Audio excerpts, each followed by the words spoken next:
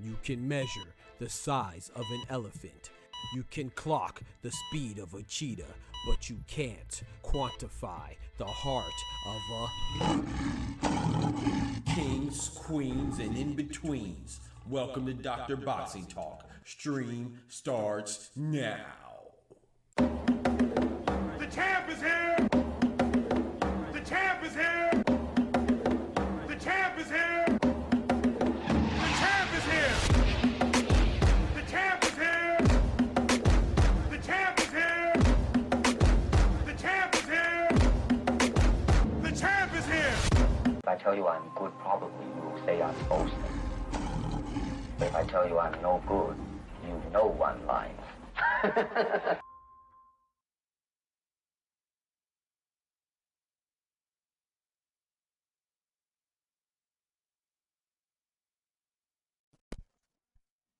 Yo, yo, yo, yo, yo. Yes, sir. Yes, ma'am. What it do, what it do, what it do, brethren and sistren, boys and girls, ladies and lads, amigos, mi amigas, hermanos, mi hermanas, dudes and dudettes, kings and queens and everything in between. Y'all know what time it is. The doctor's in the house. Yes, sir. Yes, ma'am.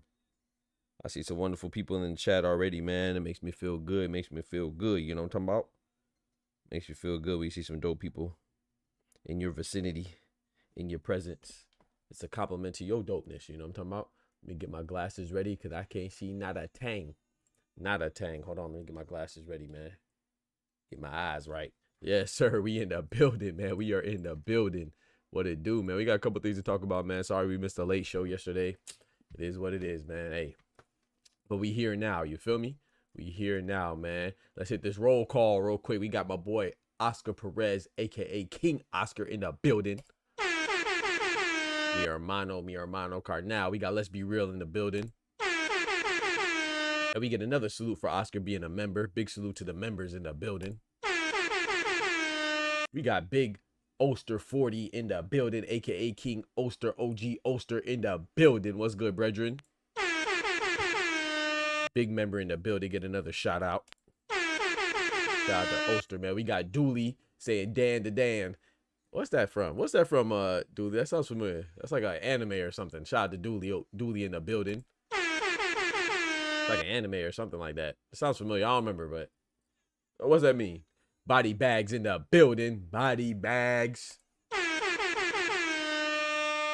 He said, Doc, you gotta stop that. I'm bursting with info. Yes, sir, man. Let's get it, man. But hey, first off, you know, before we start the show, we always gotta start off thanking our Father, our Most High. If you indulge in the faith, then join me for prayer. If not, chill out, have a Coke and a smile, and we'll get right to the boxing. Please join me and bow your heads. Dear Heavenly Father, Lord, we thank you. We come to you humbly today and ask you for your mercies and your forgiveness of our repeated sins, or of our consistent sins.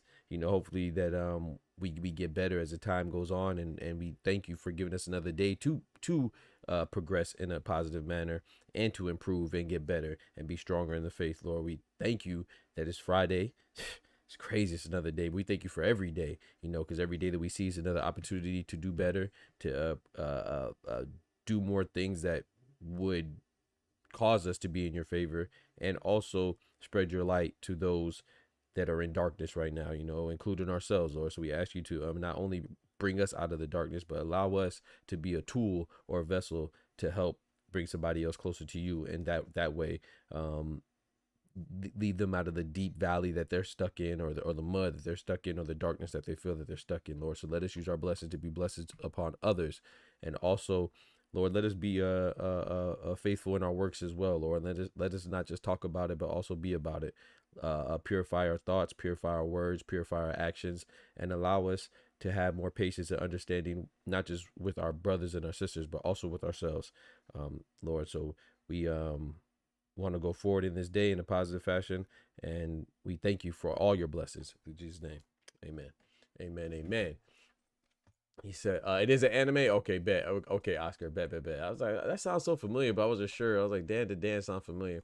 But yeah, man, so let's get it, man. So let me pull up the chat real quick. There goes a chat right there, man. So what it do, man. So today, we have a fight, actually, today, man.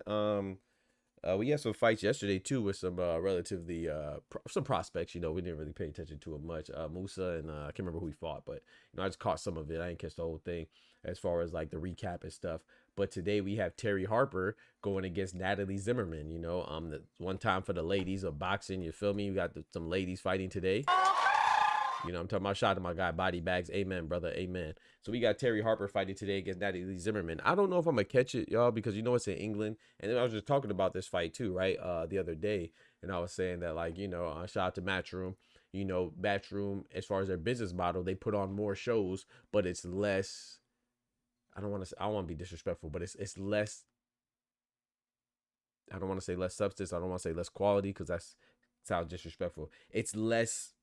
It's lower profile, lower popularity fights, right? Fighters with lower popularity, less star power, right? Because Terry Harper, not only is she a woman, so it's harder for most people to get into women's sports, particularly women boxing. But my point is that Matchroom puts on a lot of cards to where you will get a Terry Harper versus Natalie Zimmerman headlining with Maxie Hughes versus Archie Sharp on the undercard. It's dope. It's dope for me because I love boxing.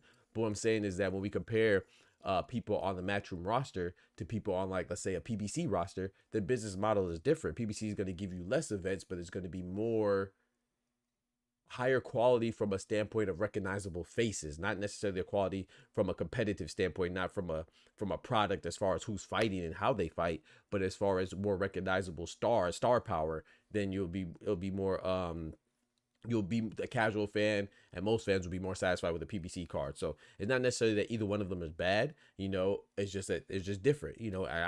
I like both of them. I can appreciate both. I get more boxing more frequently, but then I get more, interesting fights whenever I do get a card that I might have to pay for, what I'm saying? But shout out to Terry Harper and Natalie Zimmerman. But I do want to say this though, and this is no knock on Natalie Zimmerman. Amen. Let's be real. No knock on Natalie Zimmerman now, but I just got to tell y'all the truth, right?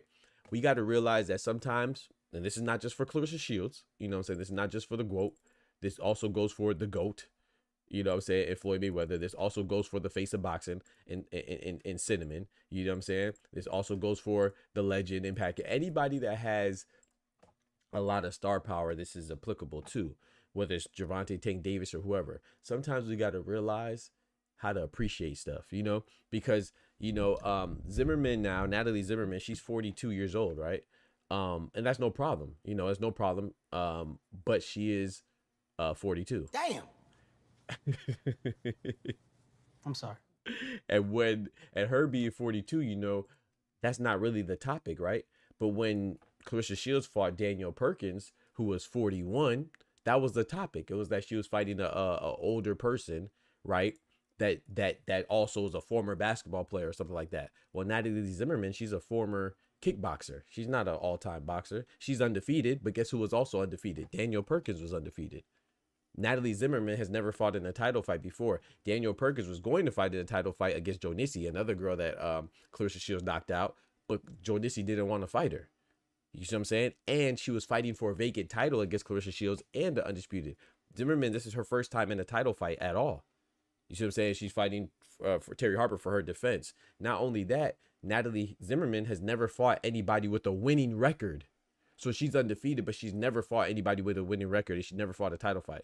So I'm not saying to be down on her. I like it. And she's 42. I like it because you never know what can happen. Beterbiev is 40. But we got to stop when certain fighters that have popularity, we are extra critical of them. Yeah, we're extra critical of Clarissa Shields' opponents, not because other women aren't fighting the same caliber opponents or lower caliber opponents or the same age opponents, or the fact that they're not a full-time or all-time boxers for their whole duration of their time on God's green earth. You know what I'm saying? They used to be something else, former basketball player, former kickboxer.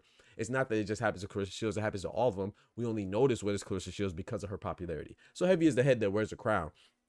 What I'm saying is, though, most importantly, if you're not going to talk shit about Terry Harper's opponent and Natalie Zimmerman, then I need you to also shut the hell up when it comes to Clarissa Shields' opponents and Daniel Perkins, or the fact that she's fighting Lanny Daniels, who's currently a champion right now. Lanny Daniels is a champion from, where's she from, Switzerland or something, or New Zealand, something. Don't quote me. She might be from New Zealand, I think, or Australia. I want to say New Zealand, Lanny Daniels, but she's a champion right now. So even the girl, the young lady that that Amanda Serrano fought before Katie Taylor, right? What's her name? Stevie Morgan or something like that. I think that was her first time fighting outside of Colombia, and she's American. She's not even Colombian. Let me make sure I'm not lying, chat. Hold on, chat. Because you know I don't like to lie. I don't like to cap, man. You don't cap in my rap, man. I like to give y'all the facts, man. You know, not the fake facts like gosh dang Oscar De La Hoya, but I'm talking about the real facts. Yeah, let's look, chat. I really watch boxing, chat. Who else do you know on here on this YouTube thing that know that Amanda Serrano's last opponent was Stevie Morgan? I'll wait. Tell me another content creator that watches boxing that says they watches they watch boxing, that says they watch boxing and they knew Amanda Serrano's opponent, not named Katie Taylor. And the last one was Stevie Morgan. Now let's see. Stevie Morgan. Let's look at her profile. Oh, she's American. Colombia, America, Colombia, America,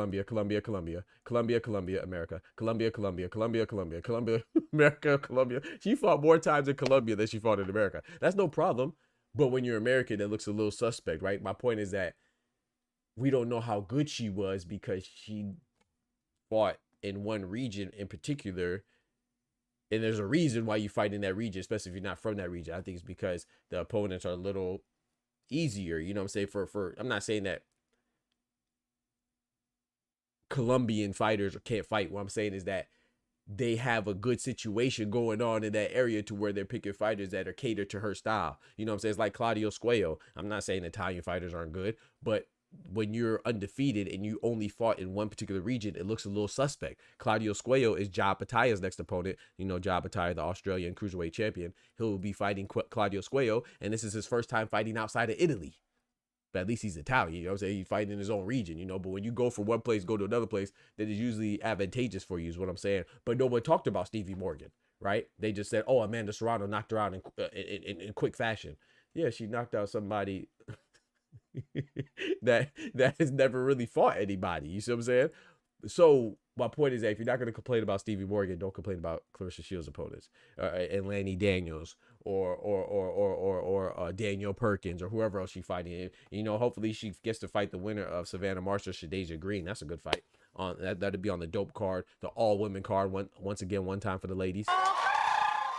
Shout out to that card. You know, that's going to be a good card. It's going to be all women. You know, Alicia Baumgartner's on that card. Shout out to her versus Jennifer. Who's she fighting again? Jennifer Miranda. Of course, we have the headliner, Katie Taylor and Amanda Serrano. That's always going to be action-packed. But every time they fight, it's going to be great.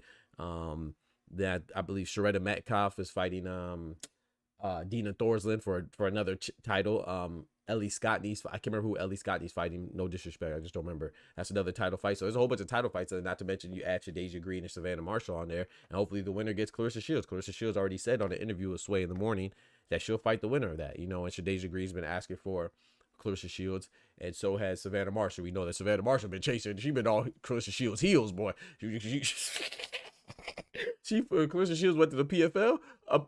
Savannah Marshall went to the PFL. Hell, hey, shout out to Savannah Marshall, man. You gotta respect it, man. Look a little crazy, but you gotta respect it. It's kind of like David Morrell, right? David Morrell was on David Benavidez's heels. He was at 168. Morrell's at 168. He moved to 175. He moved to David Benavidez moved to 175. Morrell moved to 175. So you want that get back. Savannah Marshall says she don't care if it's in the ring or the cage or the street. She want that rematch. I like Savannah Marshall too, man. That's a big girl too, boy. What were her 2 losses? You talk about Stevie Morgan? I don't know. I don't remember her other loss. I don't think it was anybody big. Obviously one was Amanda Serrano, and then the other loss was Calista Salgado. I don't know who that is. Not familiar with her. But yeah, those are 2 losses. One was Amanda Serrano, the other one was Calista Salgado. But yeah, man. So I think that this is gonna be a good fight. I think we just need to appreciate these fighters more. You know, even with Devin Haney, you know. Shout out to Coach Bullet, who's Rolly Romero's. Yeah, that woman card is gonna be good, man. Like I said, I'm gonna be honest. I don't really. To me, Amanda Serrano and Katie Taylor lost some of its luster because Katie Taylor's 2-0. There's no knock on Amanda Serrano. I thought she won the second fight, but I also thought Lomachenko won against Devin Haney. I don't think it was a robbery. It could have went. It was a close fight. Could have went either way. I personally had Amanda Serrano winning, but it wasn't a robbery. You know, it's like Katie Taylor won twice. I'm sorry if you have the same winner twice. I'm not really trying to see a trilogy. You know, right now I just feel like they're beating a dead horse and they're beating it to death again. You know what I'm saying? It's like come on, man, just let that horse rest. You know, Chantel Cameron, who's also on that card, she should have a trilogy with Katie Taylor because they're 1-1. Chantel Cameron's the one that beat Katie Taylor, took her undefeated streak, and Katie Taylor turned around and beat Chantel Cameron, took her undefeated streak. So let them fight. They both only have 1 loss on their record, and it's to each other. That's the trilogy we should want. But of course, you know, once again, you know, combat sports and boxing included with the racial dynamic, Amanda Serrano and Katie Taylor, the brown versus the white, or the Hispanic versus the Caucasian, you know what I'm saying? So the Puerto Rican versus where's Katie Taylor from? England? No. Ireland, right? So the Puerto Rican versus the Irish, or American versus UK person, you know what I'm saying? That has a little bit more intrigue, you know what I'm saying? That's just how it is with boxing, you know? The cultural dynamics is always exploited for a reason, because usually when you have 2 different cultures, contrasting cultures, whether it's black and white or Hispanic and black, or American and Mexican, or English and Mexican, or Japanese and Australian, it always brings an extra intrigue to it, because then people feel like they got to root for their flag or their culture or their nationality or their ethnicity or their background, whatever, which is cool. You know, just don't get overboard. But yeah, so Katie Taylor and Amanda Serrano is naturally going to be a bigger fight, but Chantel Cameron's very accomplished too. You know, there's very accomplished women out there, man. So shout out to them: Clarissa Shields, Katie Taylor, Amanda Serrano, Gabriela Fondora, Chantel Cameron. There's a lot of accomplished women out there, man. They doing their thing. So one time again for the ladies. We got Vin in the building. Good morning, brother. He said, but tomorrow's card with Gasolina. Yeah, tomorrow's card is gonna be good, man. Hopefully I could wait, tomorrow's card. What's tomorrow's card? Tomorrow is the what? The 24th? There's a big fight tomorrow? I'm tripping. Oh yeah, Angela Leo. That's tonight. If you're talking about Angela Leo, that's tonight. Yeah. You're right. It's technically tomorrow, but it's Saturday morning. So you're right. I was thinking of it tonight. I was thinking of it as tonight, but you're right. It is tomorrow. But yeah, I don't know if that's the card you're talking about, Oscar. Maybe you're talking about another card. Let me know. But yeah, man. So also too on the Terry Harper versus Natalie Zimmerman card, we have Maxie Hughes, and Maxie Hughes is I'm looking forward to that fight against Archie Sharp. I don't know much about Archie Sharp, but I like Maxie Hughes, man. I feel like Maxie Hughes got the hell beat out of him out of Williams Zepeda, but I think that Maxie Hughes beat Kambosos. You know, he's a serviceable fighter. Not serviceable. He's a contender. You know, I don't know if he can ever be a champion, but he's definitely a contender. And all his fights are usually, well, I ain't gonna say all of them. I saw a stale fight with him before, but usually his fights are pretty entertaining. So I'm looking forward to that on the undercard as well, of the Terry Harper, Natalie Zimmerman. I'm hoping I get to catch it, but it is at 2 o'clock, and I got a meeting at 1 o'clock. and then I might go work out. You know, that's the time I usually try to work out before we have our late show. So I'm not gonna guarantee that I'll catch the Terry Harper Natalie Zimmerman fight, but I'm gonna try. And then definitely will be up for the Angelo Leo fight for sure against Tomoki Kameda. That'll be Angelo Leo defending his title against the IBF mandatory Tomoki Kameda in the 126-pound featherweight division. So yeah, man, I'm looking forward to that. So we'll see how it goes, man. We'll see how it goes. That's going to be early in the morning while you're yawning, though. So you got to wake up early because it is in Japan. That means we're going to be up at 4 a.m. Shout it, 4 a.m. Now, next up, we're going to move on to, we're going to keep it in England, you know what I'm saying, with Terry Harper. We're going to move on to Moses Atama. Moses Atama fights a guy named Mike Balogan, right? Hopefully I'm pronouncing that right. He's a former linebacker. Yeah. But the interesting part is that Frank Warren and his promoter and his manager Francis, I think his manager Francis something too, Francis Warren or something like that. They said that they want Moses Atama to step up. Don't forget to smack that like button, y'all. Smack that like button for your boy. They want him to step up, but they flirted with him fighting Martin Bacoli. I'm not mad at that. You know, I'm not mad at him fighting Mike Balogan, you know, or a former linebacker, right? Former football player. But I do think it's about time for him to start stepping up, because if you're going to talk about him fighting a guy like Martin Bacoli or fighting a guy like Philip Hergovich, that's a major step up. And I think that's where sometimes our English brethren in particular, you know, fighters in particular, but particularly our English brethren, they mess up, right? Case in point, like Johnny Fisher. We just saw Johnny Fisher, right? He was fighting guys like Alex Babick, and which is cool, you know, younger fighter coming up, I think 25, 26 years old, starting off. But then he just jumped up to fight David Allen, which is not really a big jump, but he's a veteran, right? He's been in there with other notable heavyweights, you know. And what did David Allen do? David Allen beat him the first time, but he was robbed, right? And then they fought again, which he didn't want to fight him again because he said, hey, man, this type of fight is not good for his career. Let him move on. But shout out to Johnny Fisher. He insisted. He was like, no, I want to right this wrong. I feel like he's like, hey, man, that fight could have went to you, and you feel like you won, and a lot of people agree with you. So let's run it back. So shout out to Johnny Fisher. But boy, that was a wrong choice. He should have listened to David Allen. David Allen, oh my gosh, he pooped and scooped him, you know what I'm saying? Pooped on him with the punch and scooped him with the shovel, you know? And he got Johnny Fisher up out of there, man. And I'm not saying that, you know, this is what should happen, right? You shouldn't protect the fighters, let them fight. But at the same time, I think you should move progressively. And I think David Allen was just a mistake as far as them thinking that he was better than what he was because of the lower caliber guys he was beating. But Moses Atama, right? Moses Atama, do you recognize anybody on his resume? Like, I would have to go back and look. Like, I remember his last opponent was Dempsey McKean, and he beat him pretty convincingly. He beat him fast, but I know that one of those punches landed in the back of the head. Now, it wasn't Moses Atama's fault. It's because they were punching. It was an accident. It was an unintentional hit in the back of the head, I believe. And but at the end of the day, it still happened, and that's how he got the knockout. And so that might give a false sense of security as far as who or what Moses Atama is. He's only 19. Sorry, he just turned 20. He's only 20 years old. You know, let him move forward progressively, just like they're doing with Abdullah Mason. But if you go from Dempsey McKean, who you knocked out quickly, and everybody else that you beat quickly, then you step up to a Martin Bacoli, you might get put down like Jared Big Baby Anderson.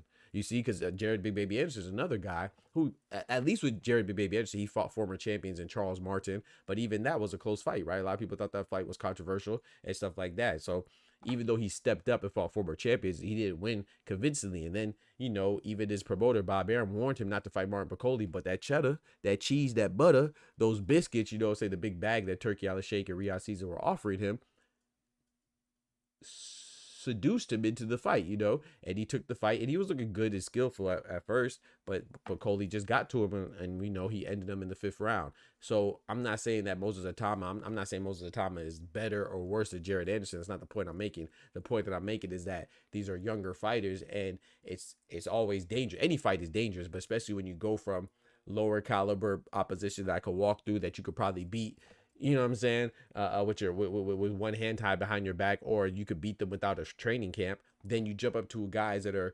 respectable, solid fighters that have been in there with world champions and heavy contenders. Then that might be too much for you to chew, you know. And so, but now I will say this as well on the flip side. Hey man, if you can do it, because that'd be great. That'll galvanize your fan base, and that'll let us know that you're legit. But at the same time, there's nothing wrong with taking it slow and progressing to that. I think Martin Bacoli, I don't think Moses Atama is ready for Martin Bacoli, even though Martin Bacoli looked shitty in his last fight, because as far as his shape goes, nothing wrong with having a draw with Efe Ajagba. but the Nigerian Badman. But the Congolese Badman in Martin Bakole, he came in at 300 pounds, man. There's nothing else to say. He came in at 300 pounds. He was looking sloppy, looking like he wanted to go have a picnic with Yogi Bear. You know what I'm saying? So I don't know, man. So if Moses Atama could get that Martin Bakole, he probably could win. But even then, it's still dangerous because Martin Bakole wants to fight and he could take a lot of punches. And I'm not sure how many people could take his punches. You know what I'm saying? And Martin Bacole's not undefeated. Obviously, he lost to Joseph Parker. That was short notice. That has an asterisk by it for me. But his legitimate loss was against Michael Hunter. He's a slicker fighter. And Moses Atama has good hands. So, it could happen. I think that's a good fight if he can handle it. But I don't know if he can handle it. But they did flirt with another option. And that was Filip Hrgović. Filip Hrgović, who lost to Daniel Dubois and bounced back against Joe Joyce, which is a cool win, Joe Joyce, whatever. I think he needs to retire. He just gets punched on a lot, the Juggernaut, and I think that the Juggernaut is in danger of having his faculties compromised after boxing, because he gets punched on a lot. You can't take those punches for that long, especially in the heavyweight division. But Filip Hrgović, he has a good resume. He beat Zhilei Zhang, controversial, but he beat him, right? He beat, like I said, he just beat Joe Joyce, the Juggernaut Joyce, and he'd been in the ring with the current IBF champion Daniel Dubois, even though he lost, right? So Filip Hrgović, I think that's a better option as far as recent memory goes, because Martin Bakole just had a draw with F.A. Jabba and he had a loss to Joseph Parker. So Filip Hrgović, at least he bounced back from from a loss, and he won now. And then also I think he's less dangerous as far as being a puncher. And I think that's a better matchup. I'm not sure he beats Filip Hrgović either, but I think it's a safer matchup for Moses Atama, and it seems like that's what they're leaning towards more, is Filip Hrgović. I think that's a better option than Martin Bakole, because Martin Bakole, I'm telling you right now, though, if Martin Bakole doesn't come back and look good in his next fight, I'm done with him.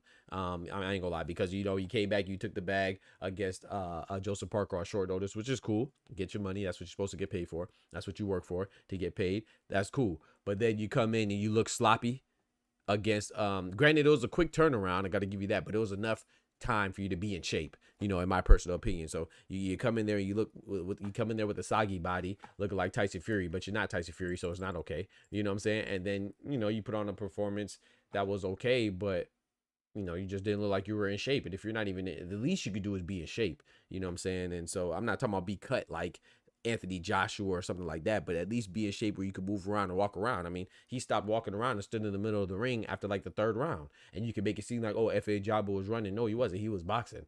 You were just too lazy. You couldn't keep up with your stamina and your lack of endurance, so if he comes in looking bad, his next fight, I'm done with Martin Bakole.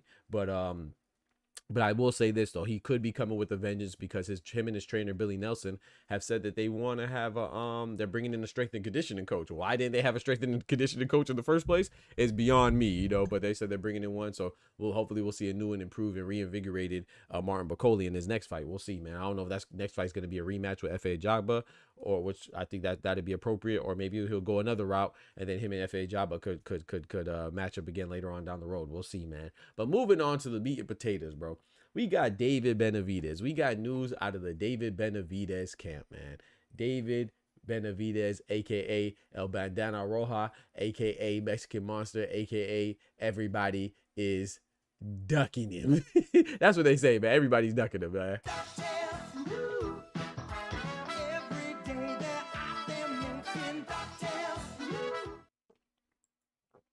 He says those janky ass rankings in Talbot has. Yeah, he has those rankings, man. You got to fight now. Yeah, when you ranked high, you got to fight. But yeah, so David Benavidez, man. I was watching the interview of Jose Benavidez, and I watched the interview of David Benavidez. They're on their, their little media tour, and they were getting ready to fight, because whenever fighters come out like that and have a lot of interviews after being quiet for a while, it's about that time to get that camp ready, and we about to get a fight. So that's good. That's good news, because I love seeing David Benavidez fight. Now it's up in the air who he will be fighting. He said, Jose Benavidez said that the next fight could be Callum Smith or maybe Anthony Yarde, but he was more locked in on Callum Smith, who's the WBO interim champion. And David Benavidez has said, I believe the interview was on Kamaru Usman and the other guy, Sajuda podcast. Don't quote me though. I believe that's where I saw it. And I'll be watching a lot of interviews. Sometimes it gets a little mixed up. But yeah, he was like, we want to fight Anthony Yarde or Callum Smith, because Beterbiev and Bivol are occupied with their trilogy. Makes sense, right? Who would I prefer? first of all, I don't know if either one of those fights will happen. I don't think Callum Smith wants to fight Benavidez. I just don't. That's just a feeling. I'm not saying that. That's just a feeling I have. Anthony Yarde's about that life, so I think Anthony Yarde will fight anybody. I would prefer.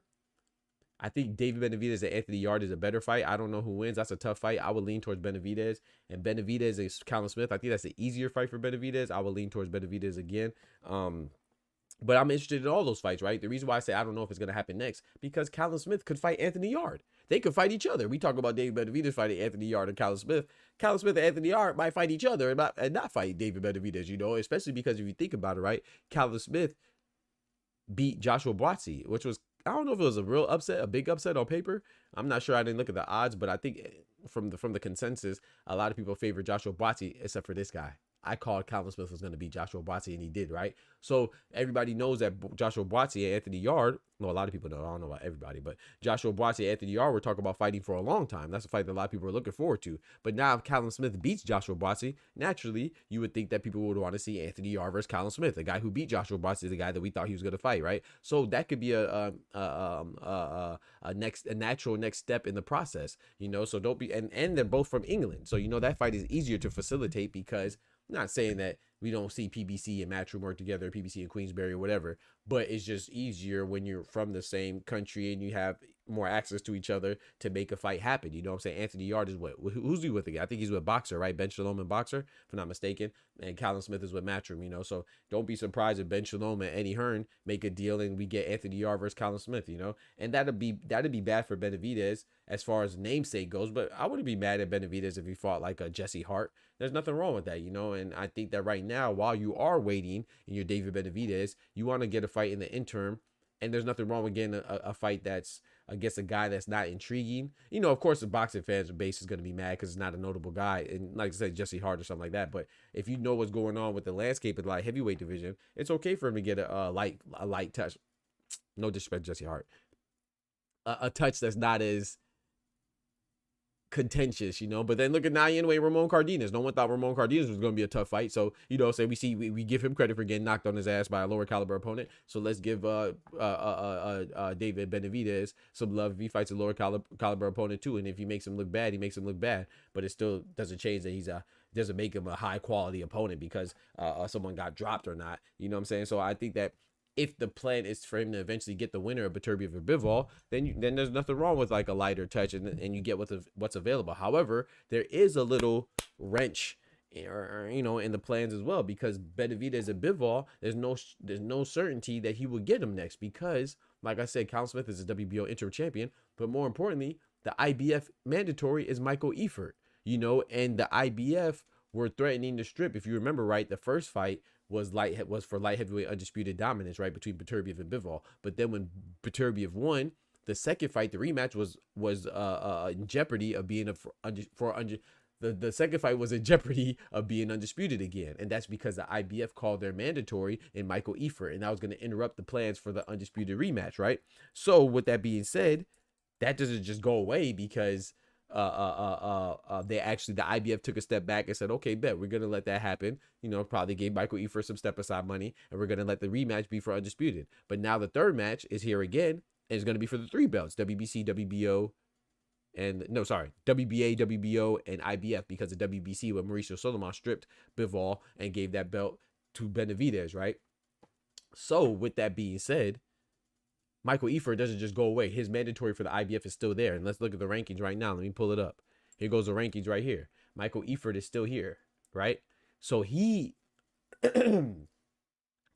by all means, right, and by the rules of things, Michael Eifert is next to get the winner of Beterbiev and Bivol, not Benavidez, right? You don't just skip lines, you know what I'm saying? You are the WBC champion, so you have no claim in the rankings in WBO, WBA, or IBF. Now, the thing about this is, when he beat David Morrell, he won David Morrell's WBA regular belt, right? And usually how the protocols go is that they're going to make you pick one, or when you fight your mandatory for the WBC, if it gets called, then they'll usually make you lose this one, the regular or the interim belt, right? That's how it usually goes. But sometimes it's boxing, right? They switch rules and change rules and bend rules. So the fact that he's still here is cool because he just got elevated and he hasn't fought yet, right? But when he fights, he might lose his regular belt. So he may not have a claim in the WBA because he's WBC champion. He may not have a claim in the WBO because he's the WBC champion. And he may not have a claim in the IBF because he's a WBC champion again. But who does have a claim is Michael Eifert because his mandatory has been called by the IBF.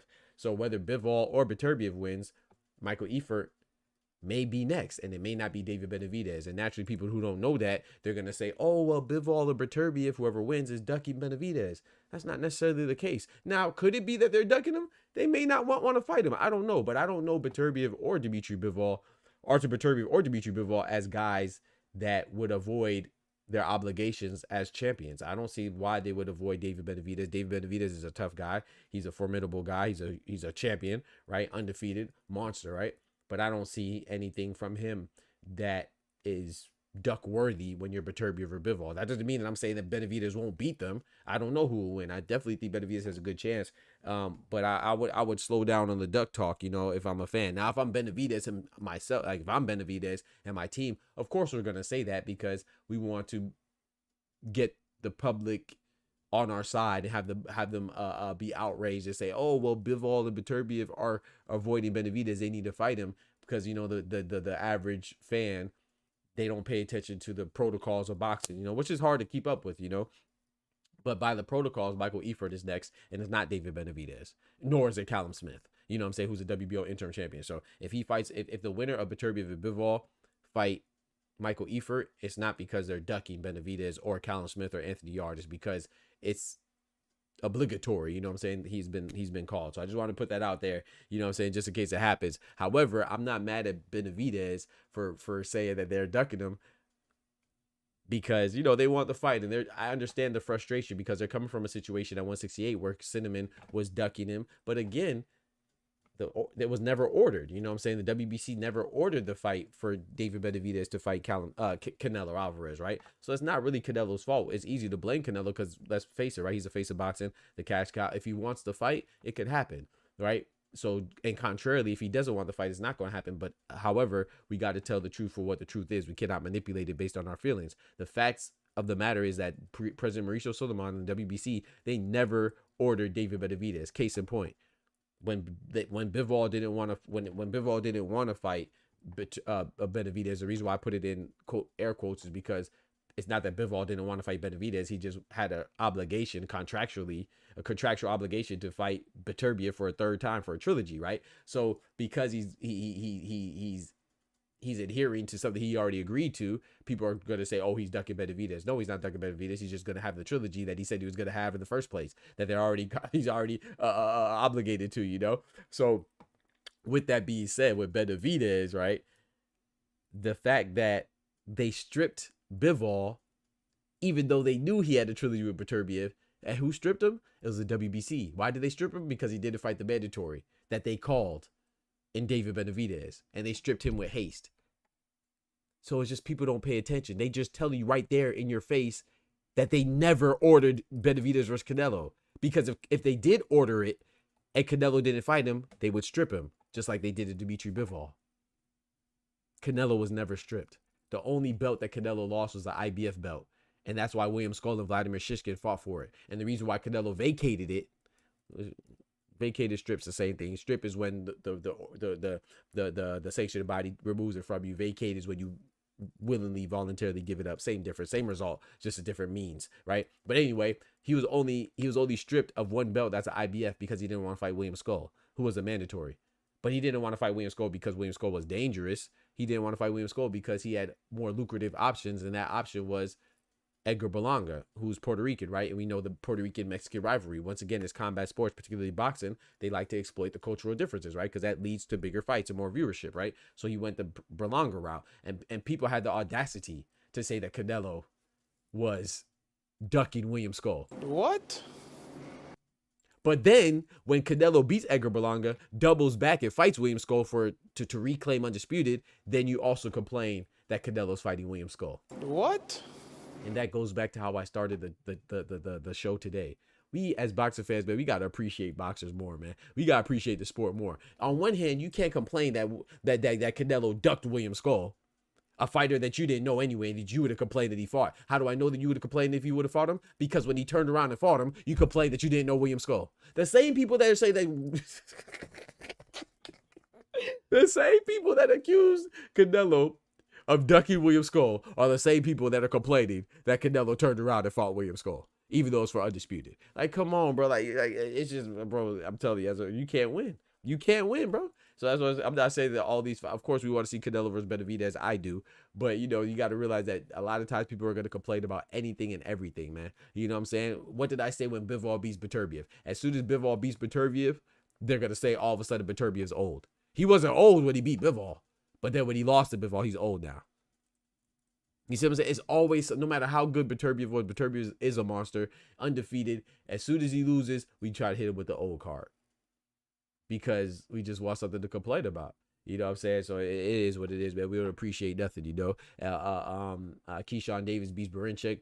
Berinchek's too small. You know, Devin Haney beats Jose Carlos Ramirez is because he was running. Ryan Garcia loses to Rolly Romero is because he had a year off. Didn't Devin Haney and Ryan Garcia both have the same amount of time off? Because last time they fought was against each other, you fucking idiot. But one person gets an excuse, the other person doesn't get an excuse, and he won. The other person gets an excuse, and they lost. Anyway, speaking of Devin Haney, man, I want to get on this real quick because I see people complain about him running a lot. I don't like when fighters don't. Yo, shout out to my guy Pugilism. Shout out to Cito. What's good?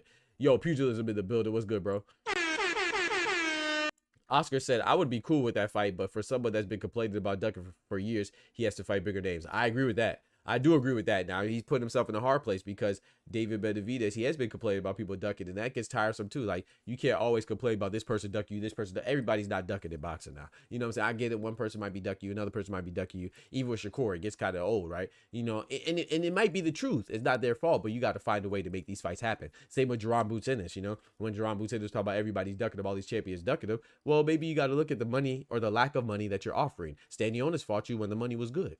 You see what I'm saying? So you gotta find a way to make these fights happen. So I do believe that some fighters have a harder time than others getting fights, and Boots and Benavidez and Shakur might be a few of them. But at the same time too, you got to holler at your promoter and make this business happen because people want to get paid more than they're scared. I promise you that. You know what I'm saying? At least that's how I feel the majority of fighters are. So with Benavidez going from not getting Canelo fight, calling him a duck, to now not getting Beterbiev and Bivol, and now you calling them ducks too. It's like, come on, man, it gets old. You know what I'm saying? Make the fights happen or just shut up and fight who you have in front of you, and let's keep it moving. You know, so it is what it is. Shout out to my guy Pugilism. Canelo says, Canelo Bud is a timeless pay-per-view, pound for pound, showdown. Can't wait. Benavidez always truly belonged campaigning at 175. Facts. He always belonged at 175. Shout out to my mom. My mom just texted me. Mama Doc said, good morning, beautiful people. It's Friday. Amen. Amen. Said, happy Friday. What makes you different makes you beautiful. Good morning. Have a fantastic weekend. Amen. So what makes you different makes you beautiful. Don't try to be somebody else, because who's going to be the best you? You know what I'm saying? You are unique, man. Be the best you. You feel me? So that's a fact, man. Why would you want to be like somebody else when you could be the best you? And that's more important. Don't forget to smack that like button. Vince says part of the problem with boxing is that they can't day it back to back weeks. I'm not sure what you mean by that. They can't play it, maybe. Okay, problem is boxing is that they can't play it back to back weeks the same way major league sports can. Yep. If Canelo or anyone else with duck allegations could fight everyone, they would. Yeah, I agree, Vin. I agree. And that's the thing. Like you said, you can't fight everybody. Now, I'm not saying that some fighters don't duck, but what I'm saying is that the risk has to match the reward. And unfortunately, as good as Benavidez is, right? As good as Benavidez is, he does not match the reward for Canelo. And people try to make it seem like, oh, Benavidez is Canelo's legacy fight. No, it's not. Because that's the same thing they said about Triple G. I thought Triple G was Canelo's legacy fight. I thought Cotto was Canelo's legacy fight. I thought Julio Cesar Chavez Jr., remember, when they fought, it was to establish who's the next Mexican dominant star, who's the next Mexican star in boxing. So I thought that was his legacy fight. I thought Sugar Shane Mosley was his legacy fight. I thought it was his coming of age fight. I thought Floyd Mayweather was his legacy fight. Like, so many, like, how many legacy fights does a man have in one career? You know what I'm saying? So now, do I want him to fight Benavidez? Of course. I love that fight. I think Canelo wins. Grab this water. I think Canelo wins. However, I'll be a fool if I say David Benavidez can't beat him. No, Benavidez is a beast. I think he can beat Canelo. But I just think that he won't. I think Canelo will beat him with his experience. However, with that being said, that doesn't mean that Benavidez is Canelo's legacy fight. Canelo is Benavidez's legacy fight. That will build Benavidez's legacy, but Canelo already has a legacy. You know what I'm saying? It's like same with Terrence Crawford, you know? Same with Terrence Crawford. People could say that, oh, this is his legacy fight. No, Errol Spence was his legacy fight. That helped his legacy. Victor beating an undefeated little monster Mike Tyson, Yuriokis Gamboa was established his legacy. Victor Postal, undefeated Eastern European, that established his legacy. Beating Sean Porter, Hall of Famer right now, established his legacy. So, you know, when people make it seem like they try to reduce these fighters to one fight, even Naya Inoue, you know, they don't do it as much because he's a golden child. You know, don't talk bad about Naya Inoue. God forbid. You know, it's sacrilegious. You know, you're an enemy of the state. But Naya Inoue, I do critique him, but he's a great fighter. His legacy's already established. He doesn't need to fight Juto Nakatani to establish his legacy. He doesn't need to go to 126 to establish his legacy. His legacy's already there. That's what being undefeated and 2 times undisputed does. Same with Usyk. Usyk doesn't need to fight anybody else for his legacy. You know, now there's fights that we want them to fight, but there's a difference between legacy establishing fights and fights that we want. I want Benavidez versus Canelo, but Canelo's the one that has Hall of Famers on his resume, not Benavidez. Canelo's the one that's undisputed, not Benavidez. Canelo's the one that's done so much. He's a face of boxing, not Benavidez. So he doesn't need him for his legacy. But will it help? Yeah, of course it'll help. But he doesn't need him. Just like Floyd Mayweather. When Floyd Mayweather was building when he had his legacy, he didn't need Errol Spence for his legacy. Would we have liked to see Floyd Mayweather versus Paul the Punisher Williams? Shout out to Paul the Punisher Williams, man. You know what I'm saying? He's paraplegic. Shout out to him for that motorcycle accident. We would like to see it, but it wasn't going to build or establish Floyd's legacy. Errol Spence or Keith Thurman, they weren't going to build or establish Floyd's legacy. You know what I'm saying? All the other fights that he had before that did that for him. You know, you just don't pay attention to boxing enough, so you just want the next hot thing. You know what I'm saying? You just want the guy that's the most famous to fight the guy that you think is trouble for him. And then if he beats Benavidez, then you're going to have somebody else and say, oh, his legacy depends on that. Like, no, he's already established. Shout out to my guy, Oscar Perez, dropping that bread, that cheese, that butter.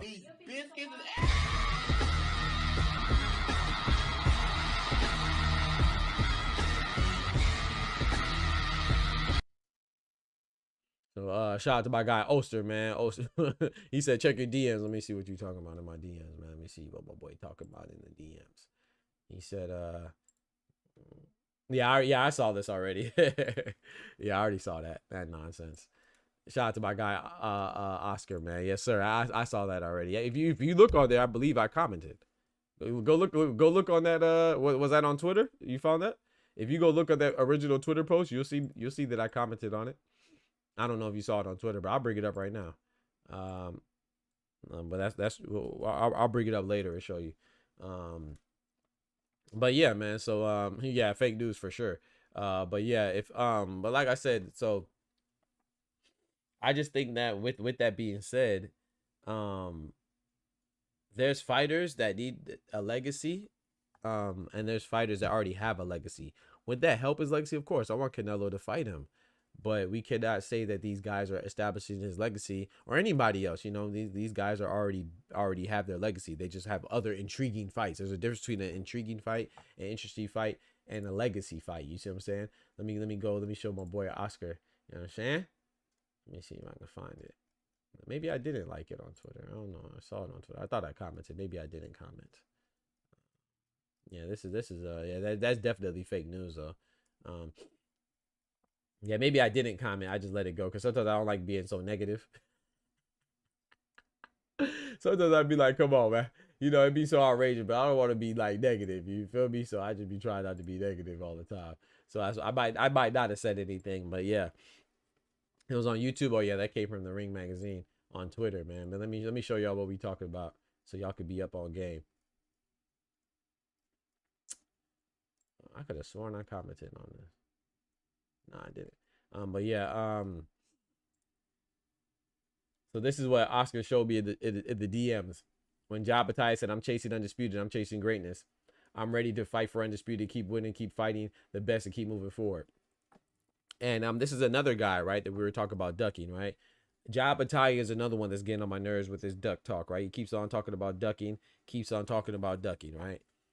Yes, bro, we get it, man. You are formidable. We think he's good. but everybody's not ducking, bro. Zerto's not ducking you. Badu Jack's not ducking you. I just don't buy it, man. Like, it's just like with Jaron Ennis and Dave Benavidez. We get it. One person may be ducking you. Two people could be ducking you. Everybody's not ducking you, bro. That means that maybe Eddie Hearn and Matchroom got to put up some more cheese. You know what I'm saying? Make people entice people to fight you. Just like Jaron Boots Ennis when they finally did that with Manny Stanionis, and Stanionis fought him. Right? So it gets kind of old, bro. Everybody's not ducking you all the time. You know, you're fighting Claudio Squayo, who's undefeated, but he hasn't fought out of Italy, and that's your voluntary defense. Your countryman in Liam Paro, you know who he fought for his voluntary defense? He fought Richardson Hitchens. He messed around and lost. You know what I'm saying? They should have did a little more calculations, but he fought as his voluntary defense. He fought the #1 guy in Richardson Hitchens. You're fighting a guy who is Claudio Squayo. Let's go look who your #1 guy is. Your #1 guy is still Hussein Sankara, who you fought. You fought David Nika because Hussein Sankara was hurt. You know what I'm saying? Hussein Sankara got hurt. You fought David Nika, right? But you could fight Michael Slisak. You still haven't fought CBS. So there's a couple guys. They're not really big names, but you're fighting the number 14 guy in Claudio Squayo. But then you come over here and tell me that people are ducking you and you're chasing greatness. It's just kind of it just seems a little backwards. You know what I'm saying? Seems a little contradictory. But I'm not mad at the Claudio Squayo fight. But don't fight Claudio Squayo and then simultaneously tell me that everybody's ducking you. I mean, I'm not trying to hear that. You know what I'm saying? But yeah. So with these legacy fights, man, I find it hard to believe as an avid boxing fan, as a fighter that respects the fighters, that everybody's ducking everybody. You know, we'll see how it goes though. I think Jabatai versus Zerto is the best fight at cruiserweight. I think that's a close fight, man. I don't know who wins, but I don't think Badu Jack or Zerto are scared of Jabatai, nor do I think Brian Norman or who else? Brian Norman or what's his name? Oh my gosh. Brian Norman or Amanda Stanionis or anybody else was scared of Jaron Boots Ennis. You know what I'm saying? That's a dangerous fight. You just want to be compensated appropriately. I don't think Canelo's scared of Dave Benavidez. If Canelo was ever ordered by the WBC to fight Dave Benavidez, I believe he would have fought him. He was just never ordered. You know what I'm saying? And shout out to my guy Oster. Oster says, Doc, who you think could beat Canelo? I don't think Canelo is under. What you mean? I think Bivol beats Canelo again. I think Beterbiev beats Canelo. I don't think. You know what I'm saying? I just don't think that the guys that y'all think could beat Canelo beat Canelo. I definitely don't think Terrence Crawford beats Canelo. You know, shout out to Terrence Crawford. He might though. But yeah, don't make it seem like I'm like you, bro. I'm not like y'all. That's shout out to my boy Oster. Y'all be trying to make it seem like I'm like y'all when it comes to my favorite fighters. I don't think that any of my favorite fighters are invincible, but I just don't think that a lot of the fighters that y'all think will beat them. You know what I'm saying? Hell, I don't think anybody beats Terrence Crawford either, except Canelo because he's moving up 2 weight classes. You know what I'm saying? And so you might hear that, but I think if he goes and fights, I think I think David Morrell and David Benavidez are both dangerous fights for Canelo. I just think that Canelo would win. But those are dangerous fights, though, for sure. But what do they have in common? They're all that light heavyweight, right? So I don't think that anybody at 168 could beat Canelo. Just like with Terrence Crawford, I don't think anybody at 147 or 154 beats Terrence Crawford. I think that there's some intriguing, tough fights. Like if he fights Jermell Charlo, that'd be a good fight at 154 if Jermell Charlo comes back and looks in form. But I think that Terrence Crawford, I'm favoring Terrence Crawford. You know, I'm favoring Bud against a lot of guys. So you know, it's not just even with Tank. You know, I think Tank beats everybody at 135, but I think Shakur could beat him. You know what I'm saying? Yeah. I'm not like they not like us. I'm not like y'all, bro. Cause see, when y'all see the difference between me and y'all, man. You know, shout out to my boy Oster. You know I'm just joking anyway. Shout out to Oster. But yeah, I don't really get like I have favorite fighters, but I think that's what if you notice, right? You know I like Tank, right? Got GTD chain on and everything. You don't see any outrageous Tank maniacs like they call them in my channel because I don't go overboard, you know what I'm saying, like they do. So they think that I don't like Tank because I don't think that he's the best thing since sliced bread. I don't think he's baby Jesus, you know what I'm saying? And you see that I like Nai Inoue too, but you don't see I don't have any crazed Nai Inoue well, I do have some crazed Nai Inoue maniacs in here, but like I don't go, I'm not maniacal about anybody, you know what I'm saying? Even with Canelo, I like Canelo. You don't see too many crazed, outrageous cinnamon fans in here because I still keep it somewhat objective, you know?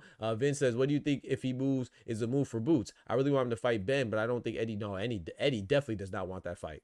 He definitely does not want that fight between Conor Ben and Boots. Eddie wants Ben Oh, sorry. Eddie wants Jerome Business to go to 154. He's made that blatantly clear. You know, he wants to go to one. The only thing he hasn't done, the only thing he's short of, he's only one step short of telling us he wants Conor Ben to be a champion at 147. And he wants Boots to go to 154 so Conor Ben can become a champion at 147. He wants to keep Ben far away from Boots, and I don't blame him. You know, but then when Ben comes out and says, "Oh, I'll fight Boots. Give me Boots. Yeah, give me Boots. Give me Boots. 154. Give me Boots." Shut up, bro. You don't want to fight Boots anyway. But yeah, yeah, I think Ben would be a cool fight. I don't really want the Teofimo fight. I'd be cool with it, but I'm not really looking forward to it. What I want next for Boots is to fight his mandatory, Shakram Giyashov. That way, he'll still keep his WBA belt. You see what I'm saying? Like, that's the thing about us, you know, and the media and stuff like that. A lot of us, when I say us, you know, all of us as a whole, nobody individually, specifically. But I'm saying, like, there's order to some things. Like, a lot of things, we think of boxing as just one chaotic, what do we call it? Genre of sports. It's chaotic, yes, because there's so many sanctioned bodies. There's not one overall governing universal administrative body, but it's not that chaotic, bro. There's a protocol, bro. You just got to pay attention. So if the winner of Bivol and Beterbiev fights Michael Eifert, the 80% of boxing fans are going to say, hey, I say 90% of boxing fans are going to say, oh, they're ducking Benavidez. No, bitch, Michael Eifert was next. That's the protocol. That's the order of things.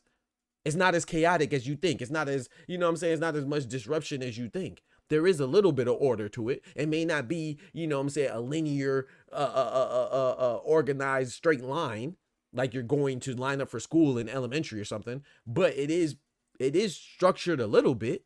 You know what I'm saying? It's just that you don't pay attention. People don't pay attention. So if Boots, I know we want Boots to fight Brian Norman Jr., but Brian Norman Jr., who's a WBO champion, is fighting Jin Sasaki, right? I know we want him to fight Barrios, who's WBC champion, but Barrios is defending his WBC belt against the 46-year-old Manny Pacquiao, right? So people will say, oh, well, there's nobody else for Boots to fight. No, Teofimo is a nonsensical fight. We might like it because we recognize Teofimo, but Teofimo's at 140. What he could do is fight his mandatory Shakram Giyashov and make sure that he keeps his IBF belt and his WBA belt that he just won from Stanionis, and keep his Ring Magazine belt and be in good standing as a champion, fight Shakram Giyashov, and then after he fights Shakram Giyashov, maybe Brian Norman would be done with Jin Sasaki, whether he wins or not. We'll have a new belt holder in the Japanese contender Jin Sasaki, or we'll have the American retain his belt in Brian Norman, and then maybe we could get that fight going. Or maybe we have Barrios beat Pacquiao and retain his WBC belt, and maybe we can get that fight going. Or the legendary Filipino fighter, Manny Pacquiao, the legendary boxer, maybe he beats Barrios, and then we can get Pacquiao versus Brian Norman. I mean, Boots in this. So it's not as chaotic as we make it seem. You know, there is a little bit of structure. It just gets more chaotic and more it gets a little bit less predictable because things can happen outside of that. There's so many sanctioned bodies, so many rules just to have rules broken. But I think the proper course of action for Boots is to fight Shakram Giyashov. It's not the fight we want, but that's what I think is a proper action, Vin. But I mean, that's just my opinion. I know a lot of people won't like it because they don't know who Shakram Giyashov is. But Shakram Giyashov is an undefeated contender, the mandatory that took step aside money. He was Stanionis is the Lithuanian champions mandatory. He took step aside money in order for us to get the unification between Boots and Stanionis. You know what I'm saying? So that's what I think is next. Shout out to Joey Real Gamer. He says, hey Doc, I disagree, man. Hey, no problem, brother. He said, I think Zerto is ducking Apataya. He don't want that smoke for real. If Zerto don't man up and fight Apataya next, he is scared to death of that man. You might be right, Joey. Maybe I'm giving Zerto too much. That's a possibility, right? I don't know these gentlemen, right? These ladies and gentlemen, right? I don't know. Maybe these fighters are ducking. I'm not saying that nobody ducks. So you're right about that, Joey. I'm not saying that nobody ducks, but I think that we assume that Jabbataya is being ducked because Jabbataya is the loudest about it. That's not necessarily true, bro. It's like Shakur Stevenson. He's very talkative. A lot of people think that Tank is ducking him. That could be true, or it could be true that the fight is just not feasible right now, you know, like maybe there's other fights that are more lucrative. Like boxing is sweet science, boxing is hitting, don't get hit, but boxing is also prize fighting, you know. And Shakur Stevenson, he didn't get the Lomachenko fight in Top Rank. It's not his fault, but he has a history of not getting a lot of fights. So that's why I threw him in the same bucket, right? I threw Shakur Stevenson in there, Jerome Boots in there, I threw David Benavidez in there, and I threw Jabbataya in there. Everybody's not ducking you, bro. There's a whole lot of fighters out there. I'm tired. Everybody's not ducking you all the time. I'm not saying that some people aren't. Let's say Tank is ducking Shakur. Okay, cool. Let's say Zepeda. I think Zepeda was ducking Shakur for sure. But let's say Zepeda's ducking Shakur. Okay. I mean, Keyshawn ducking you too. Oh, you don't want to fight Keyshawn because that's your friend. Cool. So, okay, Tank is ducking you. Hypothetically speaking, Tank is ducking you. That's one. Zapata is ducking you. That's two. I know they're about to fight now, but I'm talking about before. That's cool. Keyshawn Davis is not an option because he's your friend. Cool. That's cool. That's a brotherhood. So now your only other option is Lomachenko. Oh, he was ducking you too, and he's hurt right now. So everybody's ducking, bro. Maybe that might be true, but at the end of the day, it gets kind of boring. You know what I'm saying? It gets kind of old and redundant. So let's say with David Benavidez, right? Canelo was ducking you. Cool. Okay. He was ducking you. Fine. Then you move up, and now Beterbiev and Bivol is ducking you too. It gets old, bro. So Jabbataya, who didn't fight Chris Billion Smith because he said Chris Billion Smith was ducking him. Okay, cool. Chris Billion Smith's ducking you. Now Zerdo's ducking you too. Oh, Zerdo and Chris Billion Smith, they fought each other. But now Chris Billion Smith was ducking you when he was a WBO champion. Then he had a unification with Zerdo, right? For the WBA, WBO title. Zerdo won. Now Zerdo's ducking you too. And then Badu Jack, he was ducking you, and he came back and he fought Noel McCallan, who was ducking everybody because you didn't get a fight with them either. So everybody's ducking you too. Like, it gets old. Like, maybe it's the truth, but maybe Eddie Hearn, your promoter, needs to tighten up and make sure that bag is big enough for people to not duck you. You see what I'm saying? I'm not saying that they could be true. Like, everybody could be ducking you, but you got to make it sure you're unduckable. You see what I'm saying? It's like I always bring up Keisha Cole, man. It's like, cool. I like that song where you talked about the dude cheating on you. And I like the next song where the dude was cheating on you. But gosh dang it, everybody cheating on you? You're 5 songs in a row, somebody cheating on you? Maybe you got to look within. What about you is cheatable? What about you is attracted to cheaters? What about you is making these guys continuously cheat on you? Every guy's not a cheater. Every boxer's not a ducker. So what's going on? Something going on. That's what I'm saying. I'm saying solve it. Maybe that's the engineer in me, man. You know, some people are problem makers and problem creators and problem pointers and identifiers. I'm a problem solver. That's a root of being an engineer. So no, I do not sympathize with Jabbataya because Zerdo is fighting Junior Dorticos, who is his mandatory, right, for his WBA. I didn't call Jabbataya a duck for fighting David Naika. Did I? Did you, Joey? I don't think anybody called Jabbataya, a duck for fighting David Nika, because we recognize that David Nika was his mandatory, right? That he inherited, because Hussein Sankara was his IBF mandatory, but then Hussein Sankara suffered an injury, and then David Nika, according to the IBF rules, who was ranked top 10, he was able to replace him, right, and suffice as his mandatory in the absence of Hussein Sankara because he was injured. And then when you replace the injured mandatory as a champion with a guy that's ranked within the top 10, which David Nika was, that would suffice as your mandatory. So he satisfied his mandatory. Now he's fighting a voluntary in Claudio Squeo, who's ranked 14. Why are you fighting him? Why? So you telling me Zerdo and all these other guys are ducking, but Claudio Squeo's not ducking, who's ranked number 14. You never heard of him. He wants to fight Jabbataya, the same guy that everybody else is ducking. Just seems a little fishy. And then you're going to tell me, not you, Joey, I'm speaking in general. Then people want to tell me that Zerdo is ducking Jabbataya, but he's fighting his mandatory. Junior Dorticos is not a voluntary. Junior Dorticos is not ranked number 14 or 15 or 10 or 11 or 9 or 8. He's ranked number 1. He's the mandatory. By the way, he's in the mandatory position, and he was the ordered mandatory. So it's not Zerdo's fault that he's fighting him. It's the WBA who called the mandatory. And so he's satisfied his mandatory. He's not fighting nonsense. So I want to be very clear what my point is here. I'm not knocking Jabbataya. I'm not knocking Zerdo Ramirez. I'm not defending Zerdo Ramirez. I'm not defending Apataya. But I want to show you this. Shout out to my guy Oster. He said, "Yeah, unduckable." You feel me? That's a good one. Thank you. Yeah, it looks crazy, right, Oster? I mean, I'm not saying, but look. So I want to show you. Let's look at this, right? And this is, like I said, this is not to defend him, right? But I want to show you this, Joey, and everybody else who think I'm capping, right? Zerdo Ramirez, he was at 175 4 fights ago, right? Keep up with me, right? Zerdo Ramirez, Gilberto Ramirez, was at 175 4 fights ago when he lost to Dimitri Bivol. Y'all can see that, right? Dimitri Bivol. His next fight was Joe Smith Jr. at cruiserweight. Then his fight after that was against Arsen Goulamarian. You know who that is? That was a WBA champion. So in 2 fights, he fought for a belt in the cruiserweight division. He fought Joe Smith Jr., and we know him for knocking out B-Hop, right? He made B-Hop hop out the ring, more specifically, right? So we know him. He's a pretty notable opponent. after his loss, right? He fought Joe Smith Jr. after his loss. His first move up to cruiserweight, he fought Joe Smith Jr. after losing to Bivol. Then he fought a champion in WBA, Arsen Goulamirian. Beat him, took his title. He's a WBA title now. He's a WBA champion now. Then his very next fight, he fought Chris William Smith, who was a WBO champion for unification. Now you don't see the WBA title here because you know BoxRec and WBA have something going on with President Gilberto Mendoza, so they don't recognize the WBA belt on BoxRec. But this is for a WBA belt. Look it up if you don't believe me. But you know, my track record is good for it. My reputation is good. I don't do no capping. I might do a lot of things, but the capping and lying is not one of them. Shout out to my mama. She ain't raised no liars. But anyway, this right here is for a unification belt. So he has 3 fights at cruiserweight. One was Joe Smith Jr. for his debut. His next one was a WBA title fight, and his next one was a WBO unification.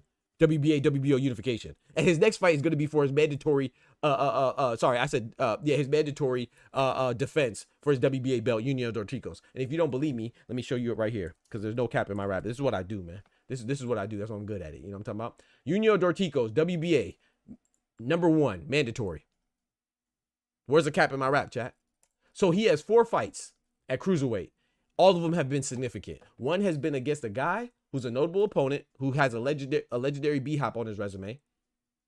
Next one was for a WBA belt. Next one was for a WBA unification. And his next one is for his WBA mandatory. Let's go to Ja Pataya. Why the hell is he fighting Claudio Squayo? Who's ranked number 14? He fought David Nika because, once again, David Nika was a mandatory for his IBF. That's cool. He fought Jack One Smack Massey. Why the hell did he fight Jack One Smack Massey? Tell me. Was he a mandatory? The answer is no. Was he a belt holder? The answer is no. Was he a unification fight? The answer is no. So you tell me which one is wasting time, Ja Pataya or Zurdo Ramirez? I'll wait. So that's why when I say these things, I don't just say this stuff because, oh, you don't like to hear it and I'm hating on Ja Pataya or I'm showing love to Zurdo Ramirez that he doesn't deserve. No, I'm just telling you what it is. I can't help that the truth stands behind this fighter or that fighter. That's not why I break news. I tell you news because it's news. I'll let you decide what you want to say and how you want to interpret it. But don't make it seem like, oh, I'm not talking to you, Joey. There's nothing wrong with disagreement. I'm just talking about people. When I make these videos, they call me a liar. They call me all these types, everything besides my name. Everything besides a doc. And they make it seem like I'm picking sides. I'm not picking sides, bro. I just pay attention and you don't. You just look at a guy that you like and you don't want to hear nothing else. You think that, oh, because you like this person, that this person is untouchable and they're invincible and they're perfect and they don't do anything wrong and they can't be critiqued. No, bro. If anybody's a little questionable in how they've been moving, it's Ja Pataya more so than Zurdo. It might not, I'm not saying it's his fault. It might not be his fault, but it's so crazy that we're calling the guy who has had a championship fight, a unification fight, and he's about to fight a mandatory. We're saying that he's ducking.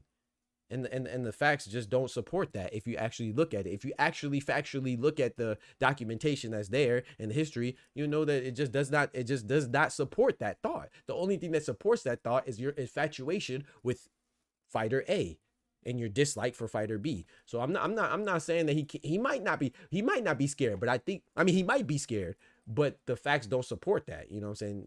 You know, there's times when I feel like this person is this way, but it's important to know that when the facts are applicable and when they're not. Yo, shout out to my guy Oster, man. My guy Oster showing love on the Cash App, bro. I appreciate that, brethren. Hold on, give me a second, man. We gotta show some love for this $5 transaction. I appreciate it, man. Shout out to my guy Oster, man, dropping that bread, that cheese, that butter.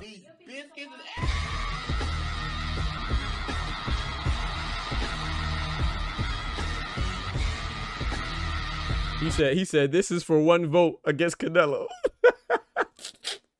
Hey, bro, that's crazy. I had Floyd beat it. What the heck? That's crazy, bro. I had Floyd beat the Canelo, man. Stop it. I thought Bivol was a dangerous fight. I thought Canelo was gonna find a way. I ain't gonna lie, but if Canelo fight him again, I got Bivol. I don't just pick him blindly now, but I trust my boy Cinnamon. You know what I'm talking about? I trust my boy Cinnamon, man. You feel me? Yeah, that makes sense. Okay, that makes sense. I trust my boy Bivol, but shout out to my boy Oster, man. He said, I just need to know, maybe I'm crazy, but how Pac-Man come back and fight a title fight, help me out there. I honestly don't understand. I got you, Oster, no problem. Hey, I'm opening up the Discord if anybody wants to join. Shout out to Joey, if you want to join and pull up and tell me why I'm tripping, pull up, bro. Ain't gonna be no argument. We just have discussions, man. I love the discussions, man. Shout out to Jabbataya. I like Jabbataya. I think the best fight is Jabbataya and Zerto, but you know, I'm just not comfortable saying that Zerto or that's just me. I'm not comfortable saying Zerto or Badu Jack are ducking Jabbataya. I don't think that they're he's the most dangerous fight that they've been in. You know, he's a very good fight, but I don't think he's the most dangerous fighter that they would share the ring with in their illustrious careers. You know, but yeah, that's just me personally. You gotta understand, Badu Jack fought Adonis Superman Stevenson, the Haitian-born former light heavyweight champion. You know what I'm saying? Who shot to him, who's suffered a chronic brain injury fighting Alexander Vazdik. That's a guy that Badu Jack shared the ring with. He shared the ring with Lucien Butte. He shared the ring with John Pascal, former champion. So I'm not saying that they would beat Jabbataya. I think Jabbataya beats Badu Jack, but they shared the ring with other guys. You know, Gilberto Ramirez shared the ring with Dimitri Bivol. You know, he's an undisputed champion. So it's just hard for me to think that these guys are scared. You know, that's what ducking implies. But yeah, man, the Discord is open. Anybody want to pull up? I'm gonna catch up to some of these chats. Chats. He said Pac-Man isn't a businessman. In the Philippines, he's a businessman. Facts. He's a businessman. He's a businessman. Let me handle my business. Dang. You know what I'm talking about? Shout out to Jay-Z. But yeah, I agree with that pugilism. He said, I just need let me answer this question, man. Let me answer this question from Oster. Oster says, I really don't understand how. Yeah, I don't understand that either. That's so I'm not gonna pretend. Like, you know me, man. Hey, I think a wise man, a sign of wisdom is knowing what you don't know, knowing what you know, but also knowing what you don't know. And I don't know why Pacquiao got a deal to get a title fight. It doesn't make sense. I'm not saying that everything makes sense, so please don't get it twisted. Boxing is hard to keep up with because it is convoluted and they get reckless and they have rules just to break them. I'm not saying everything or even advocating or suggesting that everything makes sense. Boxing needs a overall a governing entity, in my opinion, that reaches beyond just your continent, you know, your country or your continent that you're on. So I think that, you know, kind of like the England has a BBBFC, the British Board of Boxing Control, British Boxing Board of Control, you know, and Japan has a JBC, the overall Japan Boxing Commission. You notice that we have commissions by state. I'm not saying I don't live in Japan, so maybe they do have smaller commissions as well, but they have a Japan Boxing Commission, not an Osaka Boxing Commission. They have a Japan Boxing, meaning it covers the whole of Japan. We don't have a United States Boxing Commission. I mean, we have USADA for like a drug administration and stuff like that, but New York has their own commission, Texas has their own commission, California has their own commission, Florida has their own commission, meaning that there's different rules. For example, Keyshawn Davis, and look at Clarissa Shields, right? Keyshawn Davis, his fight was a no contest when they hear Albright because he was on marijuana. That's not a PED, but it is a banned substance in the state of Texas. If he fought somewhere else, he would still have his victory. But because he fought in Texas, and in Texas, you cannot have marijuana in your system as a combatant while you're fighting, that is called a no contest. It is going to be declared a no contest. So when people complain about Ryan Garcia having an actual PED in his system, I don't get why they complain that it's a no contest, because they don't know boxing. They're just emotional bitches. That's what it is. So my point is that even with Clarissa Shields, remember how they erroneously accused her of cheating, is because, not cheating, but having a banned substance in her system, that was marijuana. Because in Michigan, even though it's allowed, it's legal for recreational use, it's not allowed to be in your system as a fighter. And then she tested positive for marijuana, but they did a swab test, and that's not efficient enough, because why? I just told you, Michigan, they allowed recreational marijuana use. Everybody in that building was on marijuana. And what they didn't tell you is that Clarissa Shields was not the only fighter that tested from their swab test with having marijuana in their system. It was like 6 of the fighters on that card. They also tested positive, because that's indicative of it being in the arena. And that's why when they did a P test for her, a urine test, once they performed urine analysis, they called her, they expunged that from her, and they cleared her of that allegation. You know what I'm saying? They cleared her of that of marijuana in her system, because a P test urine analysis is a more appropriate test for detecting marijuana, you know. So that was just a swab test that could have been in there. That's why when they ask you, like, you go for a job or something like that, they ask you, oh, okay, do you smoke? You'd be like, no. And they'd be like, oh, have you recently attended a party or been around smokers? Why did they ask you that? Because it could get in your hair, it could get in your saliva, it could get in something, you know what I'm saying, where it could test positive, but that doesn't mean that you actually physically directly consumed it or partaked in that activity, you know what I'm saying? So that's why it's just good to know stuff. But to answer your question, Oster, I do not have a question for why Manny Pacquiao is ranked number 5 in the WBC, not fighting in 4 years after a 4-year hiatus and coming off of a loss to Yordenis Ugas. I don't know, you know what I'm saying? But I do know that he is a legend, and if anybody deserves some extra love, it's Manny Pacquiao, you know what I'm saying? Just like Errol Spence, you know, Errol Spence, he was talking about coming back and he was going to get a title shot at 154, a weight class he'd never been in before, against Sebastian Fundora. Does he deserve it coming off of a loss against Terrence Crawford, a brutalizing loss? Does he deserve it based off the normal, typical, traditional protocols of boxing? No. But historically speaking, yes, because we've seen other fighters be beneficiaries of such gifts, if you will, right? Like I said, Daigo Higa is about to have 3 title fights back to back to back. He just fought Yoshiki Takei and he lost in Japan for a bantamweight title, the WBO 118-pound title. He lost. He turned around and got another title shot against the WBA champion, Seiya Tsutsumi, at 118. Nobody complained because nobody noticed, because it's not a big deal, because they're literally not a big deal. See what I did there? Because it's smaller weights, 118, not a big deal. Anyway, pun intended. And he got a draw. And guess what? Antonio Vargas is a champion in WBA because he got elevated to Seiya Tsutsumi hurt his eye, injured his eye. And now Antonio Vargas is about to fight who? You guessed it, Daigo Higa. So he's about to have 3, like a 3-peat of title shots. No one's going to say nothing because they don't pay attention.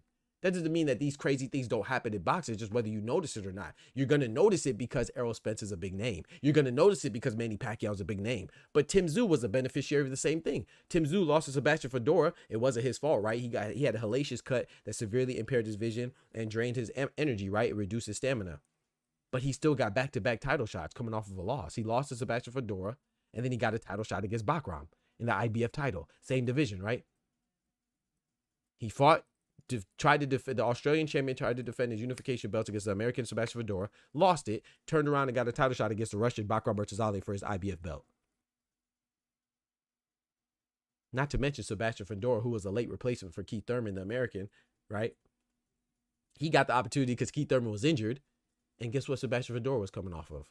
He was coming off of a knockout loss to Brian Mendoza.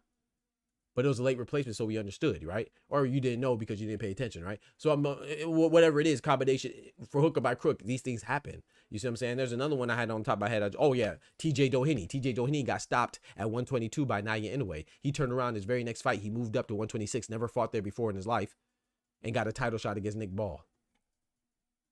No one complained because no one noticed. So I'm saying like this fuckery and stuff happens like this in boxing all the time. I'm not saying it's right, but I think it's also wrong and disingenuous to act like this has never happened before. You know, that's all I'm saying, you know. So yeah. That's all I'm saying. Hey, shout out to my guy George the Last Patriot, dropping that bread, that cheese, that butter. These biscuits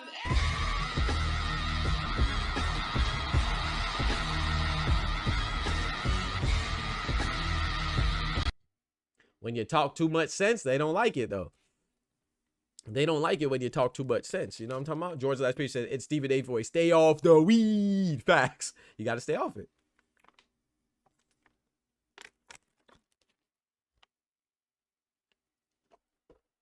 You got to stay off the weed, man.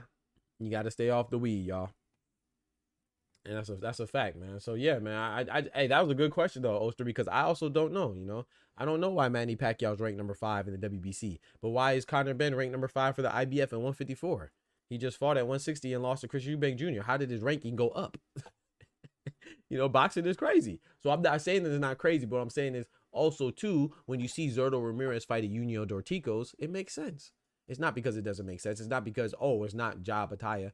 No, bro, he's fighting him to satisfy his championship obligation and fighting what's mandated. And what's been mandated was that he fight his mandatory in your Union Dorticos. The guy that's not fighting their mandatory, who's fighting the voluntary, is, Ja Bataya. In fact, Badu Jack fought his mandatory in well, not a mandatory. He was going to fight his mandatory. So you know what's crazy about that? And like I said, I'm not picking on Ja Bataya. I'm just speaking the truth, right? Badu Jack was supposed to fight Ryan Rozicki. That was a mandatory for the WBC belt. So he was going to fight his mandatory too. But then Ryan Rozicki sustained an injury, and he fought Noel McCallan, who was a champion in recess. So even he fought a guy that was formidable, not ranked number 14. You see what I'm saying? So I'm not saying that any of them are ducking, but despite what's being said in the media, if anybody's ducking, it's more logical to say that Jai is ducking. You understand? So, yeah, I'm lost too. You know, so it's like they have rules just to break them, Oster. You know, it's like they have rules just to break them. That's all. But, you know, everything can be explained. Everything cannot be explained, but some things that people think cannot be explained can actually be explained. That's all I'm saying. You know, everything is not just disruption and I don't know if you know, I was about to say entropy, you know, but that's the engineer in me. I don't know if y'all know what entropy is, you know, but entropy is measured as like the gosh, they like chaotic movement and stuff. So or a state of disorder, you know what I'm saying?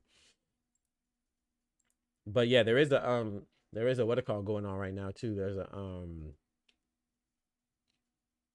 a what it called going on. There was a weigh-in going on. I'm not watching it though.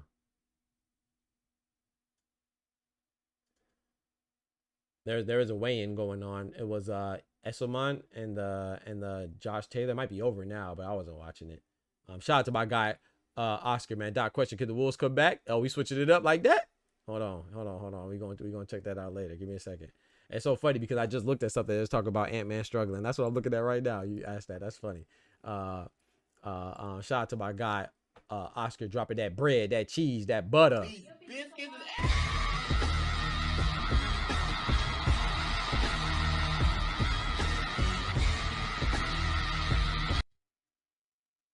Yes, sir. Appreciate you, bro. He said, can the Wolves come back?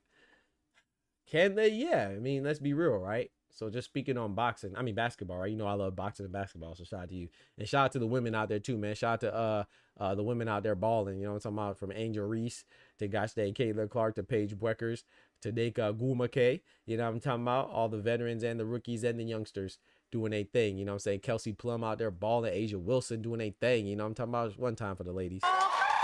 Shout out to the WNBA season. But yeah, you asked me a good question. Can they come back? Of course they can, right? They lost 2. They're 0-2, right? Which doesn't look good.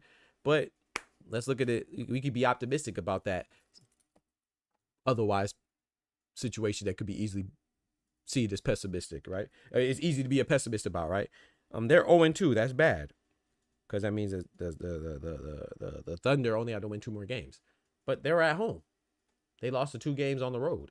They didn't lose at home. Now, if they lose at home, they're in trouble. But I mean, let's say Minnesota turns around and wins, they defend the crib, right? And they go 2-2. Now we're going back to OKC, tied up. What's the problem? You see what I'm saying? So yeah, it looks bad though. It looks bad, and I don't think that they can win.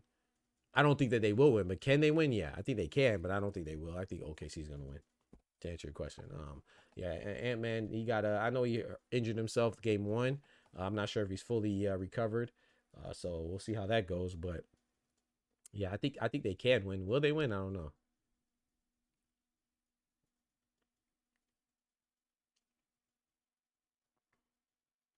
I don't know, man. And speaking of that too, Papoose has come out. Speaking of boxing, getting back to boxing, Papoose has come out and finally revealed the truth, which we all knew already, that he actually did knock out Easy the Block Captain, which we already knew. I was hoping it wasn't true. Not that he didn't knock him out. I could care less about that. But I was hoping that it wasn't true that Remy Ma was out here being nasty and sleazy. But she was. And they got a divorce. And shout out to Papoose, man. You know, hey, man, if you are a guy or a girl out there, man, and people are doing you dirty in a relationship, get out that relationship, man. And don't tolerate nothing, because people will keep doing it. Like he said, it's not the first time that she's done it. And he saw signs, and off the strength of their marriage and his promise to God and everybody to witness their holy matrimony, which I definitely could. I can't relate to it because I've never been married, but I'm empathetic towards and very sympathetic towards, because I feel like that's a huge commitment, man. It's supposed to be through thick and thin, you know, and the stories that he was with her through jail and all that stuff, and not throwing him no pity party, a man, you know, but at the same time, it's like, dang, man, I really salute to Papoose, and good for him for finding good times with Clarissa Shields or wherever it is, you know what I'm saying? So yeah, man, shame on Remy Ma. I don't know what he's done. I'm not saying that he's innocent in the situation either, but from what I hear and what I know just from watching battle rap, And she's a scumbag, man. So she trash. And so shout out to him, and that's why she's most upset, because now he's moving on and now she mad. You know what I'm saying? So shout out to Papoose, man. Wish him the best. He seems like a good dude. From what I hear, he's a good dude. So sometimes good people get done dirty. You feel me? That don't mean that you're not good. It just means that they don't deserve you. So just move on and do your thing. Michael Jordan's son, my ass. He said, y'all watch Road to UFC? Nah, I don't watch UFC. Josh Taylor card. I'm watching Josh Taylor. Yeah, I'm gonna watch Josh Taylor versus Esau Ekuman. Don't forget to go check out the last video as well, man. I kind of go into the David Benavidez situation a little deeper. Go check it out and go like that video, man. Go make sure to smash that like button. Every time you watch the video, smash the like button. You come over here, smash the like button, man. That's free support with your bum ass. Smash the like button, bro. It takes 2 seconds, not even. Click on the like button. Click the thumbs up, man. It really helps the channel grow, bro. You know what I'm saying? Gosh dang, people be stingy with the likes like it's some type of currency or something. Like it hurts your soul to hit the like. Smack the like button, man. You in here, smack the like button. You know what I'm saying? Shout out to my guy about to sell. He said, hey, Doc, you got Easterman winning or losing? That's a good question. I think Josh Taylor has to win, so I'm gonna go with Josh Taylor because I think he has to win.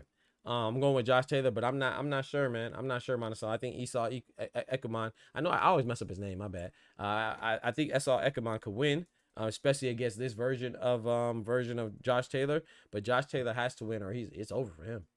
He has to win. So I'm gonna go with the guy that has to win. Granted, of course, you know Esau Ekuman, he has to win too. Of course, he's fighting, but you know, if Josh Taylor loses, he had lost to Teofimo and Jack Taylor, right? Ekuman already lost to, I don't remember who he lost to. He lost to a guy that was relatively unknown. And if Esau wins, it's over for Josh Taylor. So I'm gonna go with the guy that has more reason to win. But I mean, I don't really expect much out of Josh Taylor though. So who you got, Monticello? Yo, Simon, salutations, brethren. Yo, Candy Slim in the building. My guy, Candy Slim, big member in the building. Michael Jordan sucked my ass. What you talking about, bro? Wait, Candy Slim, what you talking about, bro? I'm lost. Oh, you talking about Ant-Man? Hey, man, get off of Ant-Man. Don't do Ant-Man like that, bro. Give him some time, man. Give Ant-Man some time, bro. I will say this though. That's why I talked about this before, Candy. So we talked about this before too. That's why I don't like when they say, "Oh, this guy's Gervonta 2.0." Gervonta's still Gervonta, bro. You know what I'm saying? Gervonta is still Gervonta. Like, why are we talking about John Orobio being Tank 2.0, or Carmel Moulton being Tank 2.0, or Jersey Vargas, excuse me, being Tank 2.0? Tank is still being Tank. Like, don't do that. You know what I'm saying? Now, Michael Jordan, he's been retired for a while, so it makes a little more sense, a little more understandable with Anthony Edwards. But it's like Jason Tatum, late great, rest in peace of late great Kobe. We tried to call Devin Booker Kobe. Tried to call Jason Tatum Kobe. Let Jason Tatum be Jason Tatum and Devin Booker be Devin Booker. Let Ant-Man be Ant-Man, man. Remember we called Isaiah Ryder Baby Jordan. Remember that? We call Isaiah Ryder little Michael Jordan. It's like, bro, Harold Miner, you know what I'm saying? Calling little Jordan. It's like, bro, let them be themselves, because now we're putting that great GOAT expectation on them. And if every time they fall short or have a bad game, we gonna have my boy Candy Slim come in here talking about Michael Jordan sucking my ass. You know, so no matter how good they do, they're gonna fall short because now they're chasing the ghost. You feel me? So I'm talking about ghost as far as a legend goes. Ant is a beast. But yeah, if he can't beat OKC every time he loses, we're gonna be like, dang, Jordan wouldn't have lost. But he is young though, man. So chill on my boy Ant-Man, man.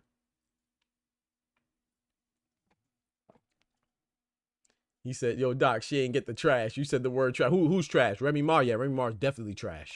Know your fucking place, trash. It ain't none of my business, but if she's doing that, you know what I'm saying? The man, if the story goes, you know, that he held her down while she was doing her bid. She done fucked off on him multiple times in different situations, and so this wasn't the first time. This is just a time that threw him overboard. You know what I'm saying? That was the icing on the cake. You know, she had some infidelity in the past, according to Papoose. So she's whack as hell for that. You know what I'm saying? So shout out to Papoose though. You know, sometimes you gotta thank her. You know, it's hard, but he has to thank her, because let's say him and Clarissa Shields, they take off and that was the person you're supposed to be with. Then go thank Remy Ma, because you might not have seen, you might have missed your blessings being caught up in her going through a moment where she was pretending to be a good wife. You see what I'm saying? Or pretending to be a good person, you know? So sometimes, you know, that's what do they say, Oster? One door closed, a bigger, better, more beautiful, more prosperous one opens. You know what I'm saying? Where you're supposed to be at. So I'm not saying that him and Coach is going to work out. I'm not saying that. I don't know. But I'm just saying that, you know, sometimes you got to be thankful for what you lose, because what you lost might have killed you. You know what I'm saying? And shout out to them, because, yeah, he a good dude. He knocked out easy. I probably would kill her ass. Knocked them both out. They both would have been asleep. Yo, y'all want to sleep together? Let me make y'all sleep together. Pop. Stole both of them. She would have been asleep right next to Easy in front of everybody. Yeah, y'all want to sleep together? Let me let y'all sleep together. You see what I did there? Y'all was sleeping together. I'm gonna make y'all sleep together at the same time, in the same spot, right there, right where you stand. Bow. He said, what about pre-Pip though? 06. Yeah, it's true. You right, Thomas. Yeah, pre-Pippin era, man. My boy Jordan was struggling too. You know, Ant-Man just going through his struggles right now. You know, he conquered Denver, right? You know, Jordan didn't get through it all in one leap, right? He conquered the bad boy Pistons, and then he conquered, you know what I'm saying, Larry Bird and the Celtics. Then he conquered Magic and the Lakers, and then he went on his wonderful streak. You know, it took baby steps. So, you know, Ant-Man, they conquered the Nuggets last year, whatever year that was. Yeah, last year, right? And then they might get conquered by OKC, but then next year they might conquer, you know. So, you know, we'll see how it goes, man. Yeah, hey, man. You know what they say, bro? Sometimes when you win, the biggest winners have the most losses, because they lose and we just don't remember the losses. We remember the big wins, though. So, you know what I'm saying?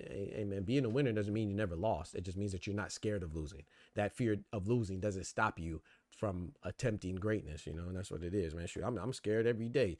You know, I'm not trying to be funny, but, you know, me having my doctorate in engineering, I'm scared all the time. I'm scared all the time. Every day that I you know how much money I give up to chase this dream of being a full-time boxing content creator. I'm scared all the time. You know, but at the same time, I recognize that, you know, I got some big nuts, you know what I'm saying? Big cojones. Pause. We're going to pause that. You know what I'm saying? Big huevos, you know, in order to chase my dream. No, did he? You see what I'm saying? And that's what it takes, you know. You got to appreciate that as well. Doc, she not whack. She a hoe. She's a hoe. I said that she's a hoe. Oh, she's a hoe. Oh, what y'all know about that? Yeah, he said rest in peace, K-Slay tried to warn him. But that's none of my business. I stay out of people's business, you know. But I watch battle rap, you know, so of course I catch wind of this stuff. She for the streets. And the street lights is on. The street lights is on. Doc, how about Angel Reese 0 for 8 field goal? Angel Reese, I mean, hey, that's the thing, though. You know, people feel like they have to pick between Angel Reese and Caitlin Clark. I like sports, man. There's just some sports there's some players that I like more than others. But I never felt compelled to demonize or villainize or even make somebody like they're a righteous warrior, you know what I'm saying, a righteous player. So Caitlin Clark is good, Angel Reese is good. You know what's so funny? They just celebrated Caitlin Clark getting another double-double. But then when Angel Reese gets double-doubles and she breaks the record, they say double-doubles don't mean nothing. You see what I'm saying? I can't get with that. You know what I'm saying? So Angel Reese is a phenomenal player. Doesn't mean you're going to have good games. Caitlin Clark had bad games too, you know? It's just that they don't highlight those. They highlight the great games and they highlight Angel Reese's bad games because they're trying to villainize her. It's like, you don't have to do that, you know? I think Caitlin Clark's a better overall player than Angel Reese, yeah. But they also play different positions. You know, Angel Reese broke the record for double-doubles in her rookie season, just like all the phenomenal records that Caitlin Clark broke as well. They were both breaking records and setting standards, you know, but one gets more attention and one gets less attention, you know. And even a shout out to Angel Reese fans. Angel Reese, some of Angel Reese's ridiculous fans feel like they have to hate Caitlin Clark. You don't have to hate Caitlin Clark, but Caitlin Clark's fan base, I ain't gonna lie, she is one of the most ignorant fan bases out there, bro. You know, people don't like to realize that, but you just got to separate the two. It's not Caitlin Clark's fault. She says all the right things. She does all the right things. She's a very likable person. I like Caitlin Clark a lot, you know what I'm saying? But her fan base is just like boxing, right? I like Gervonta Tank Davis. He's one of my favorite fighters. His fan base is, everybody's fan base is bad. You got LeBron fan base that could be idiots. Beyonce's fan base could be idiots. Taylor Swift's fan base could be idiots. Caitlin Clark's, Ja Pataya, Nia Inoue, Gervonta Tank Davis, Canelo, you know, all the fan bases. But that doesn't stop me from liking the athlete. You know, I still like Canelo. It's not his fault that some of the ridiculous fans are stupid. I like Gervonta. Some of his fan base is stupid. I like Shakur. Some of his fan base is stupid. You know, it is what it is as it goes on. But yeah. I think Angel Reese right now, the Chicago Sky are going through a rebuilding phase. You know, they lost a couple players. You know, Remember last year they got rid of Marina Mabry, which I thought was a mistake, but it is what it is. But yeah, so and the Indiana Fever, they got Dewana Bonner from the Chicago from the Connecticut Sun. You know, they got Dewana Bonner, they kept Kelsey Mitchell, they kept Aaliyah Boston, Caitlin Clark's there. You know, and so they have a good squad, man. And so it's easier when you have a good squad to ball. I'm not saying what she's doing is easy, but it's like Steph Curry. You know, Steph Curry, it was easier for him to ball when he had Klay Thompson and Draymond and vice versa. Look at Klay Thompson. You know, he's still doing his thing, but he ain't doing his thing like he was with Steph Curry, because Steph Curry takes a lot of attention off them. So same with let's say Aaliyah Boston, right? If she went somewhere else, she probably wouldn't be as good because so many people could focus in on her as opposed to focusing on Caitlin Clark. So they're beneficiaries of each other. But Indiana Fever has a great team. Definitely have a good team. Yo, three times Tony says we're gonna start with a bang. Why Ennis ducking Tio? That's crazy. Yeah, ain't gonna you gonna start with a bang. That's crazy. I'm not even gonna entertain that. He said Boots is ducking Tio. It's crazy. Dominique Wilkins is criminally underrated. Shout out to Coach Eddie ATL. He says Dominique Wilkins is criminally underrated. I agree. He's a bad man. He made more 3-pointers than Larry Bird. Hey, Dominique Wilkins is severely underrated. I agree with that. 1000%. Dominique Wilkins, you know, I mean, unfortunately, you know, he didn't win the title. You know, and then he lost the head-to-head dunk contest with MJ. Whether you think he should have won or not, it's up to you. But Dominique Wilkins is one of those guys that is a great player. He's just going to get swallowed up by the other great players around him, you know, particularly Jordan and Bird and Magic and stuff like that. But I mean, we see it today too, though, right, Coach Eddie? We see it today too, right? I mean, you think, no disrespect to Paul George, he's a great player. He's going to get swallowed up by LeBron, Steph Curry, Giannis Antetokounmpo, Nikola Jokic, Luka Doncic, Jason Tate. You know what I'm saying? Guys that are great, but they do a little bit better. You know what I'm saying? Or a lot of bit better, however you want to see it. So even Patrick Ewing was a great center, but he got swallowed up, by Hakeem, Shaq. You see what I'm saying? David Robinson. You know, it's just he's just one of those guys that are all-star caliber players. Maybe even potential MVP candidates, but not MVPs and not champions. So you're just gonna get swallowed up by time. You know, we only remember the best. You would think that if when we talk, I'm too young for this. You know, I'm in my late 30s, but I remember Kareem and I respect Kareem, but I didn't watch Kareem. You know what I'm saying? I watched my earliest memory of basketball is Magic. My father, my older brother's favorite player, and Larry Bird and Hakeem and them, and then Jordan. You know what I'm saying? So that's what I remember watching Jordan all as a jit.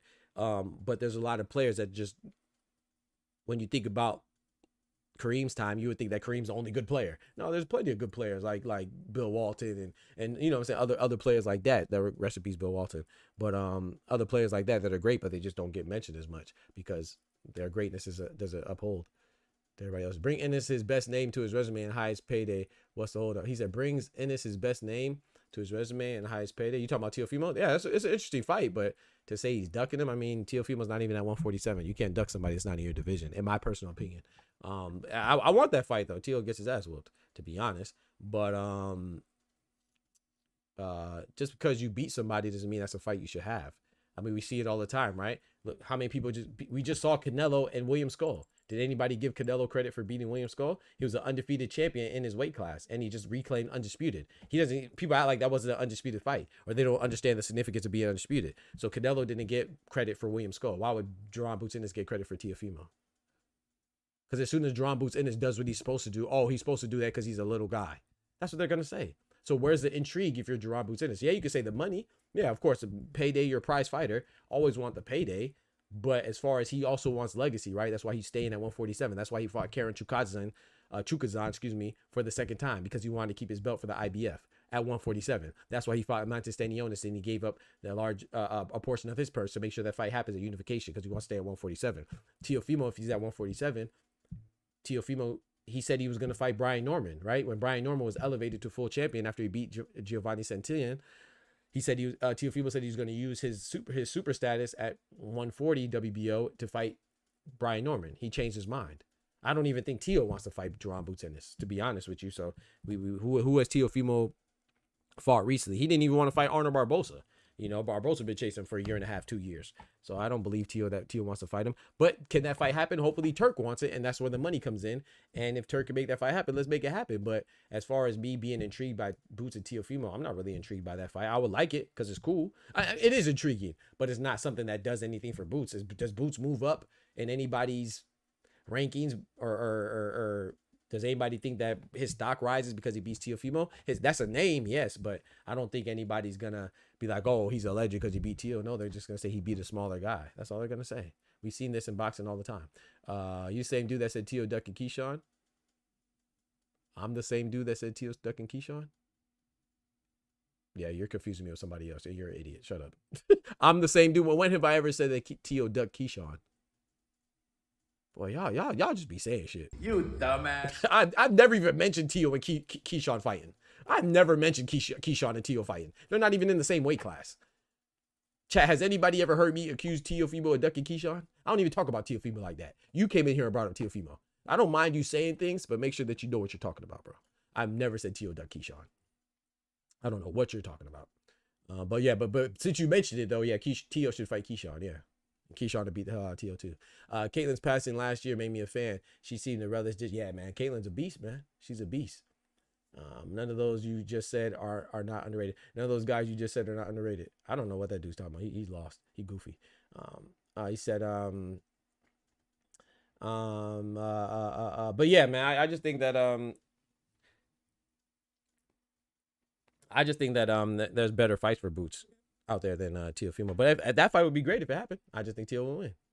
I mean, I think Teo would lose, but it doesn't matter what I think. They got to fight. If they fight, we'll see. Shout out to my guy, Big Dog Willie, man. Big member in the building.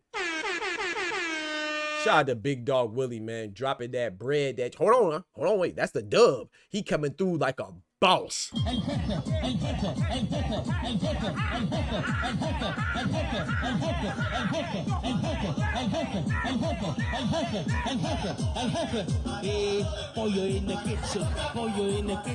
Shout out to my guy, Big Dog Willie, man. Dropping the big dub piece, man. That Andrew Jackson. You know what I'm talking about? Shout out to you, bro. My boy Big Dog Willie says, breaking news, Jake Paul versus Take Press first.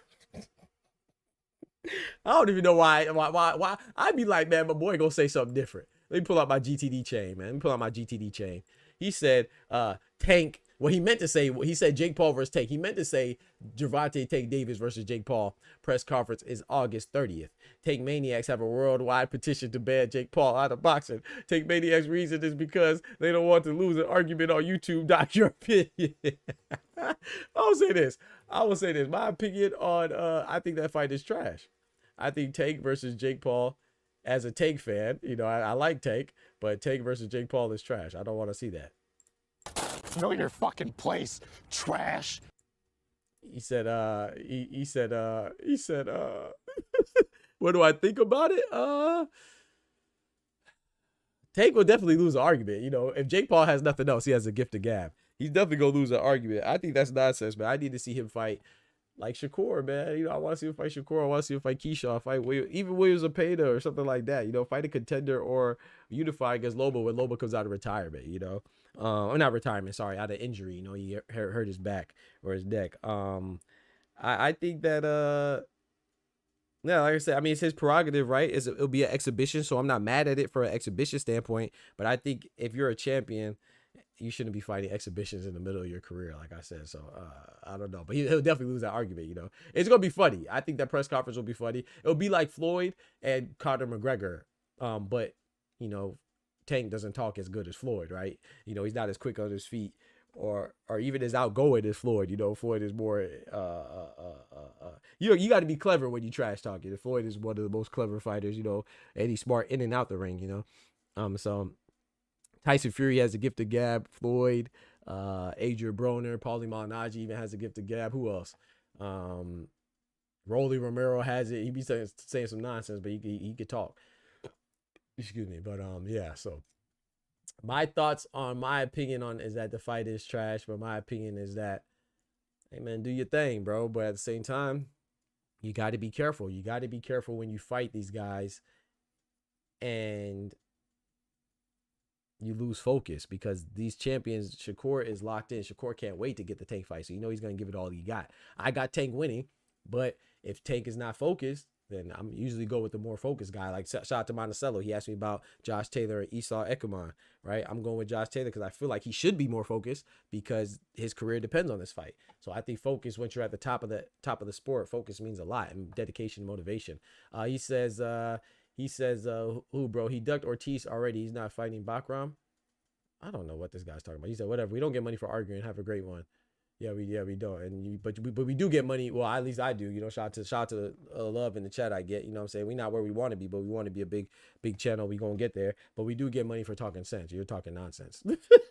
So I do get money for, you know, shout out to the love I get, you know, for talking this common sense boxing. And I don't care if you have T.O. beating John Buchanan. Who cares? I don't care what your opinion is. That's we can argue about that all day. It's not an argument. It's a discussion. You feel like it's an argument because I'm pointing out your lack of capacity to hold a sensible discussion with substance. You know, what you're saying just doesn't make sense, and because I'm telling you it doesn't make sense, you think we're arguing. We're not arguing. You're not equipped enough to argue with me verbally.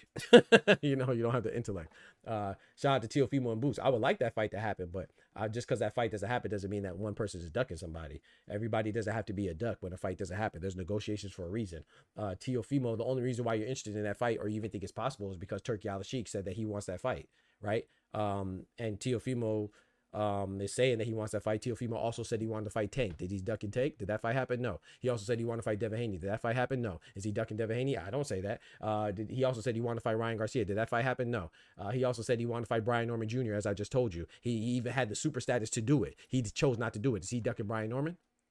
I don't say that. He called out Boots. Is he going to fight Boots? Maybe. We'll see. But I know that if that fight doesn't happen, I'm not going to say Boots is ducking him. Like I said, Arnold Barbosa, I never even said he was ducking Barbosa, but he ain't fought Barbosa in a minute, so that could look like he's ducking him. So you could say what ifs, but you got to say the whole story. You know what I'm saying? So I don't think I would like to see that fight, but if he doesn't fight him, the fight doesn't happen. It is what it is, not because Boots is ducking Teofimo or whoever. You know what I'm saying? So it is. I mean, if you want to think he's ducking, that's cool. You know, a lot of people think a lot of stuff that's wrong. Tank versus Jake Paul will have a good undercard, but if it does indeed happen, package it with Remy Ma, Clarissa Shields. Hey, no, Clarissa. Hey, or if we go do that, Thomas, Remy Ma, Clarissa Shields, we got to make sure we pat down Remy Ma, bro. I ain't gonna lie to you. She gotta walk. Her ring walk gotta be her getting pat down the whole time because she know. I mean, check under her tongue too. She from New York City, ain't that right, Olsen? She's from New York, man. They keep the blade under the tongue, man. We know about that. You know what I'm talking about? So she might pull the blade out on Clarissa, but Remy Ma don't want them problems. She better not fight that girl. She better pull out the blicky again. And then she better pull out the blicky again, because if she fight Clarissa Shields, she gonna get beat the hell up. I ain't gonna lie to you. Clarissa Shields gonna have Remy Ma in the ring looking like this. Get him up, let him get up, let him get up, let him get up.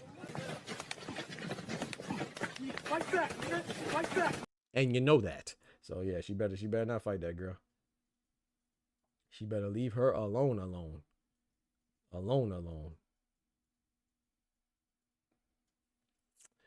He said Mercado also got a gift of gab. Yeah, he got a gift of gab too. Yeah. I like Ernesto Mercado. I like him.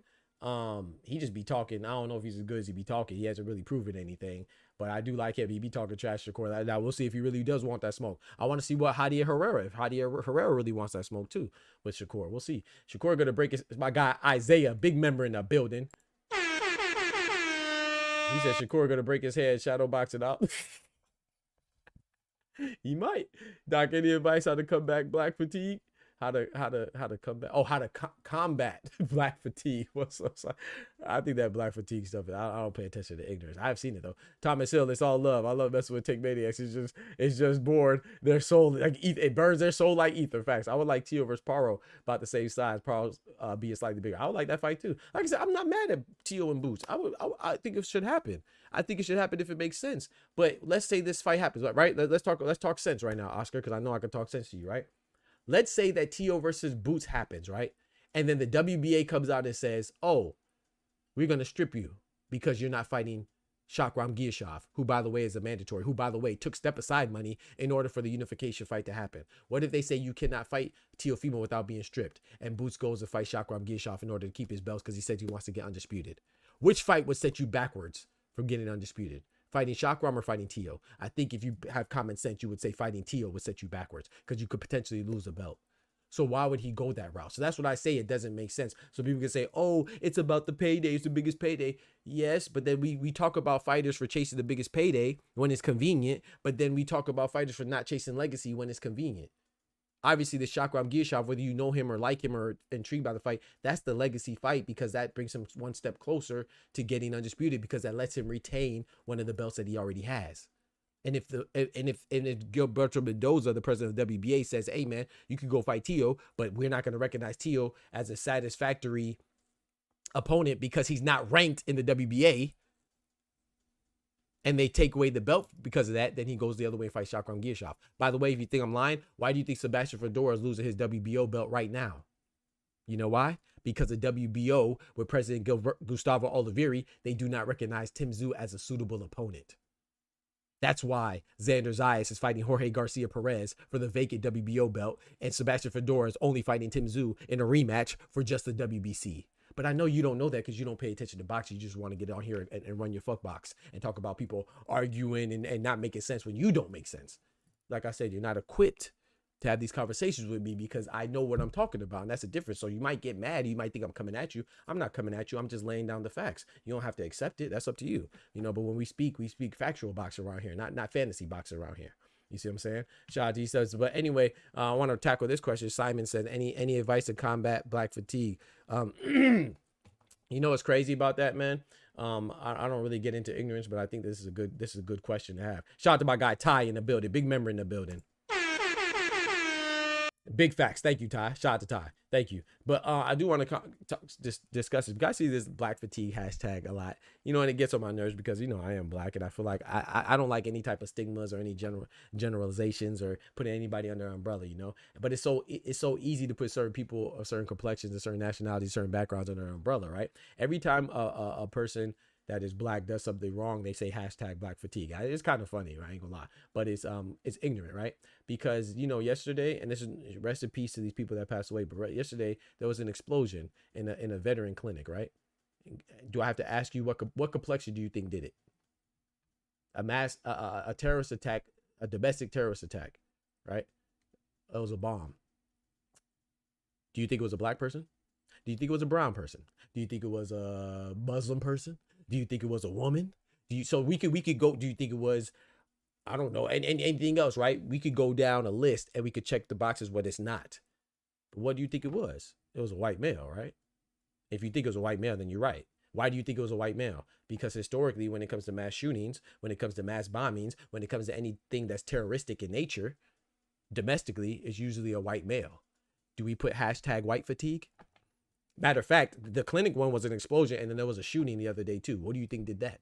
It was a shooting in I forgot where it was. I believe it was a museum, a Jewish museum. What do you think the complexion of that person was? What do you think the gender of that person was? It was white male. So should I hashtag white male fatigue? So when you want to talk common sense and you want to talk ignorant outrage, those are two different conversations. Ignorant outrage is, when a black person does something wrong or a brown person does something wrong, you blame it, or an immigrant does something wrong, you make it seem like all immigrants do that, or all black people do that, or all brown people do that. When in reality, if we want to start hashtagging shit, every mass shooting or every school shooting or every grocery store shooting, we can hashtag white fatigue. But we don't do that because it's evil people. Bad people do bad stuff. It doesn't matter if you're Hispanic, Asian, American, black, white, or anywhere in between, or Christian, atheist, or male or female, or heterosexual, homosexual. Bad people do bad stuff. You know what I'm saying? So to generalize, that means that you have some other type of motive, and you have some other type of desire that's usually foundationed in hate.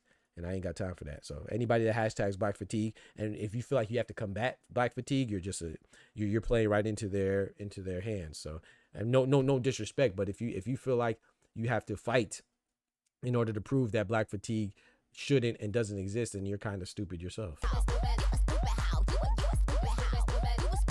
Never make anybody question who you are. I'm black and I've never been incarcerated before. The closest thing I've been to a jail is visitation. Unfortunately, I've been to jail a lot, but never in the capacity of a prisoner. You know what I'm saying? I've been there a visitor, coming from where I come from and the family that I have and people I've been around, a lot of people in and out of jail, but I've never been in the capacity of a prisoner. I've been as a visitor.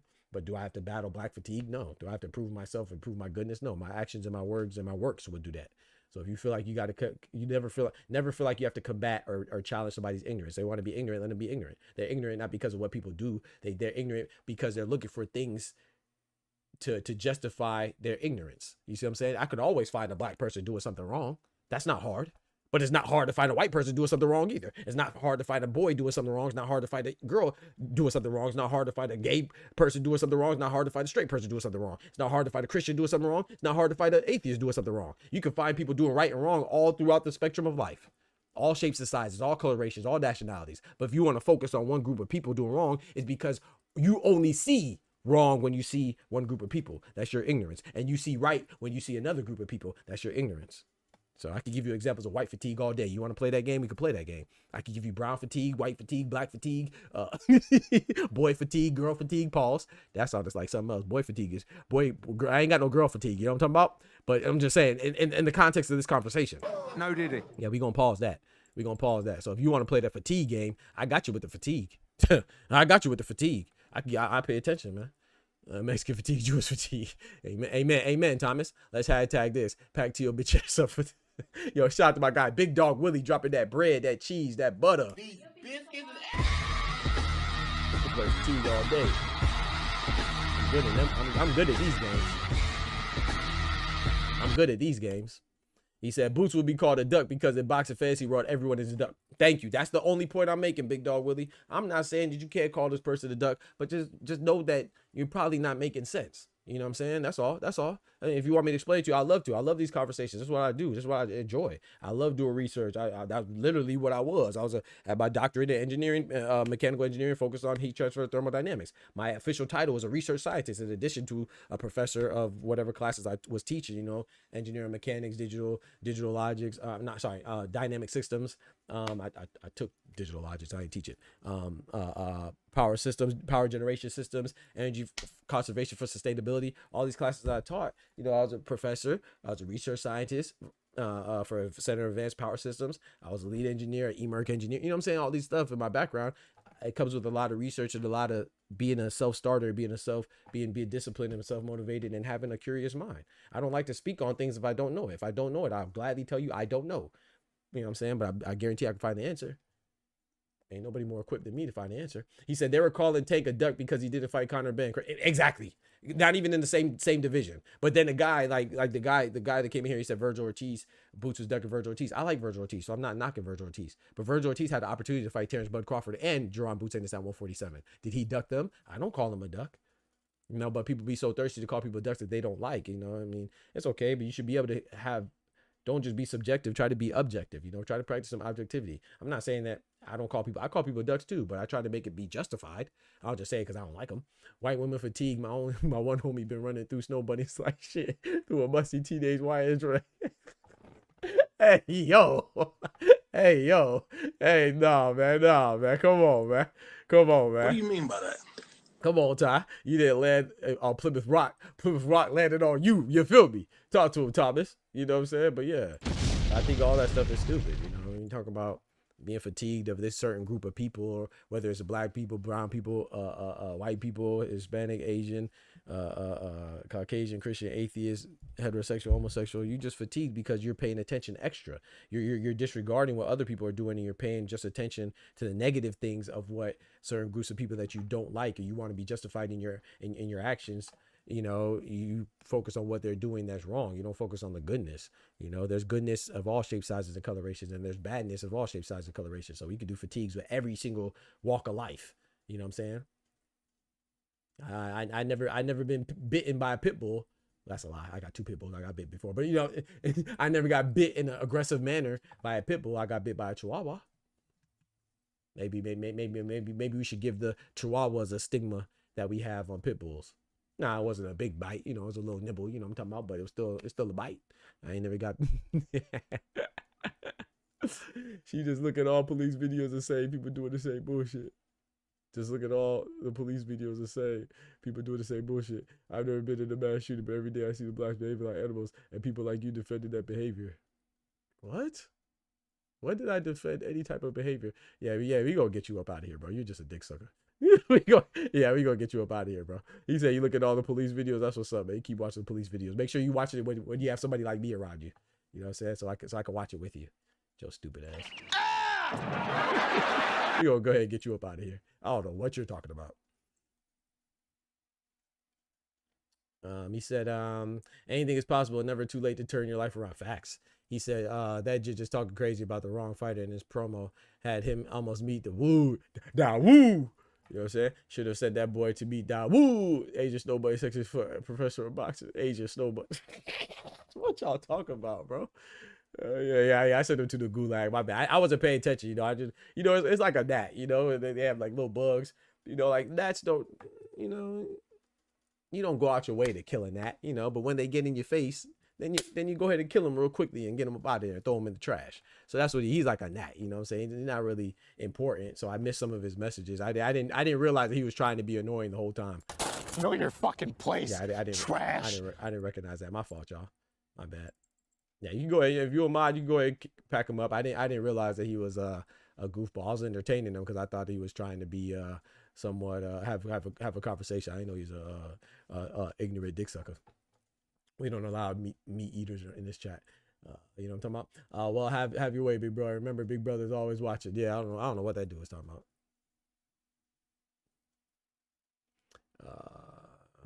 So yeah, I got loser fatigue. I got loser fatigue. I don't know nothing about you. I don't know what you look like. I don't know what you represent, but I know you're a loser, and that's tough. We can tell you're a loser from your internet profile.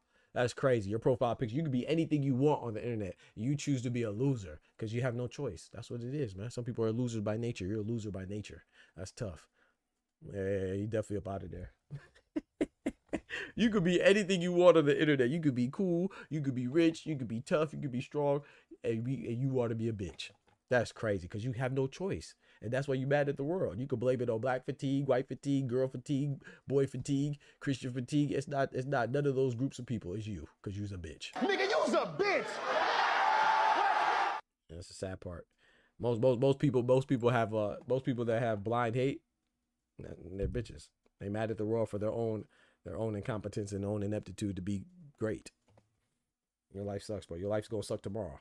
It sucks today. It's gonna suck tomorrow. It's gonna suck the next day too. Just make sure you don't hurt yourself. You better go pray. Hopefully God can save you. That's a great thing about God, though. He can. But are you worth it? Geechee 2-1, by the way. Oh, against Geechee 2-1 against Tay-Rock? Ooh, boy, Thomas, you talking now. I don't know. Hey, Geechee definitely had the moment of the battle. I don't know if he won that battle. I like Geechee. Bing, boom, bam, boom. That's what type of time I'm on. Yes, sir. Pack him up. Thank you, Ty.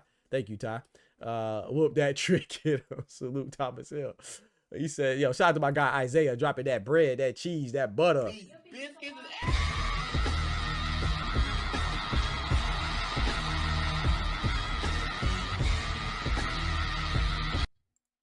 He said, I pray every day till get stripped against lesser paydays. The audacity to get on Punch Bitch Boxing and claim Boots ducking because he wants $5 million, shaking my damn head. Wait, that's why they said he's ducking? Oh, okay. See, I don't watch that guy. I think that guy's an idiot too. I don't watch ignorant content creators, bro. I don't really pay attention to Tio much outside of him in the ring. You know, he's a boxer. He's a good boxer.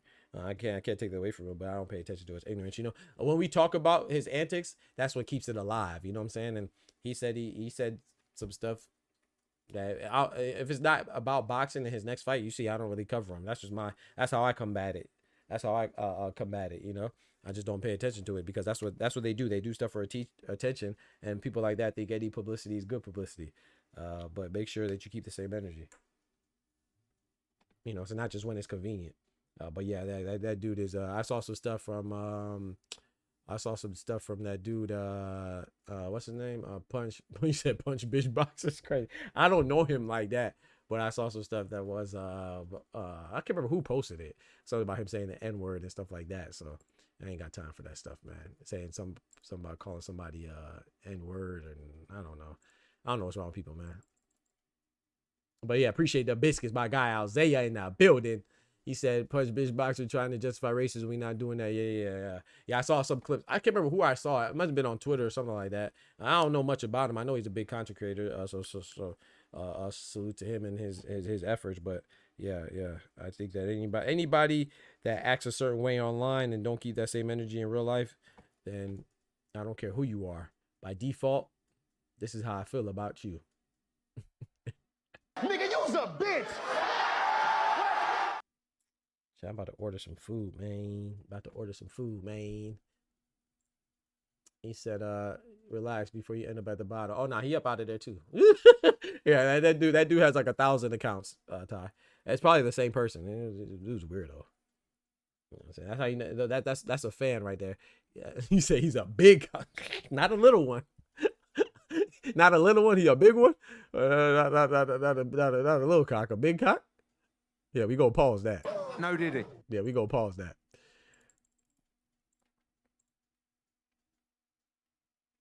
I'm gonna pause that, man. Punch the ninjas that tried to claim Shakur out Puerto Rico got ran down on. Yeah. See, I didn't know that. Like I said, I just don't pay. Like I said, man, I'm very. You know what they say? You know, money is a precious resource. It's important. You know, money. You know, assets, houses, cars. You know, your job. That's a resource. You know, it provides resources. You know, but the most important resource is time. You know why? Because you could spend money, you could go broke, you could be rich. You could lose money, you could get it back. You could spend money, you could get it back. You could make money. You know what I'm saying? By putting it where you can't make time. And once you spend time, you can't get it back. So that's why when it comes to guys like that, you know, or Teofimo and his antics, or even the punch drunk guy or whatever, I don't even pay attention. Once I see nonsense, I just try to not pay attention and not give it my time. Like that goofy that came in the channel, he's wasting his time trying to stop what we're doing. You can't stop it. You can't even control your own life. That's why you're unhappy. Why would you waste? If you had something to do, tell me this, chat. Thomas is in here for the love. Isaiah, Ty, all these guys, and we need more girls. You know, all these guys. We're gonna pause that. All these guys. What? All these guys are in here for the love. Pause. You know what I'm saying? Y'all family. You know what I'm saying? That's the difference between a fam. That's the difference between fam and a fan. First of all, I'm not a big channel. We're gonna grow though. We're gonna get that way. But I don't look at myself as having fans. But I look at those dudes as fans. You see what I'm saying? I have people that rock with me, and hold it down. We have good conversations. They enjoy my company. I enjoy theirs. That guy right there, that's a fan. He doesn't even like the channel. He claims he doesn't like black folks. I'm black. Ain't no way you could not like black folks and like me. That's impossible. You know what I'm talking about? I'm black on black on black. I'm going to be that. You know what I'm saying? I'm proud of that. So if you don't like black, by default, you don't like me, but you're here. And that guy, he comes here often. He's going to come again tomorrow. He's in love with me. You know what I'm talking about? I might have to get a restraining order. And those are the ones you got to worry about, though. Those are the fans that want they want to hurt themselves. They want to come and try to hurt you. You can't hurt me. I'll beat the hell out you, boy. You know what I'm saying? Rest in peace, Selena, man. You gotta watch stuff like Selena, man. You know, look who killed Selena, man. It was her biggest fan, a lady that she was helping out. You know what I'm saying? That's the difference between fans and fan, man. I don't want no fanatics around me. I don't want no groupies unless if you're a groupie, you gotta have a fat butt. If you ain't, I don't like no boy bitches. I ain't gonna lie to you. If you're gonna be a groupie of me, you better be a woman. I'm gonna kick you the hell up out of here. At least I could get some action. Hey, my guy Lee Jackson in the building. I don't like no boy bitches. No sir. It's just unfortunate that there's a lot more boy bitches than girl bitches. Yes, sir. Today is Friday, though, chat, man. It's Friday. Whew. Boy, this week went by fast, man. Hey, I'll be right back. Let me go check on my dogs real quick. I'll be right back, chat. Let me run this ad real quick. I'm gonna check on my dog. I keep saying dogs, plural. Rest in peace, Kimba. I'm gonna run this ad real quick. I'm gonna go grab a water, too, man. I ran out of water. Ran out of water. Ran out of water. Yo, Doc here from your favorite boxing channel, Dr. Boxing Talk. And I want to officially welcome you as a member to the Boxing Talk family, aka BTF. So I want to thank you. Your support is greatly appreciated, and this channel is nothing without you. So what do you get? Well, there's a multitude of perks that you get access to, like special member shoutouts when you enter the chat, and some other additional alerts. Not to mention these fire emojis. Get access to emojis like the GOAT, the GOAT, the face of boxing, the legend, the Ayo, and the No Diddy. Not to mention, you know, the GTD chain. You got to bring them out, and it wouldn't be the same if we forgot about these biscuits.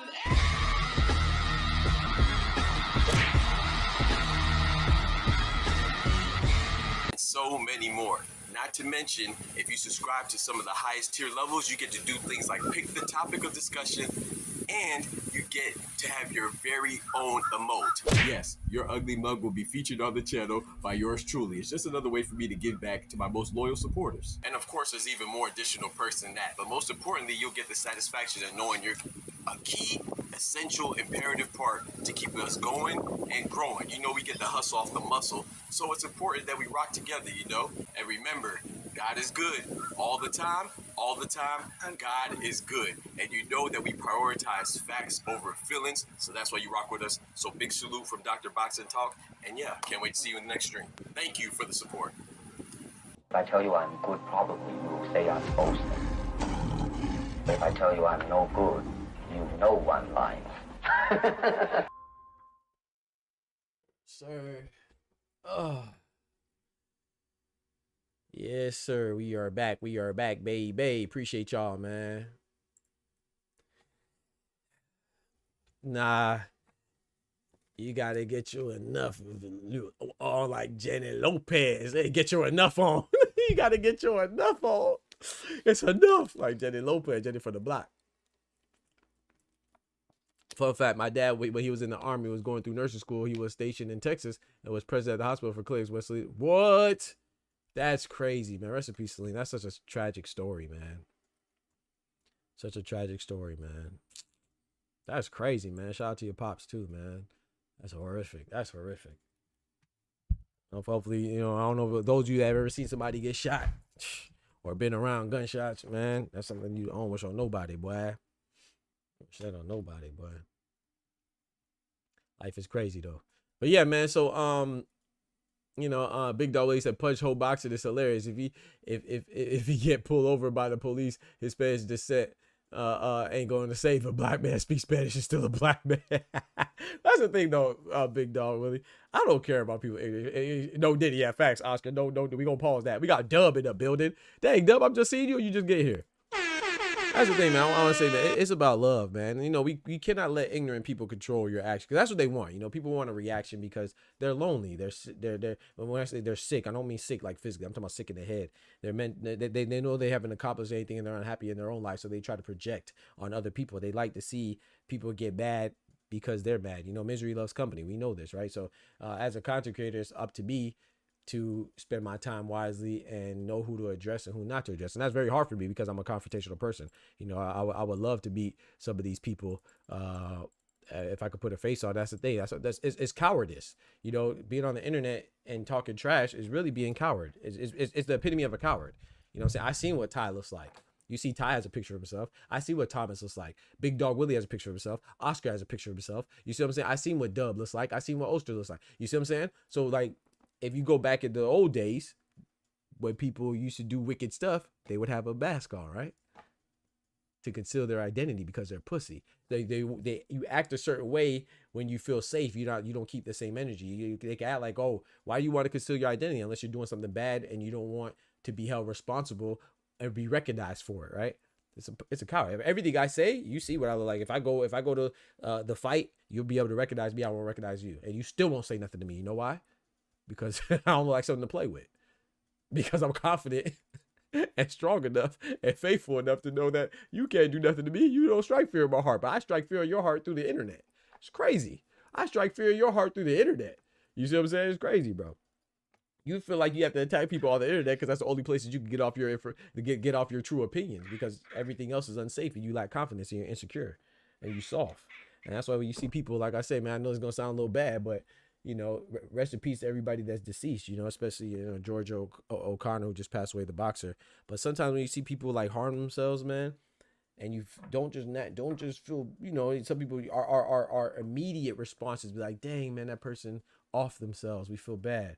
But you don't know what kind of life that person was living, man. Sometimes them demons catch up to you, and then sometimes they catch up to you in different ways, and they might catch up to you through you. You know what I'm saying? So you try to make other people's life bad, and you're like, nobody who's having a good life or who's doing good things or is working on stuff or doing anything productive, they don't have time to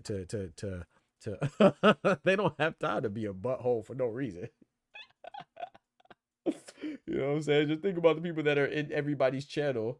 The same people that are in everybody's channel talking trash to everybody. That means that they have time to be everywhere and talk trash and not be productive. Just saying. Same. You go to a weigh-in right now, you see the same people in there talking the same trash about this person or that person, or blacks or Hispanics or whites or browns or Asians or Mexicans or Americans or English or Jamaicans or Nigerians or Cubans. They talking the same trash about everybody everywhere. They're everywhere because they have nothing else to do. They ain't got shit going on. Gunshot is like rain where I'm from. Yeah. Unfortunately. So yeah, man, it's all love, man. It's always about love. That's all. It's always about love, bro. We gonna make it because we get the love. Yeah, man. So that is crazy though, Ty, man. Shout out to you, bro. Shout out to you, bro. That is crazy. But yeah, man. So let's keep it going for a little bit, man. Like I said, I want to be on for the Terry Harper fight, but I don't think so, man. You said Mexican fatigue, nah, bro. Don't do that, bro. Ain't no fatigue, man. We should put bad fatigue. Anybody who's bad, we get tired. You know what I'm saying? There's no group of people that are just bad, bro. You know what I'm saying? No. And by the way, I want to be very clear. Isaiah is Mexican. That's why he's saying that. But he tried to be funny. But that's the thing. You gotta be careful because it looks like I'm allowed. I kick you out too. No, sir, man. Ain't no fatigue around here, man. Shout out to all my brethren and sisters. Especially my black brethren and sisters. But shout out to everybody, man. Good people everywhere. Yeah, you gonna make it seem like I'm allowing people to say that, you know? No, bro, ain't no fatigue, man. Any type of fatigue can get your ass fatigued to this channel because I'll ban your shit.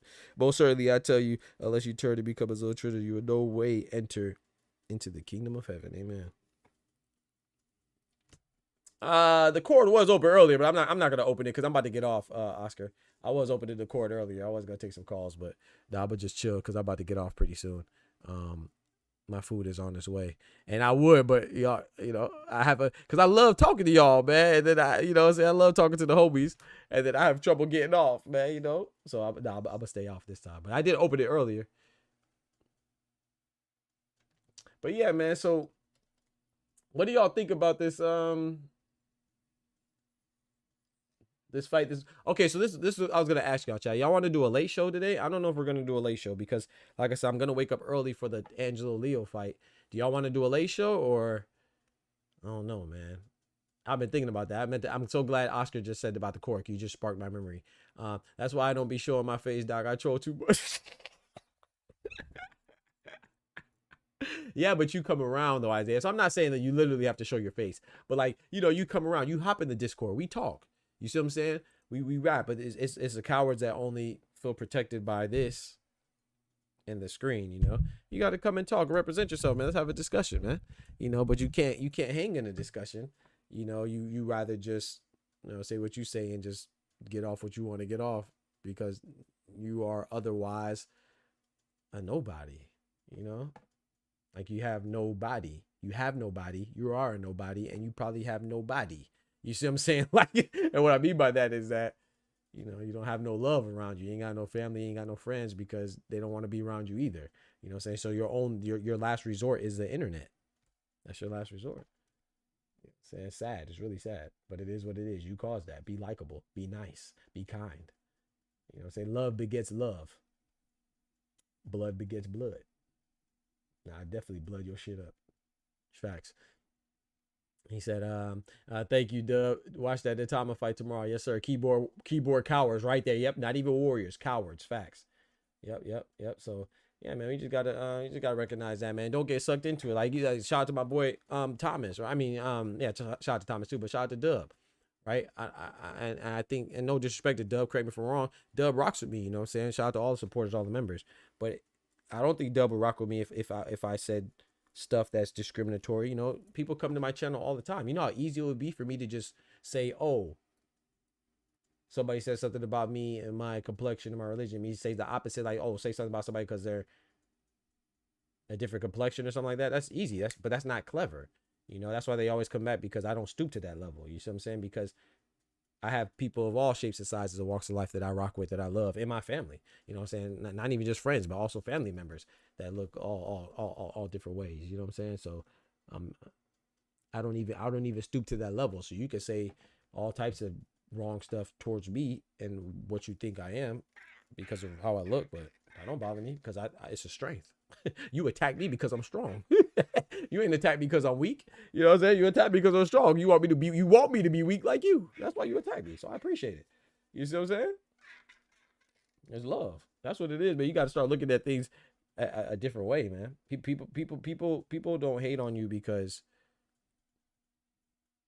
you're not liked or there's nothing good about you. You got stuff going on, so that's gonna get the hate. You see what I'm saying? Nah, I ain't shout out. We're not. Nah, Thomas, you not. No, Tom, shut up, bro. You are shout out worthy. I was trying to make a point with Dub specifically. That's why. And I was reading the comments. I accidentally said you. It's not that you not shout out worthy. Shut up, bro. Stop it, bro. Nah, I know I get people mad, but I fuck with y'all because we can have regular conversations and not yell at each other. And we all know boxing too, so it's fire. I appreciate it, Isaiah. But that's the thing, bro. Isaiah, like I said, you troll. I don't, bro. Everybody likes fun, bro. We like to talk trash. Oh, you know. Me and Ty got in full-fledged arguments. But I love Ty, you know what I'm saying? That's my boy, you know what I'm saying? Same with Oscar. Me and Oscar don't agree. Me and Oscar agree on a lot. We don't agree on everything, you know?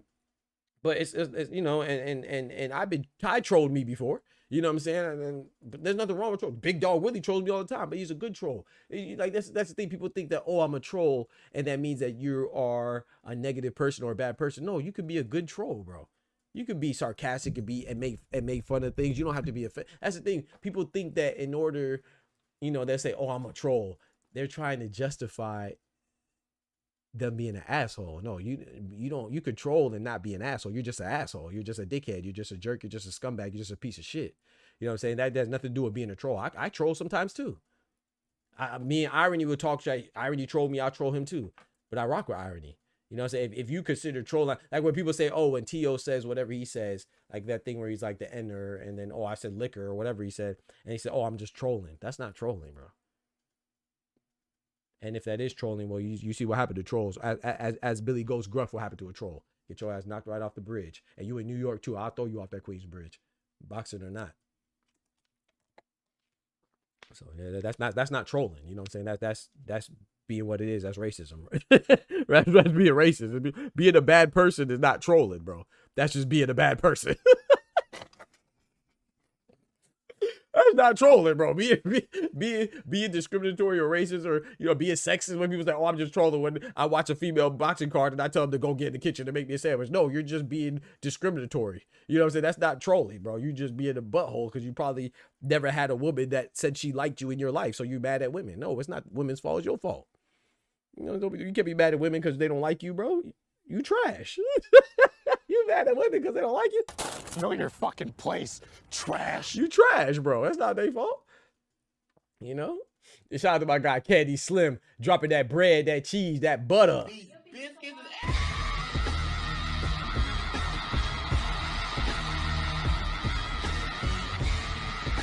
Yes, sir, man. Dropping that hello yellow super chat on a fellow. My boy Candy Slim 501, man. Big member in the building. He said, what food you ordering, Doc? I've been on Jamaican curry dishes and the Middle Eastern chicken, right? Rice as, ooh, what you know about that tzatziki sauce?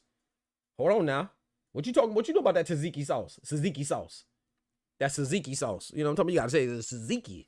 What you know about that? But I put that on my gyros, man. I put that tzatziki sauce on my gyros. I go crazy. He said I was eating so much of them joints, I had to learn how to make them myself. I mean, I love breakfast food, man. I can eat breakfast for dinner. So I got me some waffles. I got me a Belgian waffle with some eggs and some bacon, something light. You know what I'm saying? And then we gonna go work out. But yeah, Candy Slim, man, that sounds good though. Well, I just had me some I got me some brown stew from a Jamaican joint close to here is called One World, man. Shout out to One World. I don't really, you know, I'm Jamaican, so anytime I eat Jamaican food from other places, it doesn't really taste that good, you know, because I compare it to my mom and my aunt's cooking and stuff like that. But this place actually tastes good, man. It's authentic Jamaican cuisine, you know. So shout out to my boy Candy Slim, eating good over there, boy. Yes, sir. Boss chicken in the kitchen. Hey, chicken in the kitchen. Chicken in the kitchen. Yes, sir. Candy Slim. Yes, sir, man. Appreciate it, man. If it was up to me, maybe a little longer show in the morning, no late show. Okay, Oscar. Okay, maybe a little longer show in the morning, so keep it going. Keep it going. All right, bet. I don't mind doing a late show, though. I don't, you know, we do a late show, and then we come back again in the morning for the fight. If y'all down, I'm down. You know me. I put that work in, man. Ain't no pressure. He said, I'm of Haitian Dominican descent, but I was born here in America. Second generation from my mother and fourth generation from my dad's side because his family been here. Hey, shout out to you. I'm first generation American. My mom Jamaican, my father's Nigerian. He said, come to Cuba, my brother. Hey, shout out to my Cuban brethren and sister. Shout out to my American brethren and sister. Play that video in the court. I sent the recommendations, Doc, to support the beautiful city. Oh Lord, do I have to screen it first? Do I have to screen it first, bro? Oh, I don't see it. You said recommendations? I don't see it, Isaiah. Recommendations. Is it recommendations? Isaiah. Oh, I see it. Daily Live, New York Knicks. Can I play this, bro? He said, Euros, I'm calling in. I bet. He said, I'm a solid 8 out of 10. Yeah, if we do a longer show, then yeah, I'll open up the Discord, Oscar. I'll open up the Discord if we do a longer show. Then I was gonna go, but no, Dub. You can't call it, bro. Cause I'm about to go, bro. Let me see what my food good. Cause y'all be keeping me on. I be hungry, man. Y'all be making my food cold. Nah, hell no, y'all kept calling. Oh, we got Big Dog Willie in the back. We got Oscar in the back. Oh my gosh. Nah, bro, we can't call in, bro. Y'all gonna make me late for my food. My food. Let's see what my food comes. Hold on. I'm gonna just hang up on y'all ass. My food comes in 10 minutes, chat. It's a good representation of New York City. I bet. Don't get me canceled now. This is from Isaiah. New York fans are a different breed. Oh Lord. Don't get me canceled, bro. This ain't gonna show no ass and titties. Or dicks. He said, I hope you know what? What'd he say? He said, I hope you're okay, psych. He said, hey, yo, Tatum, I hope you okay, psych. Oh, come on.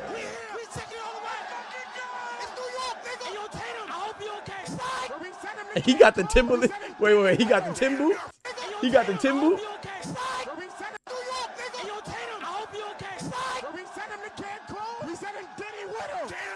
Hey, yo, he said we sent him to Cancun.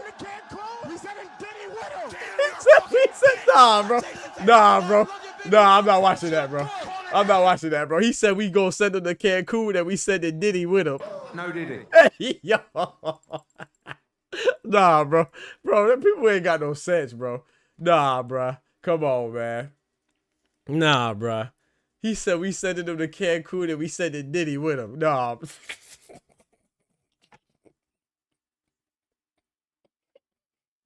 Bro, what's wrong with people, man? Food on fleek. Hey. Yes, sir. Euro meat is too hard to make. Yeah. We got a restaurant distribution spot where you can buy the cones. Oh.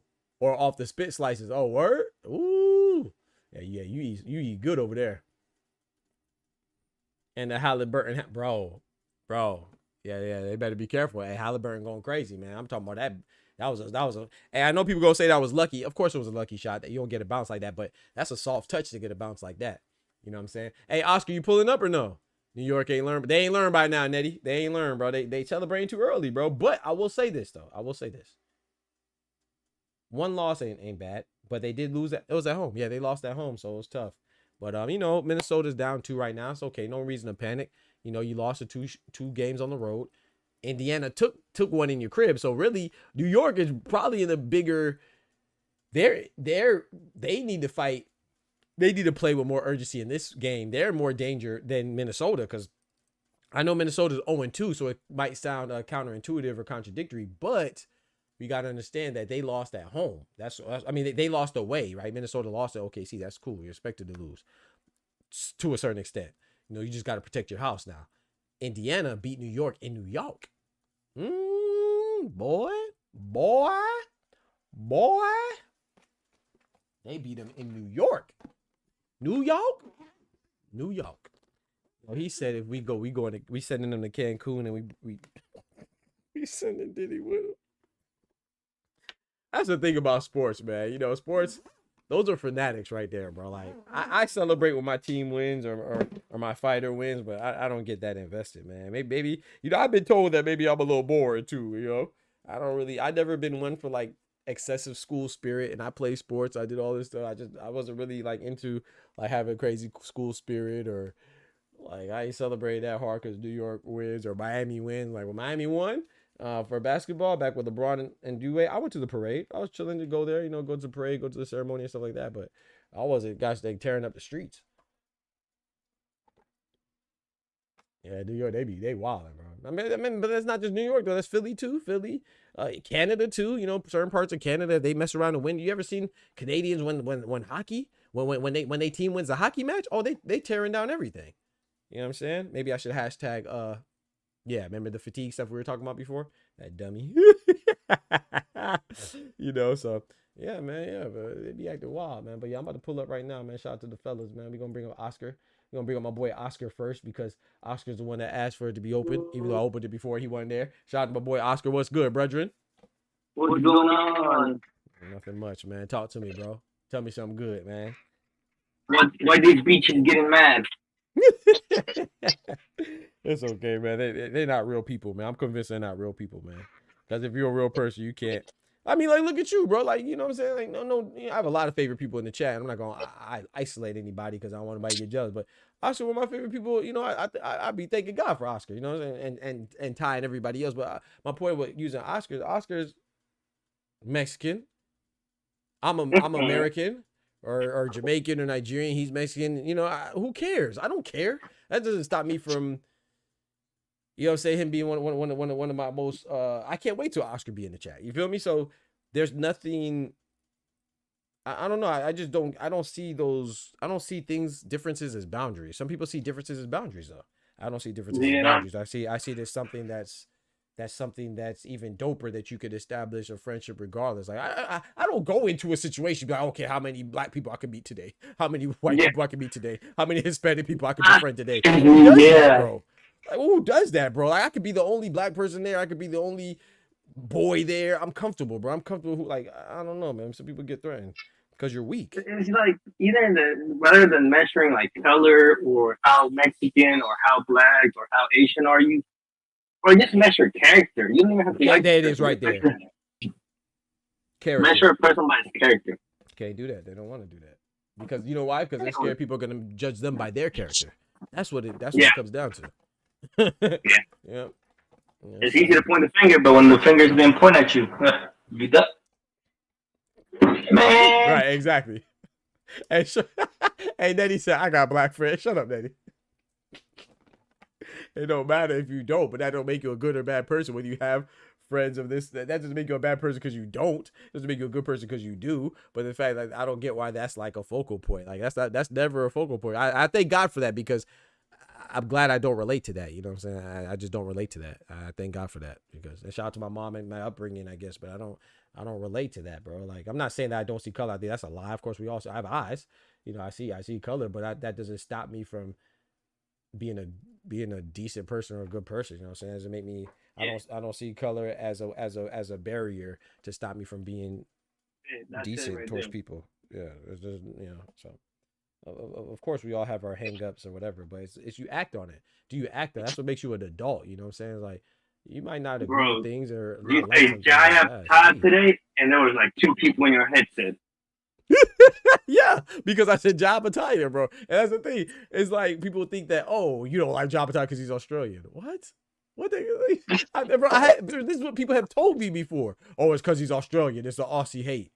What are you talking about? So was I infatuated with the Aussie culture when I picked Liam Paro over Super Matias, or did I pick it because I hate Puerto Ricans more than I hate Australians? Like, what are we talking about, bro?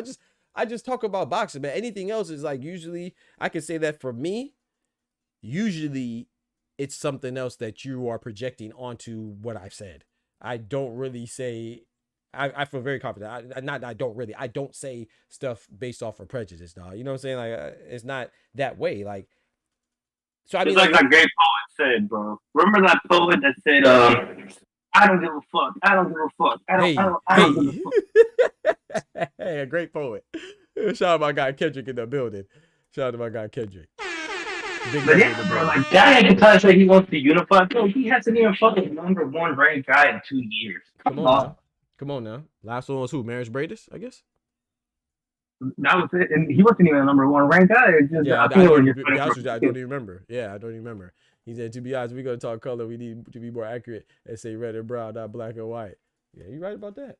I mean, yeah. Yeah, but that's down. I like these conversations if they're good and fruitful. I don't like them if they're just to be like, oh, this person's better, this person's better. Yeah, if we're talking about like getting over differences, I love these conversations. You know, that's why when he said when that guy said, yo, when he said the black fatigue, I thought he was trying to be like have like a good conversation, you know what I'm saying? But I didn't realize he was being a dickhead. Nah, he was trolling, bro. He's been a dickhead. Yeah, I didn't realize that. Yo, Doc. Yes, sir. You need to watch that video on your free time, bro. You have to, bro. The reason why I cut it off because I'm gonna be honest, I wasn't sure after he said that the Diddy stuff was funny, but I wasn't sure how far they gonna go, man. Oh no. I don't want terms of service, you know, TOS on my shit. No. It ain't nothing crazy. After that, somebody random, bro, is on top of one of those tall signs like in the city. Oh, I see that. I see the clip of that. Everybody was like, yo, how the fuck he get up there? Hey, parkour serious, man. Them calisthenics, man. You know what I'm talking about? Calisthenics and parkour. Well, it was a white boy too, so. Oh yeah. I saw him. He was just casually sitting on the side. I said, hey, yo, God, he doesn't fall. That's crazy. Who said that? Big dog. Well, that's crazy. Yeah, big dog. Am I wrong though? I wouldn't say it's a bad dog, but I said, nah. Let me be quiet. I wouldn't say it wasn't no brother. So you know that show.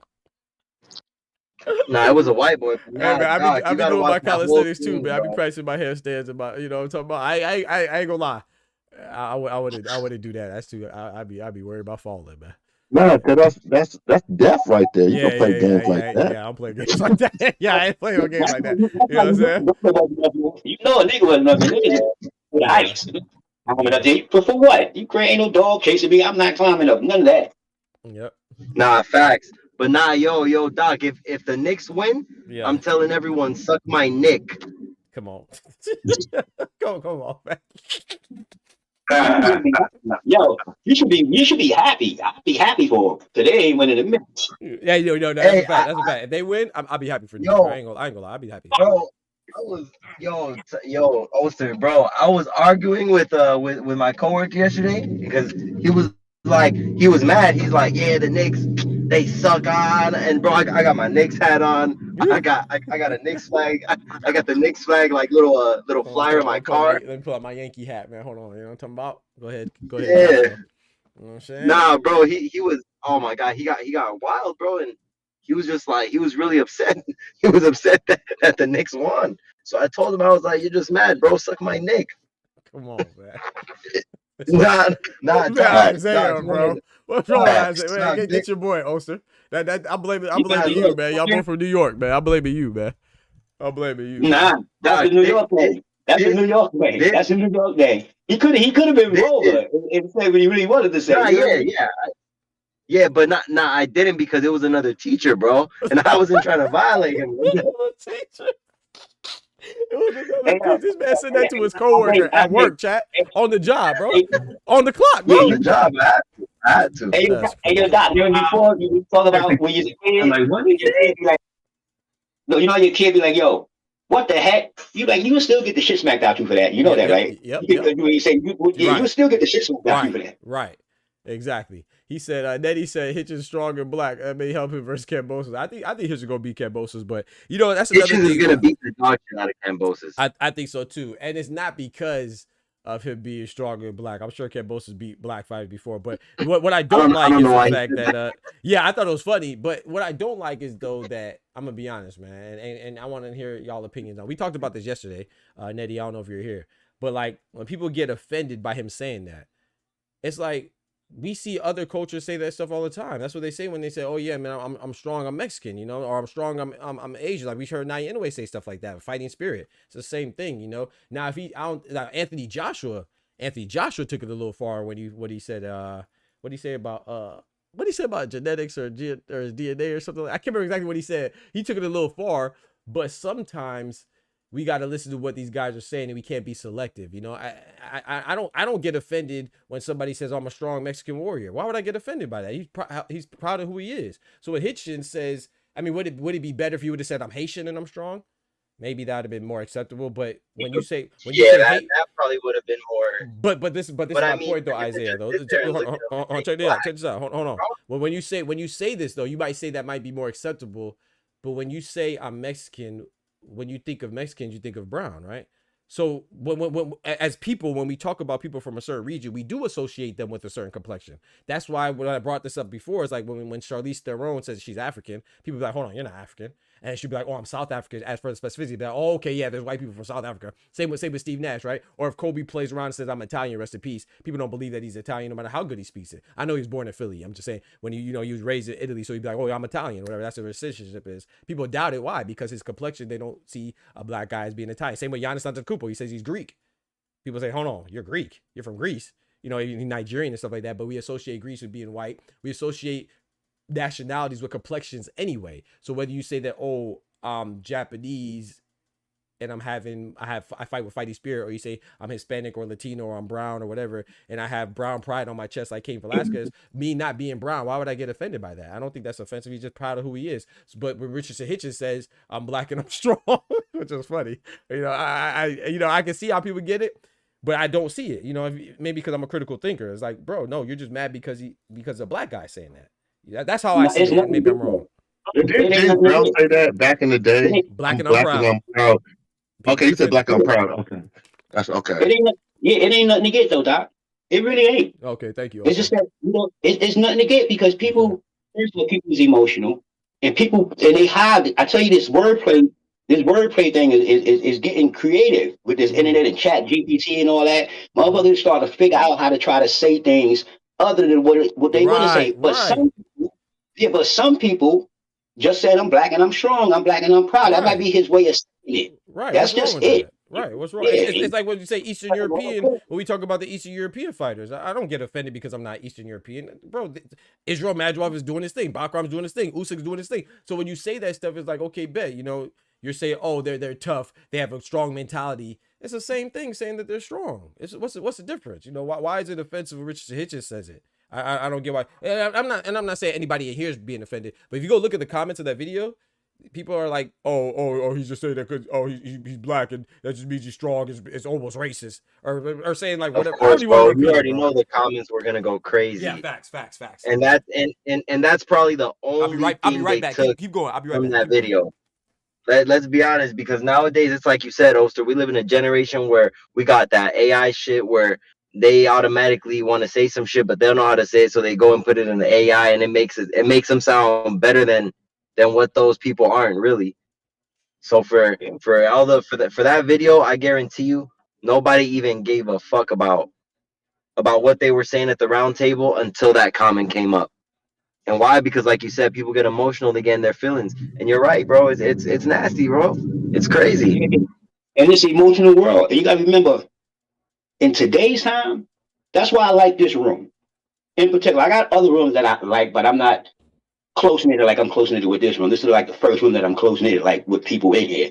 I'll be in other rooms, but not like that. You know what I mean? I go to Just Do room every now and then. So what I'm saying is, people do this all the time. They everything is about a agenda, a click, or a troll. So Hitchison didn't mean nothing about what he said. It's the person. He the one that went to hits. He the one that want to create this narrative now that black people can't talk about their own culture now. That's the narrative. That part right. Why can't we talk about our culture? Why not? Yeah, that's crazy. Why can't everybody talk about their culture? Why when guys be proud that they're Filipino, proud that they're what's wrong with that, or Asian or whatever, or brown or white, or there's nothing wrong with being pride. It's the superiority complex that you have attached to it. That's what the part that's wrong. They're just proud, and that there's nothing wrong with is it truly superiority? Is it truly superiority, or is it more fear? Exactly. That's more fear. I agree with you. That's what it's surrounded by. So they try to mask it in the superiority complex, but it's really bro. Anytime you hate something, bro, hating this is weakness, bro. I ain't gonna lie. Hate is weak, bro. It's because it's usually made out of fear. You don't understand something. It's weak, bro. And Doc, you know something, Doc, and you're an engineer, and they try to do this culturally. Through words, even when we speak, they try to re-engineer our stuff and thinking that we racist. Yes. So they try to make this agenda. It's like re-engineering racism, where I'm not gonna say this and that, but you can't say it either. Right. And You yes, get what I'm saying? exactly. And don't get me wrong, I'm not saying that people don't say of all shades, us too. We say crazy stuff and stuff like that, and some of us are hateful as well. It goes for everybody, So, but at the same time, there was nothing hateful that Richardson Hitchens said, in my opinion. But like I said, I am black though, so maybe for somebody else's opinion, it might feel bad, I guess. But I just feel like they say that all the time, every single time. I say, bro, my favorite fighter is Canelo. How many times does he say, "I'm proud, I'm strong, it's because I'm Mexican for La Raza"? I don't care. Why would I get mad at that?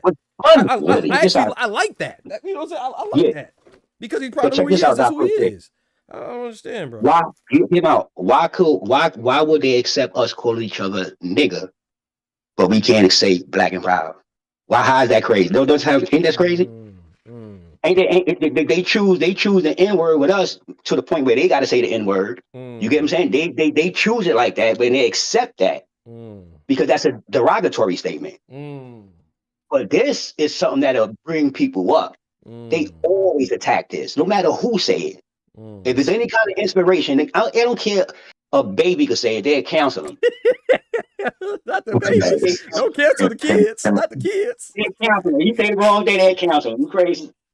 You preaching right now. You talking right now. Yes, sir. Yes, sir. Go ahead. Who that? Yo, first this time, and I just want to shout out my main man, Bodega Ty, Doug, Jay, my man, I say Oscar in the house, my man, Big Dog, and the good doc, man, at Boxing Talk. I just want to know, I don't even know what the fudge we talking about, so what we talking about? Oh, we just... Everything. What up, Thomas? We just talking, man. You know what I'm saying? Fellowship, that's all. We just talking.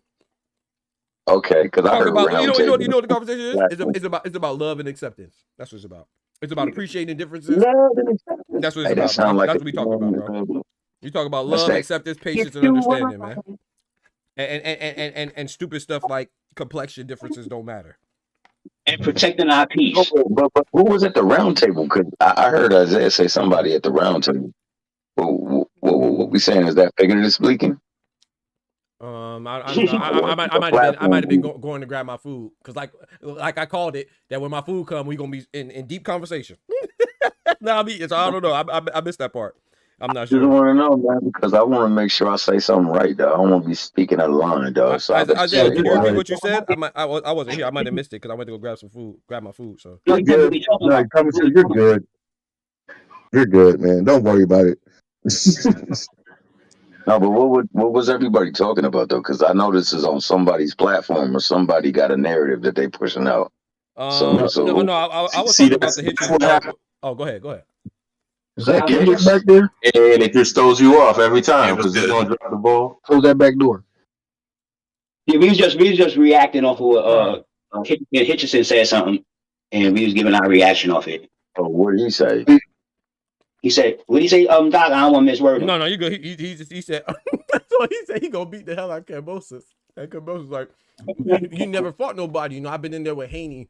I've been in there with Lomachenko. He said, I ain't no Lomachenko. I'm black and I'm strong. I'm black and I'm strong. Just had me crying, bro. I ain't gonna lie, bro. But then the reaction to it, he said, I'm young, I'm black and I'm strong. I'm not Lomachenko. And so, some people are mad at that, him saying that. So people are trying to twist it as him just saying like, oh, I'm gonna win because I'm black and I'm strong. I was like, no. Yeah, that's crazy. So let's use the example, right? So let's say when my guy says, "Well, I'm gonna win because I have fighting spirit," but Naya Inoue said that. Does that mean that he's saying that he's only gonna win because he's Japanese? No, he's just saying that, hey man, this is part of my characteristics because he's Japanese and strong. Right. So I'm saying that people used to say the same things. Like even when Paulie Malignaggi was talking about Eastern Europeans being the dominant race, most Eastern Europeans are white. We know that. That's what we associate that with a complexion. So. But no one's taking it and saying, oh, they're only going to win because they're white. No, but so my point is that even if you would have said nationality, hold on, Doc. Paulie's a different story. I know. I'm not defending Paulie. I'm just that might have been a bad example. So take Paulie out of it. But I'm just saying. What I'm saying is though, more importantly, is that when people big up Eastern European fighters and say, oh, they're dominating right now. Why would I get offended because I'm not Eastern European? They're not saying that, oh, every Eastern European is going to kick your ass just because they're Eastern European. Nowhere's Richardson Hitchens saying that, oh, I'm gonna beat your ass just because I'm black and every black guy's gonna beat you. No, but he's saying that's part of him and part of his culture, his ancestry, or whatever. He's carrying that into the ring with him. Just like my Puerto Rican brothers, when Edgar Belango's fights, he's bringing Puerto Rico in there with him. That's how they talk, bro. That's how we talk. You know what I'm saying? It's a culture thing. Yeah, it's nothing to say, oh, I'm gonna beat you because you're Australian and I'm not. No, bro, don't try to make it seem like that because you don't make it seem like that for anybody else. The man's just talking, because he didn't say that. He didn't say now. that. You're right. The man's just talking, you bro. Know what? You know what said something like that when what's the dude that came from the UFC, the big dude, and he fought who he fought and he lost? AJ, right? Was it AJ? Oh yeah, Francis Ngannou. Yes, sir. Yeah, AJ. Francis Ngannou.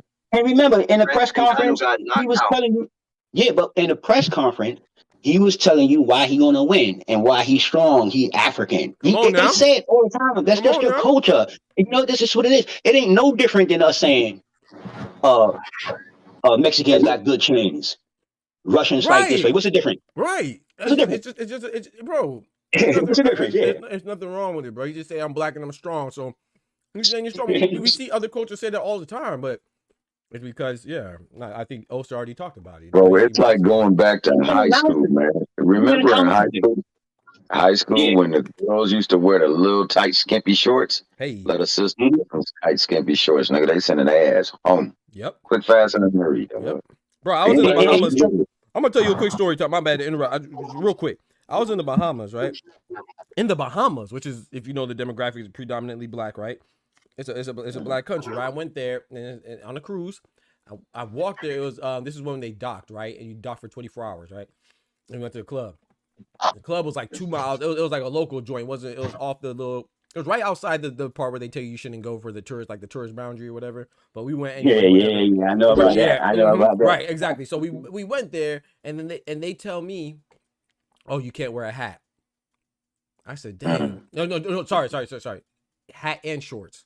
I said, "Dang, man, I just came off the cruise, man. I'm not a local, man. I came for the cruise. I got to walk all the way back." They said, "Yes, man. If you want to get in this club, we do not allow hat and shorts." So I come back now. I walk there, walk back with the homies. They mad, whatever, we talking, whatever, you joking and stuff. And then I see this person in front of me. I'm gonna let y'all guess. I'm not even gonna tell you the full story. I'm gonna try to guess what he looked like. But what was appropriate. So there's a guy. so there's a guy in front of me, two guys in front of me. One guy has on shorts and he has on a hat.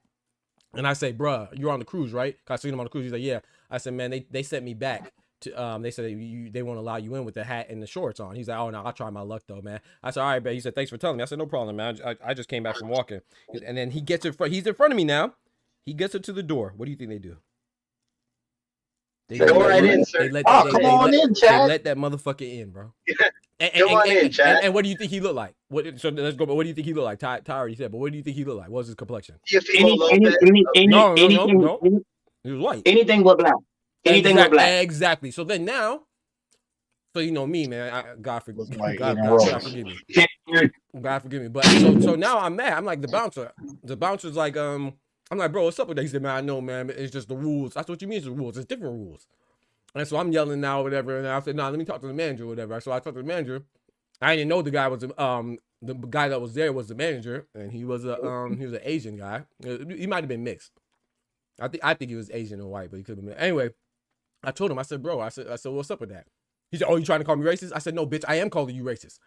I said, "What you talking about?" I said, what's the difference? And he couldn't tell me no difference, bro. So I slapped the shit out of his ass. I got kicked out.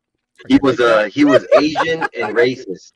Yeah, so you proved the stereotype is what you're telling me. You damn right. Yeah. He said the difference is you from Pakistan. He said we gon' typecast me, so I'm gonna typecast your ass. Yep, I slapped the shit out of that. But I ain't gonna lie, we had to leave. And I thank God I didn't get in trouble though. Yeah, you could have went to jail. Yeah, facts. You gotta keep a Trump hat around you for emergency situations, man. You gotta swear. Who said that?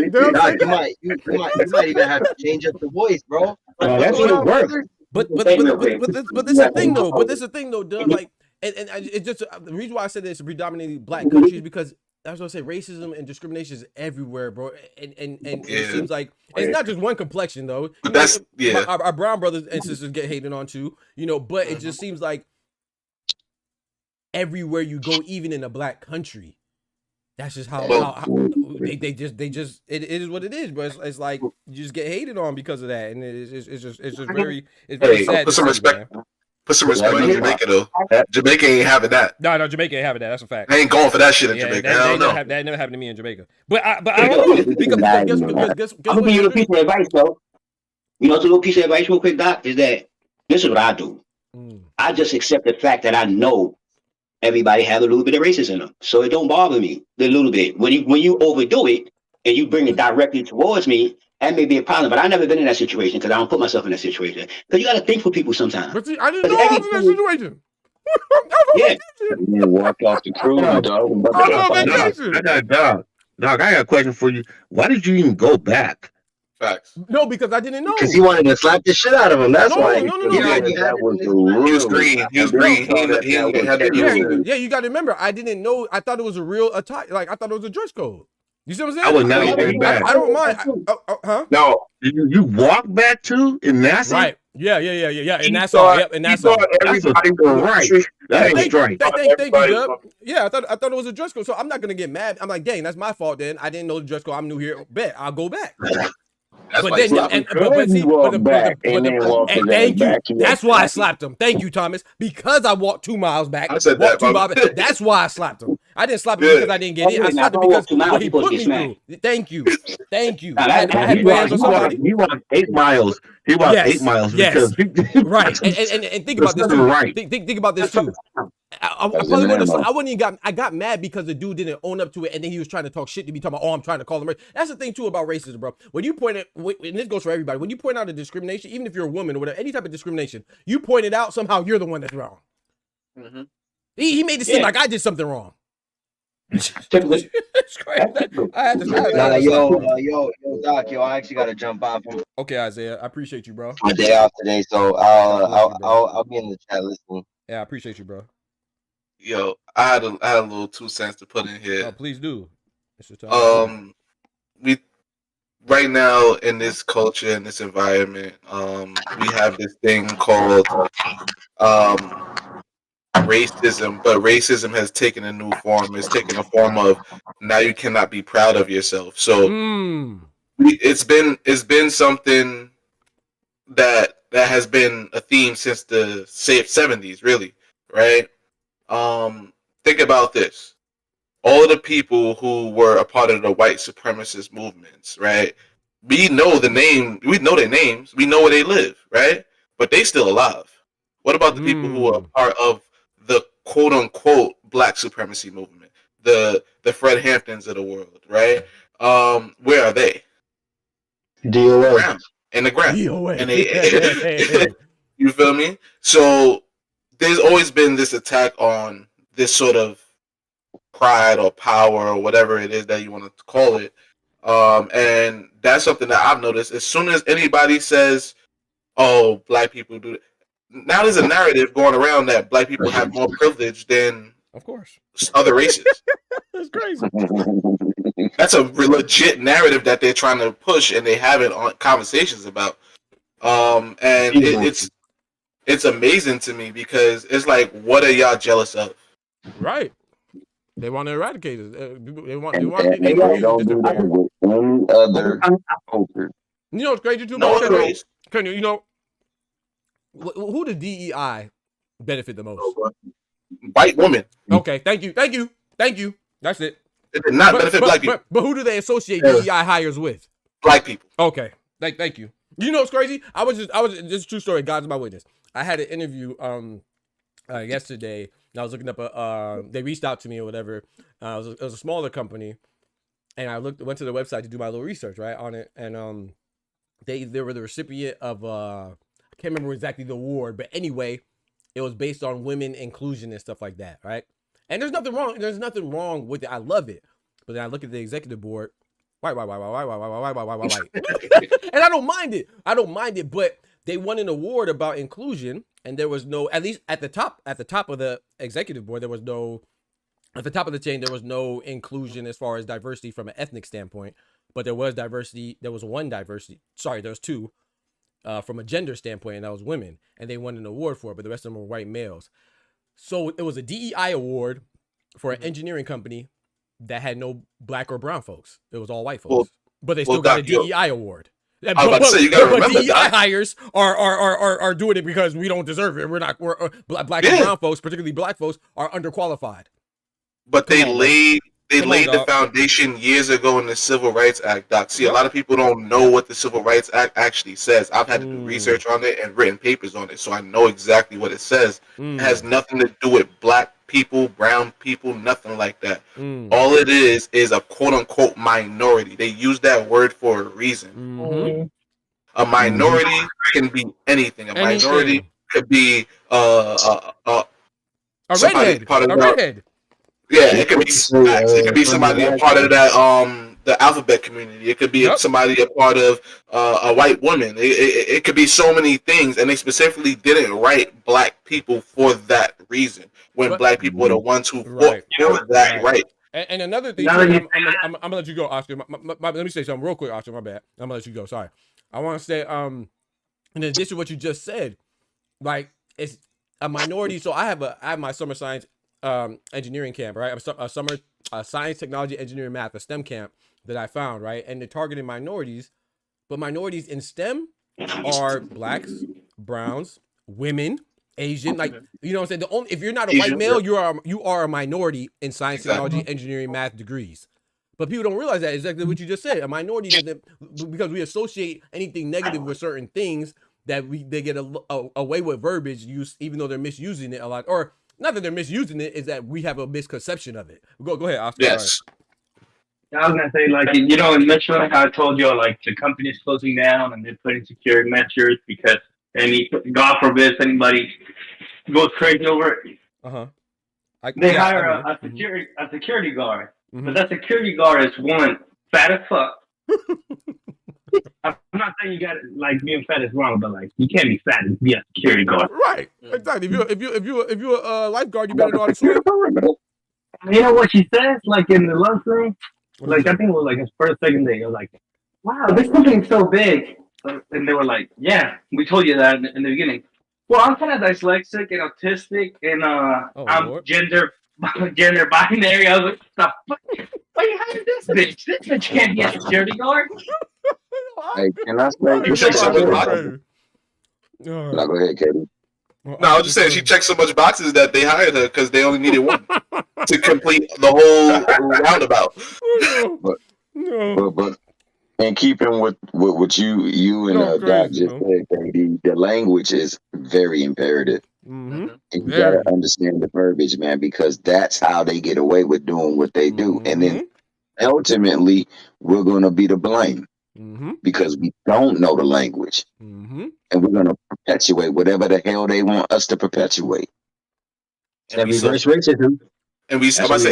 dumb that we promote these things, not knowing they don't even benefit us. Talk to them. Yeah, it's not. Well, that too. But I say that we more needy. You're right. They put us in a new situation, and so we tend to go for anything because it's just the way it is. The culture that they built us in. You know what I mean? It's the culture. That's what I say about the reverse racism. To me, that's how I feel. Is that, you know, y'all make it seem y'all been doing it since the beginning of the time. You know what I mean? Y'all make it seem like we crazy when y'all got all the Karens, but we got the yeah, you know, y'all got the Karens who physically show y'all in the street on camera, and y'all still say black woman is angry. Bro, it's like Oscar said he got the Karen, Shaquita, and Jamal all in one. The boys, bro. I got the whole package. This bitch can't be a security guard. What the hell are you talking about? First of all, if I think about running, she ain't gonna catch me. If I say she's a man, she's gonna start crying. And she's autistic. And you see, but you see what that letter movement. That letter movement, you know, where they got all the letters in there, but the whole point about it is that y'all got your place up there. Y'all got your place up there, and then it's so sweet when it comes to everybody else's culture. I don't care if you make something up, they get more benefits than us. They gonna always make it seem like we use the black car. We don't got no car. We never had it. If we had a car, we'd have been using it. You can bet all these motherfuckers we've been using the car, so you'll cut that out. I'm trying to get that black card though. You feel me? Nah, also the real also, black card, you pointed out something amazing earlier that like is so true. Like it's a problem when we speak prideful of ourselves, but if we use that word that is supposed to be derogatory, nobody bats an eye. Yeah. They sing it with us. And then they use us to say, "Oh, well, you said it. I said I'm just singing the song." Hey, can I ask this question? That's heavy racism. Try to tell you.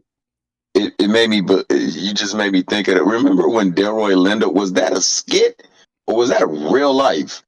When he was on the news channel and they was like the N-word. It's like you want to say it. No, that old was school joint. Yeah, that's a movie. Or was it a show? Oh, that was a movie. Oh, okay, Yeah. that was a show. Yeah, he did a show. I'm about to say, man, if he did that in real life, dog, he's goated forever. Shout out to Delroy Lindo, though. Shout out to him, man. Shout out Delroy Lindo. That was I know exactly what you're talking about. I think I got it. 'Cause I put it in one of my videos before. Hey, that's the dude from I'm Gonna Keep You Sucker. Yes. Mm-hmm. Yeah. And, okay, now Isaac Hayes, the other one. Yeah, okay. Yeah, rest in peace, Isaac Hayes. Yeah, Delroy Lindo is I don't know if you saw Sinners. He's also in Sinners. I don't know if you saw he was in there. Was in Malcolm X. He was the one that showed Malcolm X the game. Mm-hmm. He been in so much stuff. A lot. Shout out to him.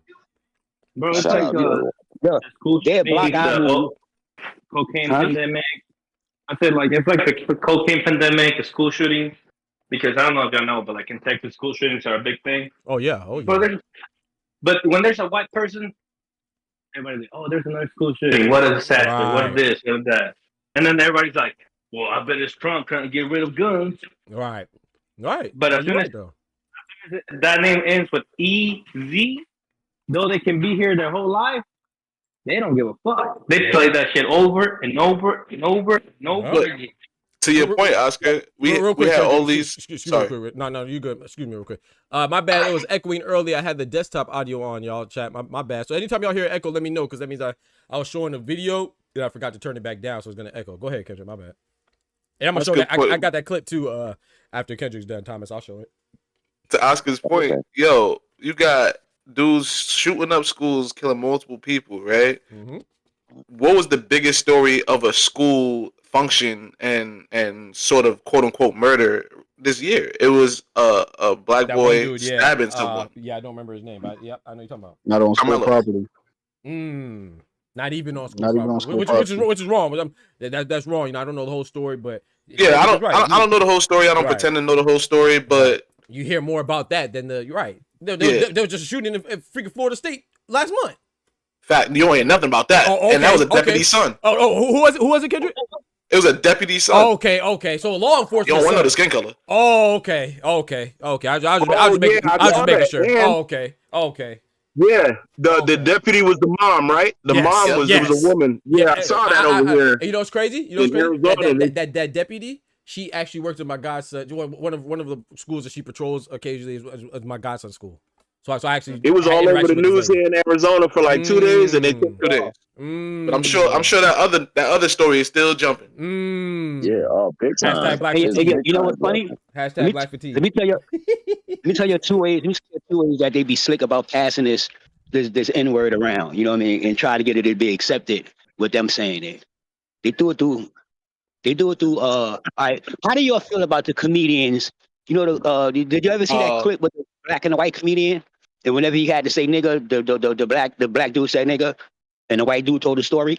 That was Cam Patterson and Tony Hinchcliffe. Okay, I got that. Shit was actually funny as shit. It's cute and creative, but it's cute and creative. But what I'm saying is this: they famous way is through animation. You're right. You know what I mean? Ain't it crazy how they have black characters up there saying nigga all day, but all the writers is white? Yeah.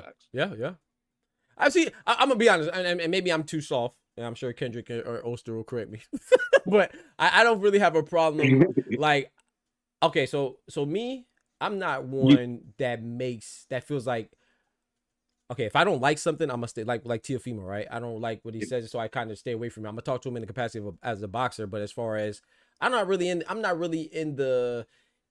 I don't want to be an authoritarian of words. You know what I'm saying? But if you say something, if I'm in your face, that's different. You know, and I'm gonna act how I act, and that's, you know what I'm saying, I'm gonna act how I act. You don't, I can't control your action, but don't get mad if you can't control my reaction. However, if you want to say it, bro, I would actually prefer, because then I know where I can stay away from.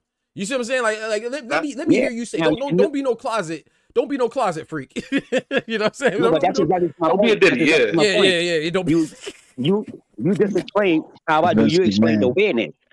See, when you're aware of it, you're aware of it. That's what I was talking about. Just being aware of it. That's the most important thing. Right. Just being aware of it. And I'll say like comedic stuff. Like I don't mind it in comedy. You know, I don't like if I see it in because to me you're doing a performance. I'm not saying that it doesn't make me.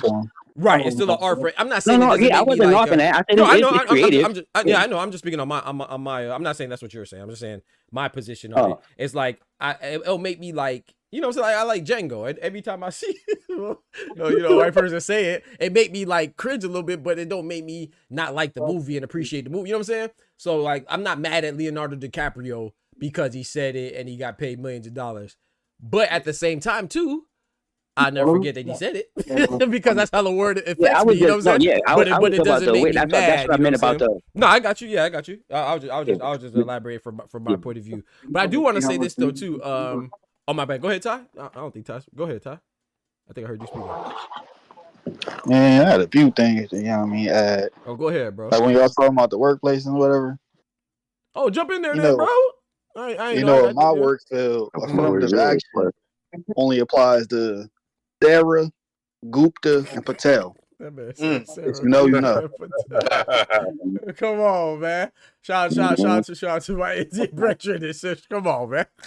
They try to relegate black folks and Filipinos and Latinos to what? Being CNAs and sometimes nurses. No, you're right. Yeah. They ain't trying to put no doctoring on you. You're right. That's facts. Hey, that's our high moment right there. You get him. Yeah. Oh, Jiminy Cricket green suit wearing hat up. Get him. Oh, disco doing the mic. That's so funny, man. But no, but you're right. I mean, and similarly in the medical field, like I was saying with the engineering field, and there's discrimination like that too. And the sad part is, shout out to since we having an open conversation, man. I mean, I just try to emphasize good people and bad people because I had a professor, man. He's a Nigerian dude, bro. The man, I remember, and it's shame on me. I'm the more I cheated, okay. But so me and my boy. Well, I didn't really cheat though. No, I wasn't really cheating. It's just that now I was cheating. But me and my boy, we studied together. It's my boy named Kenji. He's an Asian and white dude, right? I remember we studied this particular problem. So to the point where I had it on the back of my calculator. That's why I said I cheated. Because he took this one, he might have switched up like a number or something like that. But it was basically the same situation. And this is one that confused both of us. So me and him, we both had it on our calculator, right? We weren't sitting by each other or nothing like that, but we had it both on our calculator. We had the same exact answer because we studied together and all this stuff. It was most engineering questions, they don't really care about the answer per se, like the final quantity, but they want to know your steps and your process, right? It just makes sense, right? How do you get there? How do you find this number from this number? How do you get this from, how you deduce this from this situation? So basically it was a very complicated situation, but anyway, it was like a 20-point problem. I got 2 points on it. This man got 18 points. No, I think he might have got 19, but he might have missed 1 point. So I asked Kenji, I said, bro, let me look at your paper. I said, because we got the grades, but he got like an 80 something. I got like a 50. I said, hold on. What? I said, we studied together. Hold on. So I looked at this paper and then we looked at it together. I said, bro, Kenji, look at this. Look at your paper and your let's say it was number 2. Look at your number 2. Look at my number 2. I said, bro, am I tripping or is it the same exact thing? He said, nah, that's the same exact thing. And so I asked him, I said, bro, do you mind if I show this to the professor? Because I didn't want to get his point. You know, so I didn't want to get him to lose a grade. You know what I'm saying? Because a lot of times professors, instead of just be like, okay, bet we'll pick your grade up, we're going to bring that person's grade down to match it. You know what I'm saying? So I was like, bro, I don't want to, but he was like, no, go ahead. So I said, bet. So I brought it to the professor's attention and he tried to make it seem like I was lying. So you know what I did? I brought it to Dr. Shi. Shout out to, he's a Chinese dean, man. Shout out to Dr. Shi, man. I brought it to Dr. Shi and he went and talked to him about it. The dude was still a professor, but it's like I had to go through all that. And the dean could have went on. The reason why I said shout out to him because, you know, me being a black guy and that guy being a black guy, he didn't have a reason. It wasn't like I'm a Chinese guy or something like that. He didn't have to have my back, whatever. He could have easily had the professor's back. But he was like, no, bro, this is wrong. He said, there's no way that me and this kid have the same answer and he have such a drastic difference in our points.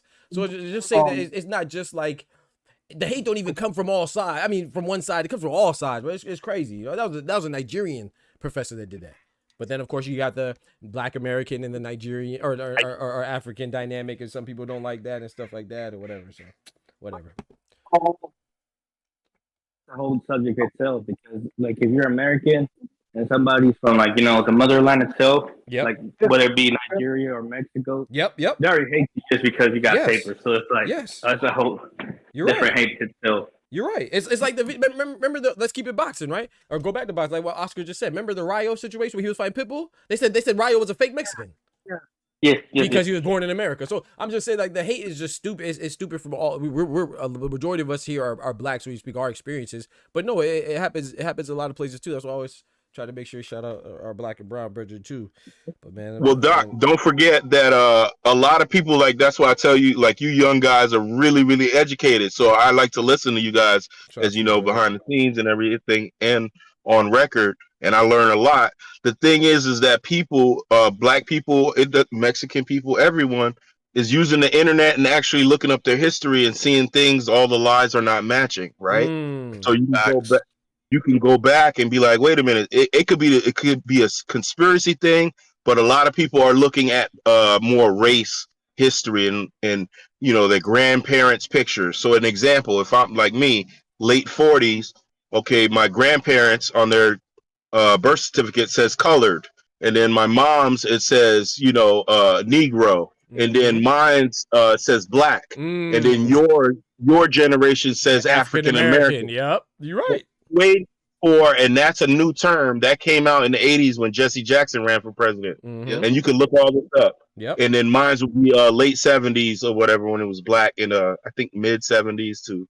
So when you start looking this up, I want to know what they're going to put next, like instead of African American, because people are noticing that there's a lot of black people from Oklahoma, a lot of black people from the Carolinas that are indigenous, but they don't want to pay out. Do you get it? You know what I'm saying? Yes, sir. I see. You don't know, so they're trying to avoid that. And if you look at the museums and everything, they've been closing them down lately. And I'm not blaming Republican or Democrat or whatever, because you could see it now. Like, you know, I'm a Trump guy or whatever, but I see all the bad stuff going on right now, right, and everything, and I see them working together. So the bad Democrats or liberals or whatever and the bad Republicans, and it's a lot of them. They're coming out now because they got to cover up the crime. Talk to them. It's just two wings of the same bird. Talk to him. You know what's the funny thing? I sure did. You know what's the funny thing about that? What's good, bro? Spiritually biased was good. Go ahead, Osher. Oh no, I want to say something real quick. No, no. I was in the comments. Go ahead. I'm done. Oh. But I say, damn, I just lost my thought. I just lost my thought. Okay. I just seen the. No. I was going to show this real quick with Thomas. Real quick. This is a clip that Thomas was talking about with Delroy Lindo. Hopefully, I don't get banned or copyright. Oh no. For educational purposes only. Well, the ticker. Get the ticker going. Yeah. He said, so how come we can say it in UK? He said, well, so say it. He said, so say it. Classic. And he looked at him crazy after that. He did, bro. So, like, the history in Arizona, or not just Arizona, obviously Texas, New Mexico, obviously, people don't even understand it. So they, like, you know, they're surprised that I know the history. So I'll go through just basic. Okay, 1850, President Polk, fake war down in El Paso area, blah, blah, blah. Started taking the land because this is all Mexico. It goes all the way up to Washington and all of that from, you know, in California. Yep. Yeah, so I'm like, hey, when people say, hey, go back to Mexico, I'm like, actually, if you do the history, this is all Mexico land. It explains how they got Texas. Come on now. And then they figured to keep going. Yep. And when they got California, that's why the slavery situation didn't make it this far to the Southwest and the West Coast. Talk to him. So I'm gonna throw a little gem on top of that. Shoot. Yeah. The first Mexican president or rebellious leader, let's say, that was actually skin color was black, used to let slaves in who ran away and protect the getaway. Yeah, as a getaway. Talk to him. Yep. So you learning, man. We learning right here, man. Shout out to Dub, shout out to Kendra, shout out to Oscar, shout out to Thomas, Oster, Ty. Yeah, real quick. Was in here before. I don't mind when he's talking about closing the museums and all that. And I had a conversation. Me and my man we was conversing about this, like when he first talked about it. And I told him, and I said, I got no problem with that because all our history is written on the wall anyway. Facts. So, well, do you know about the Tulsa massacre? Huh? The Tulsa massacre? Oh yeah, Tulsa Massacre. Yeah. I'm familiar with Tulsa Massacre. Yeah. Mm-hmm. That's the thing that they don't teach now over here. No, absolutely. Oh, they don't even teach it in Oklahoma. Yeah, that's crazy. Nasty work. That is crazy. Yeah, they definitely don't want to teach that. That was nasty, man. They're working on closing it down, and I was like, man, that's part of history. Yeah. You can't have all the goods without bad, bro. Yep. Mm-hmm. Yep. Well, they also tell you that Columbus brought a Moor who spoke Hebrew to speak with the natives. Yeah, if you let them tell it. Yep. That's the whole. It's the whole point. Is no. That's why I tell people to the day. There's no point. People had agenda since the beginning of time. Yep. His story.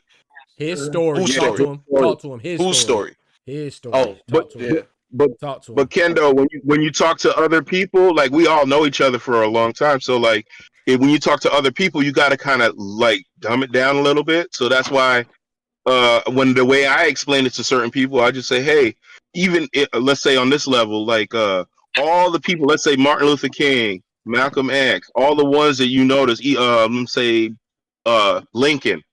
You notice all the ones, those guys that what happens, right? Pow pow. You always notice that they're gone, and their right hand man who kind of sold them out is still alive, like the Jesse Jacksons and those guys. And they be right there, right next to him. You understand? NPC. Don't do that to Farrakhan. Don't do that to Farrakhan. Please don't do that to Farrakhan. Bang. Yeah. Well, you know what's up. You know what? I hear you. But I don't want to dumb it down. Whenever I hear somebody say some dumb shit like reverse racism, I'm like, yeah, but yeah, facts. I got to work on my patience. That's patience, though. We got to work on our patience. I'm the same way. Got to work on your patience. You can't dumb it down. You know why you can't dumb it down? Because if you dumb it down, then you fall into the victim of the agenda.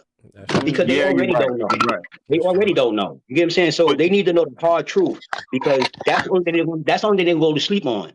When you trying to get on their level, that's the reason why they on the level and you on your level. That's the whole reason. That's the whole purpose. Yeah, but sometimes you gotta work it in slowly so they don't run away. Sometimes you be too much. Yeah, we gonna pause that. That's crazy. Yeah, that's great. We gonna pause that. Yeah, I got my bad. No,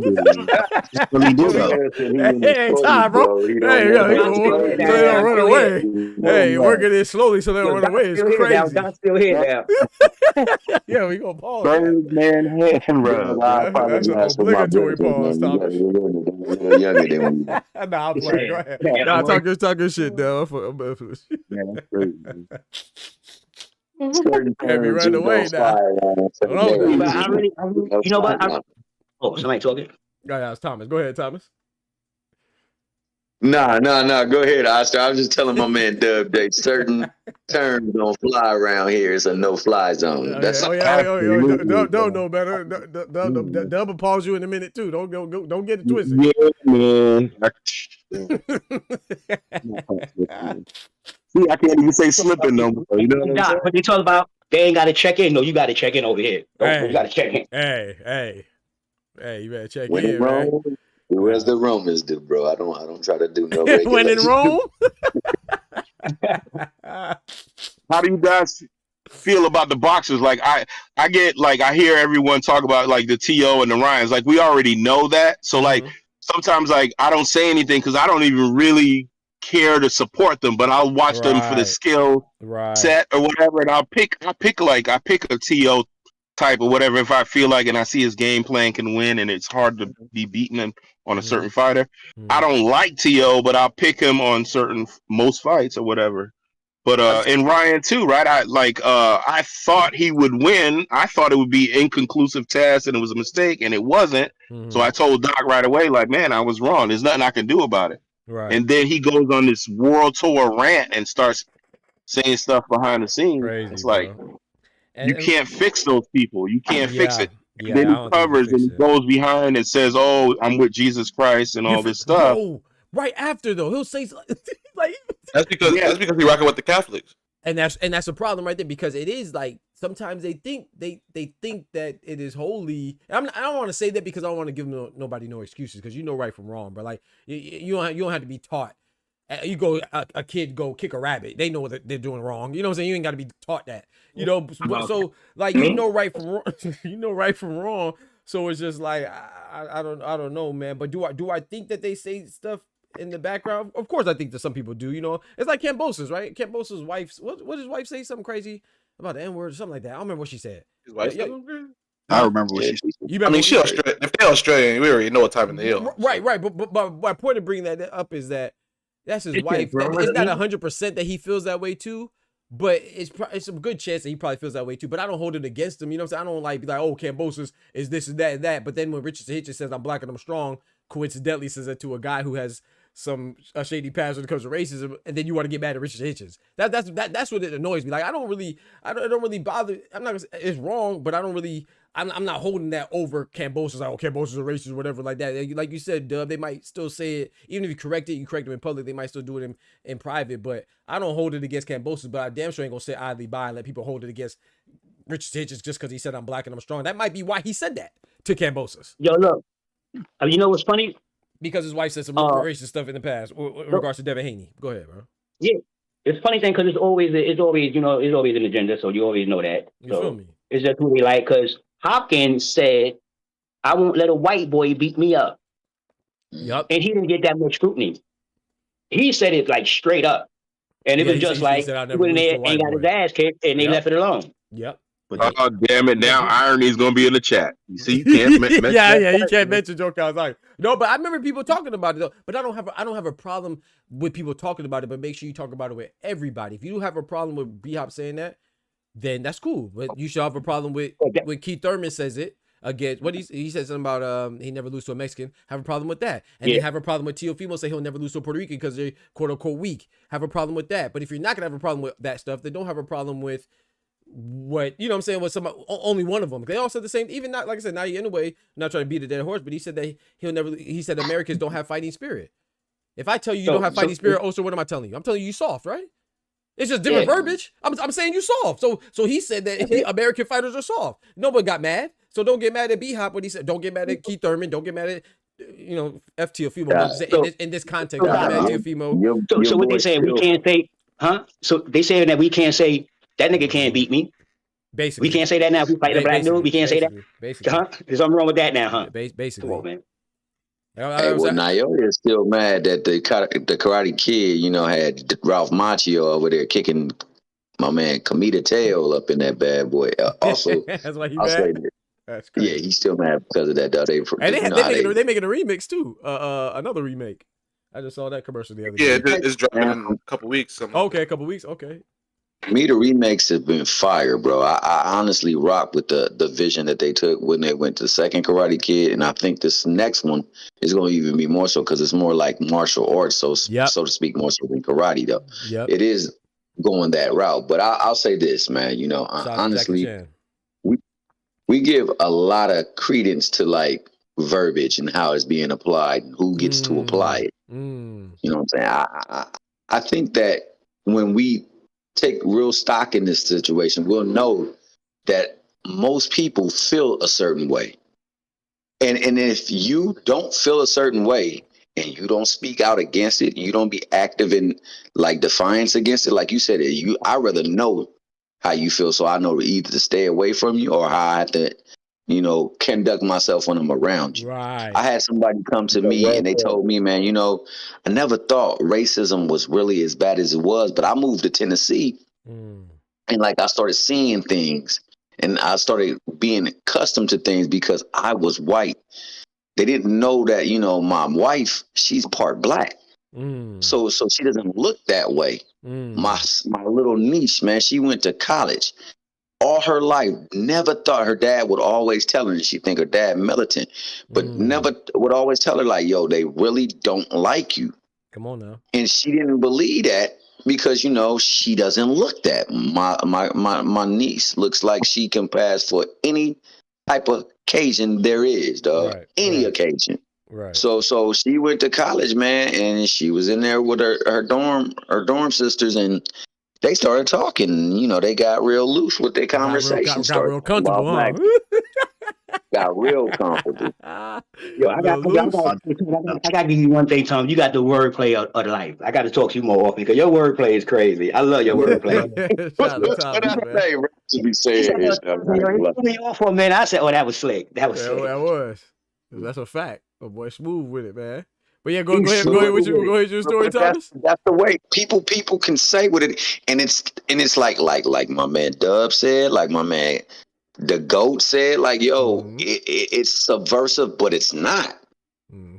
Like, it's implicit. That's why, It's not. That's why Oscar don't dumb it down, because you have to you got to give him the medicine straight away. You know, you can't can't play around.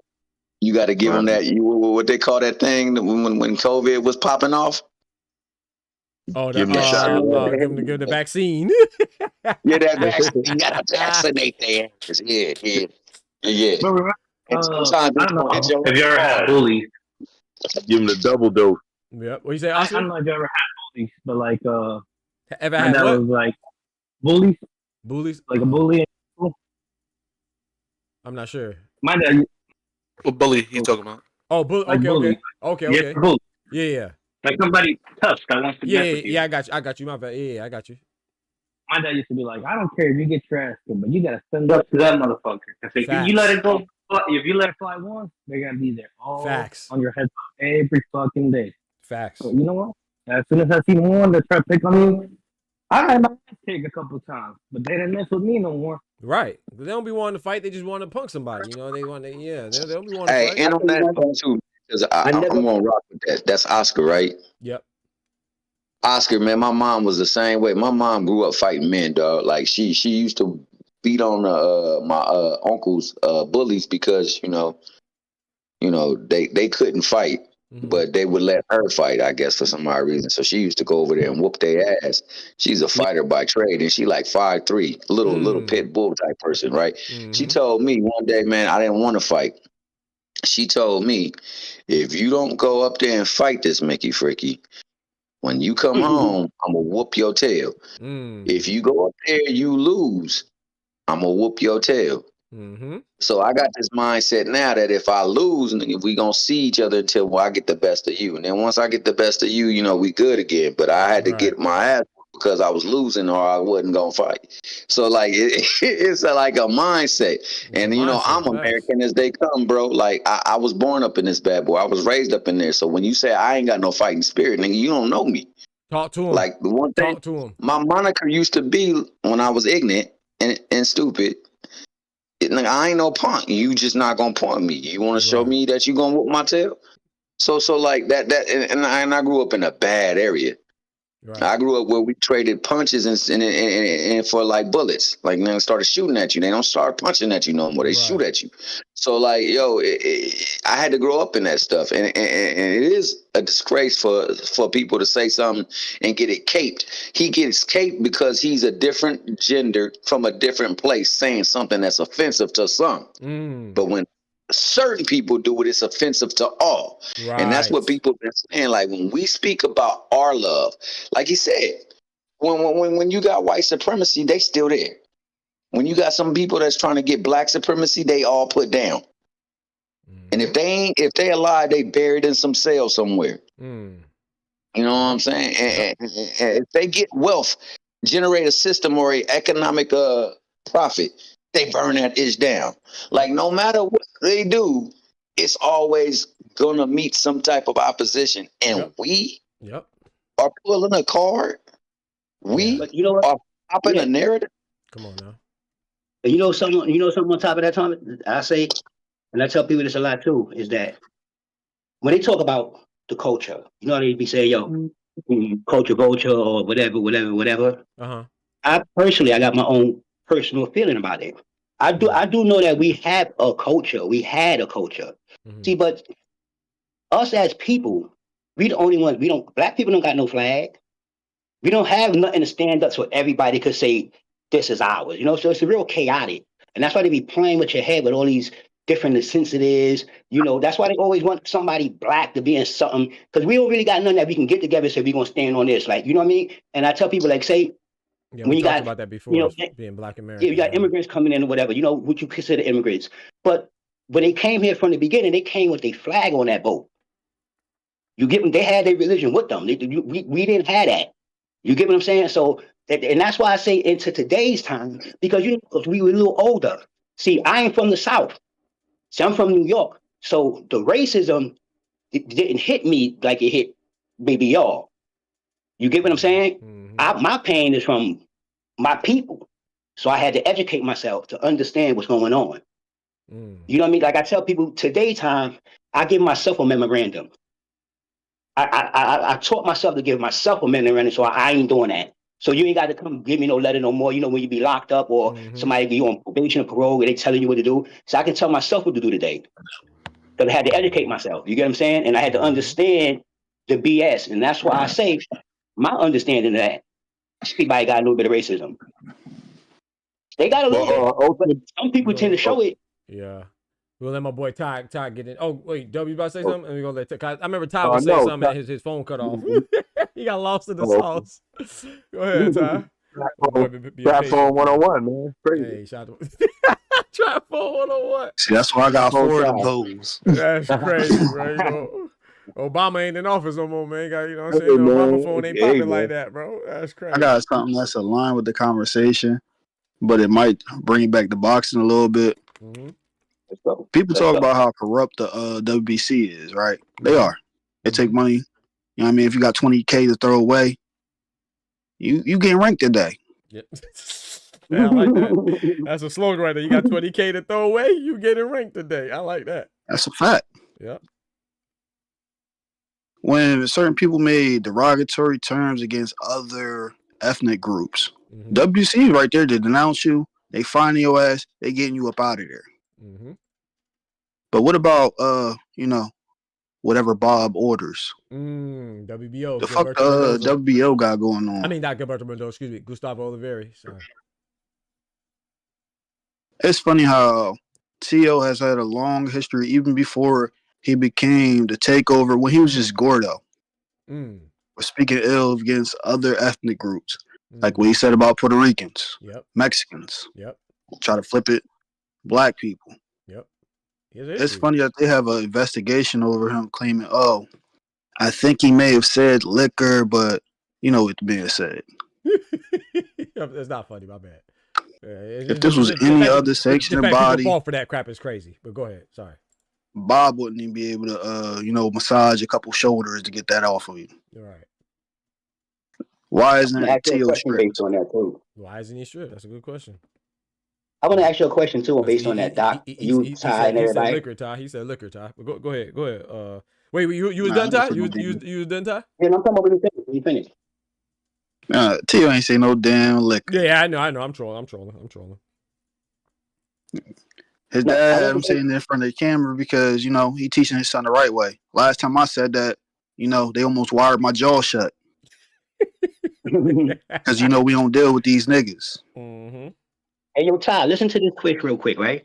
Do you think, I mean, just Doc, right? Tell me, everybody in the chat, because I think I asked me and Oscar, I think I was talking about it. Do you think it's plausible, right, that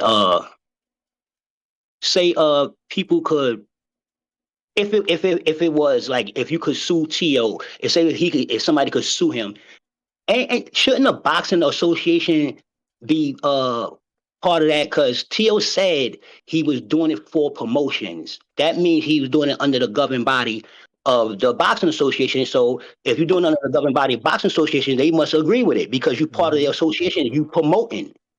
So if you say something racial in promotion, and then you say, because I ain't never heard nobody else say I was promoting if they got caught in this kind of thing. But you said I'm doing it for promotion, promoting the fight, and you under this umbrella. Shouldn't they be accountable for that? They should be. I think that's what Ty was kind of getting at, you know, like, and he. So with I'm about to answer, and correct me if I'm wrong. I think that, and I agree with him. I think that, you know, with the WBC in regards to Ryan Garcia, when he said that crazy stuff about F Muslims, F blacks, and F whoever, then they what did they do again? They stripped him of like out of the rankings and did something. They struck him from the rankings. They denounced him. They denounced it. Yep. If he had a belt, he'd have been stripped. They did the same thing to AB. Right. Same thing to AB. Right. Yeah. If he had a belt, it's crazy. Yeah. Exactly. If this big if. But no. But that's what he's saying with WBO. He's saying that President Gustavo Oliveri with the WBO has not done anything, and he's wondering why. You know. I think that's a good question. Do I think that they should be held accountable though? I don't held accountable to do something. I think, in my opinion. to answer your question, also, I think they should be held accountable to do something to uphold their standard. I don't think that they should be like fined or something. Because at the end of the day, you can't. Nobody can control another person. You know what I'm saying? You can't control another person. That's why. Control them, right? Yeah. So when he said I did it for promotions, that's different. Right. But he didn't say I'm doing it for the you know what I'm saying, by the instruction. I was instructed by the promoter. You know what I'm saying? Like he just no, but you ain't got to be instructed. You put him in there. That's like putting somebody in your crime. You ain't got to be instructed. Right. You just that's what I'm saying. They should be held accountable to do something about it. Yeah, that's what I mean. But I don't think that they should be punished themselves. It's like with Ja Morant, right? The NBA, he doing all the guns, he doing all the finger guns and stuff. It's like, okay, bet we told you to chill.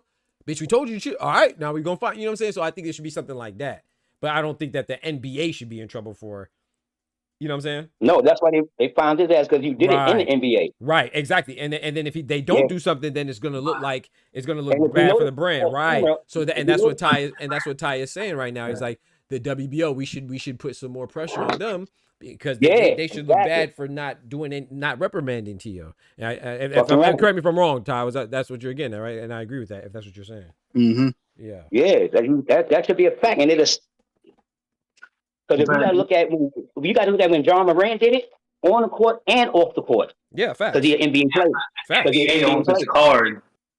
The WBO. Yeah, the NBA owns his card, like his, like whatever you want to call it. Likeness, yeah. But with John Morant, everything was fine and dandy. The hand signs, doing stuff on your Instagram, all that. Everything was fine until him and his entourage pointed them laser sights at the away team's bus. That's what got him cooked. Yep. And this thing, I don't know how y'all feel, and you might feel differently than me. But see, when it comes to that stuff, in my personal opinion, too rich, Mr. I respect the belt. What's good, bro? Yeah, there's a link. I'll drop it right now. You got to join the Discord. It's not like StreamYard though. I don't use StreamYard. But y'all might feel differently than this. Let me know, Kendrick and everybody. But I don't really have a problem.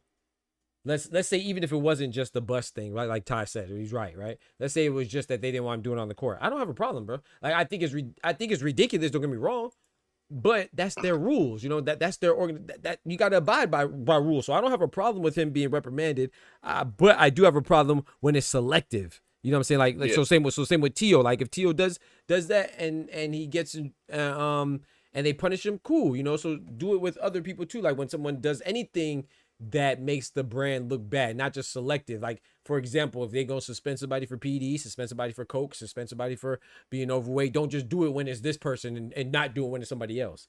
As long as you're consistency, I guess is what I'm saying. I just want consistency. That's all. You know what I'm saying? So, but I really don't have a problem with, I don't really have a problem how people enforce their rules. And if that's the rules and it's established and it's known, then you gotta abide by it, bro. I mean, I ain't never got hurt by no finger gun, but at the same time, if they telling you not to do it, brother, then at some point you look stupid now, because now I was like, bro, you just don't do it. Yeah. Shit, the NFL is quick to do that. I was about to say, not keep that same energy for somebody like Kaepernick, right? I agree. Yep. Yes. Right. Yes. But you see, I don't watch NFL anymore. It was constitutionally protected, the same way what John Moran did was constitutionally protected. But you sign those rights away when you sign to one of these, for lack of a better analogy, slavery organizations, because they have complete control over your likeness, over your lifestyle, over everything, because you signed to their code of conduct. That's a fact.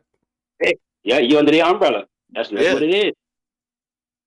Maybe boxing needs a code of conduct. Maybe that's the problem. He can't wipe the nose no more. What you say, Ty? They told CD Lamb he can't do the nose wipe no more after the YSL trial. Come on now. And but like Kendrick just said though, who would enforce that? Who would implement that? It would Big Turk. Nah, let me stop. Facts.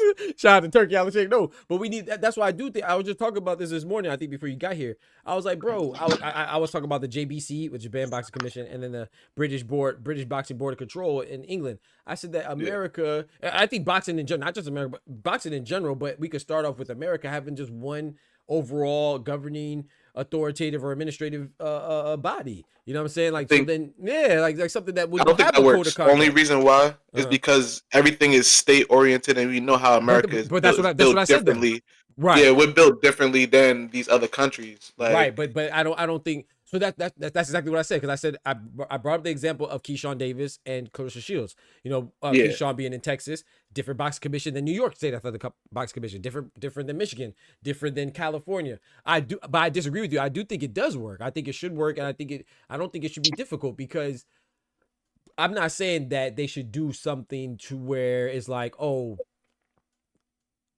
like what is so hard? I guess my question would be, what is so hard about making a universal banned substance list? Because the laws is different in each state. No, but that's different. See, but we're talking about private entities now, like you said with NBA, right? So so Clarissa Shields, right? It's recreational allowable to smoke in Michigan. Is it? Am I right or wrong, Ty? Right. Okay, you know that too, right? Right. So it's legal, but as a boxer, she was still almost reprimanded for having the weed in her system. You see, I'm not saying make it illegal, but I'm saying in order to compete, what's wrong with that? You see what I'm saying? Like, if it's all under the like you said with the air guns ain't illegal nowhere, but it's just you make the NBA look bad regardless of the gun laws in that state, in Tennessee or Texas or wherever you play. You see what I'm saying? I don't see why that's hard.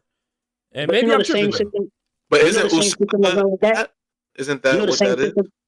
Oh, is that Kendrick? Hold on. So what was that, Kendrick? Not bad. Isn't USADA supposed to be that? Like that sort of universal ban for US? Well, that's just the drug administration, though. You know what I'm saying? No, that's what WADA is. WADA. USADA is the word. Yeah, WADA. Okay. WADA. My bad. WADA. Right. So, but it's not. But the commission still have, like, for example, in Texas, the reason why Keyshawn Davis was a no contest with Nahir Albright is because he had marijuana in his system.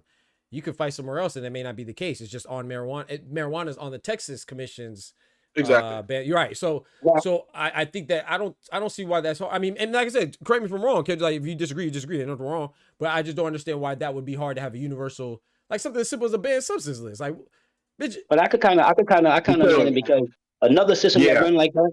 Another system that run like that is the state system for marijuana. Just regular use. Just regular use. Like some people that's on probation or parole, but they in that state. So it's a kind of like, if it's legal in the state, can I smoke? But I can't smoke because I'm on probation. But see, or I'm on parole. Which is what Kendrick said. But that's still different though, also, because it goes back to my point of Clarissa fought in Michigan. And because as a fighter, under those rules on the Michigan Boxing Commission, not the Michigan state laws, but the Michigan Boxing Commission, you cannot have marijuana in your system and compete. So even though it's recreationally allowed in the state of Michigan, it has nothing to do with has nothing to do with you being. It's like if you work, like let's say I've done a project with Lockheed Martin. It don't matter if I'm working in Lockheed Martin in Florida, in Texas, or the location in Cali. If I'm in Lockheed Martin employee, bitch, I gotta abide by these standards. It don't matter what the particular state I'm in is. It matters, like you said, with the code of conduct for that company. It's like a separate thing. You see what I'm saying? So I don't see why it would be. Go ahead. Doc, it's a checks and balances thing. I know it's ideology. I know you're a very technical guy. It's just a lot to it, because we don't we don't drink, we don't smoke weed or whatever. We don't really understand it, but it has to be Clarissa's. She's the she has to understand these things because it's her body and her. She needed to know this. So at the end of the day, they do give you a chance. A lot of countries you can't do state to state, right? So someone Ostermex mentioned Texas. They, if you fail a test in Texas or New York, they do, even though there's checks and balances between Michigan and all the places, they do know that Vegas has been doing this first. So if Vegas says no to something, you can travel around. They're going to follow Vegas, even though there's checks and balances. And it's very technical as you go, and we don't know the ins and outs of it. I mean, you know a lot. But that's the reason why. So they gave her plenty of chances to know in advance, hey, don't do this, don't do that. Well, okay. So she should have known. But let me clear that up too, and I'm gonna let you go, Ty. My bad. She was not. It ended up being an invalid test. So she did not get, yeah, my bad. Let me make sure I tell the host. I just assumed that everybody knew. My bad. So it wasn't just her. It was multiple fighters, but it wasn't because of anything. She got cleared because it was improper protocol for the test. It was administered via a swab, and then she wasn't the only fighter that was on it, and it was because of it was like 4 or 5 other boxers that didn't make the news or headlines because of course they're not Clarissa Shields. She's the headline. Now did they get someone from another state to like oversee it and double check? Sometimes they'll have she did it. Yeah, they did have to. They did a urine analysis. But go ahead, Ty. So it was an improper testing, and she proved that she was clean. that she didn't have marijuana. It was just because the building, like I said, back to the state thing, they allow weed smoke recreationally, so people are gonna be in the building. You know what I'm saying? She over there tonguing down Papoose. You know, he probably fired up a joint, you know, before, and so did people in the arena, you know. So whether it's male, female, black, white, Hispanic, Asian, whatever, a lot of people are smoking in there. So everybody would have got a contact high, but it doesn't mean that she was purposefully indulged in that activity, and she proved that she didn't, you know. So shout out to her. But there was multiple people. She's the only one that got the headline, and she was the only one that they tried to invalidate her win because she's Clarissa Shields, which was crazy. But go ahead, Ty. Sorry, I had to add that background. I was gonna say it's a big difference between the Clarissa situation, and it was just the Nick Keyshawn Davis. Yeah, facts. Yeah, Keyshawn. One person was actually smoking. Yeah, facts. Throughout camp and went into a fight. Yeah, where the other person in Clarissa's situation, none of the fighters actually smoked. Nope.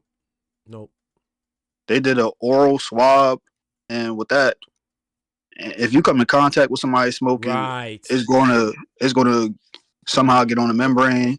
Right. They'll have a reading off of that. Right. But when you in Michigan and in the venue, you have half of your crowd smoking in there. Everybody gonna have secondhand smoke. Yep. And to add to that too, you know how they were trying to say with Ryan Garcia it was an inconsequential, insignificant amount. This literally was an inconsequential amount that was detected. They couldn't even bring a value to it when they. So you mean she didn't cop a plea right away like Ryan? Nope. She went and proved it, just like Canelo, just like Alicia Baumgartner. You know what I'm saying? They went and proved it, and yeah. So and it's so crazy too, because like to piggyback off what Ty said, it's like, why would you even think that would be okay or sufficient enough when, if you do a background test, I don't know if any of you all have done so for employment or whatever, they literally ask you too. They say, have you ever, not only do they ask you if you smoked, they say, have you been around people that smoked? Have you been to a party with people that smoke? Because like, it's ironic. Right. It gets on you, or it gets in your hair, or it gets in your, so you got to take a more stringent test, I guess. Go ahead, Ty, what'd you say? Who brought up Ryan Garcia? I probably just did. My bad. All right. What's ironic in that, in the comparison to Clarissa and Ryan Garcia, what does New York and Michigan have in common? I'm not sure. Northeast. I don't know. Recreational use of marijuana. Yep. Good point. Yep. Recreational. Now, what do both of those athletic commissions have in common? They both allow it. And I mean, don't allow. Sorry, don't allow it. Don't allow it. They don't. Yeah, I meant to say don't allow it. Yeah. Now, who is on the record saying he's an avid smoker? Rolling on that. Who's out here? Who's out here saying? Matter of fact, who's on camera blowing that shit down? That handy pack. Before and after the fight. Blessed and highly favored, ain't it? Yeah, out here making records with 2 Chainz and shit. Smoking in the video. But then they want to try to case up Clarissa. Come on, dog.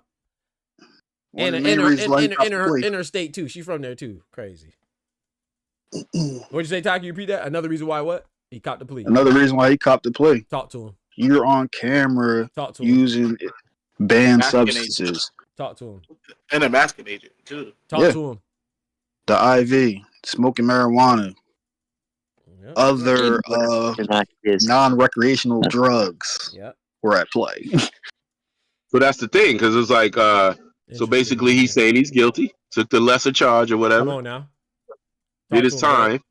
And that's why I don't argue it. I'm like, man, because my thing was Doc remembers, Ty remembers, inconclusive. And I was like, okay, because you're supposed to be innocent until proven guilty. Yes, sir. But if you copy, and remember the State Athletic Commission lady actually got busted and had to resign because she lived in Canada. She got caught. Yep. So he had all the scenario, if he was an honest guy and it was up front, he had it laid out to get the whole thing dropped at least. And cop the plea. Still cop the plea. Even with the head of the New York State Athletic Commission resigning. That's crazy. That's perfect. Like you said, perfect opportunity. All the commotion, discombobulation because of that. You could blame it on her doing something nefarious or something suspicious. And she was the second one. They didn't even have a head commissioner at the time.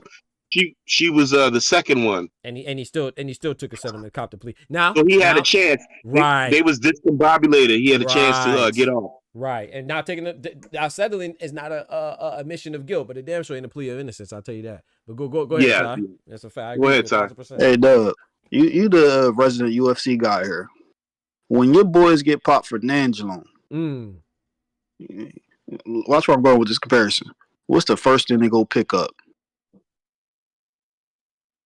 Yeah, something to suppress it, right? Basically. If they ain't cycle it right, they quit to go pick up that blunt. The blunt or any other estrogen blockers. Yeah. That's what your boy Ryan did. Yeah, that's a good point, Ty. I didn't even think about that part. Yeah, it blocks it. Yeah. It definitely could be used as a masking agent. That's a fact. Because the Nangelo that was in the system came up inconclusive. Yes, it did. We know why. Yes, it did. Sure did. Because that was for the A sample, and then when the B sample just picked up the ostrine conclusively. Yep. Excuse me. Yep. And then they agreed basically to just take that one and say it's that, do the 1 year, and then the case is closed. It's kind of a dead deal. That's what happened. And what's crazy, Ryan ran around on the internet on all these stations and acted like he was innocent. That was what made it worse. He went and took all that money. He was going on all kind of platforms and talking about how he won and everything. He did it all in like 3 days. And they was celebrating it, and it made it worse. And then he kind of screwed everybody over. Yep. For the GNC boys, can you get this in a powder or something you could take orally? Get that powder. I don't know nothing about that. That's all my jurisdiction. That Nandrolone and the Osterine. Can you get that orally? Pause. How can you get that new juice? Hey, yo, man said pause. Bro. Come on, man. Can you get that in a powder form or something you could put in the in the liquid or sprinkle in your food? No. It has to be injected, right? Yes. You saying Ryan was taking booty juice? Hey, can you unintentionally take something that has to be injected? What do you mean by that? Yeah, what kind of juice? What kind of juice? You taking booty juice? What? Come on, something man. like that. Come on, man. Just putting in between his toes. Like a junkie. Like a meth head? That's crazy work. Hey, too rich, Mr. Respect, bro. They wildin', man. Not the booty juice, man. Not between the cheeks and the toes like a junkie.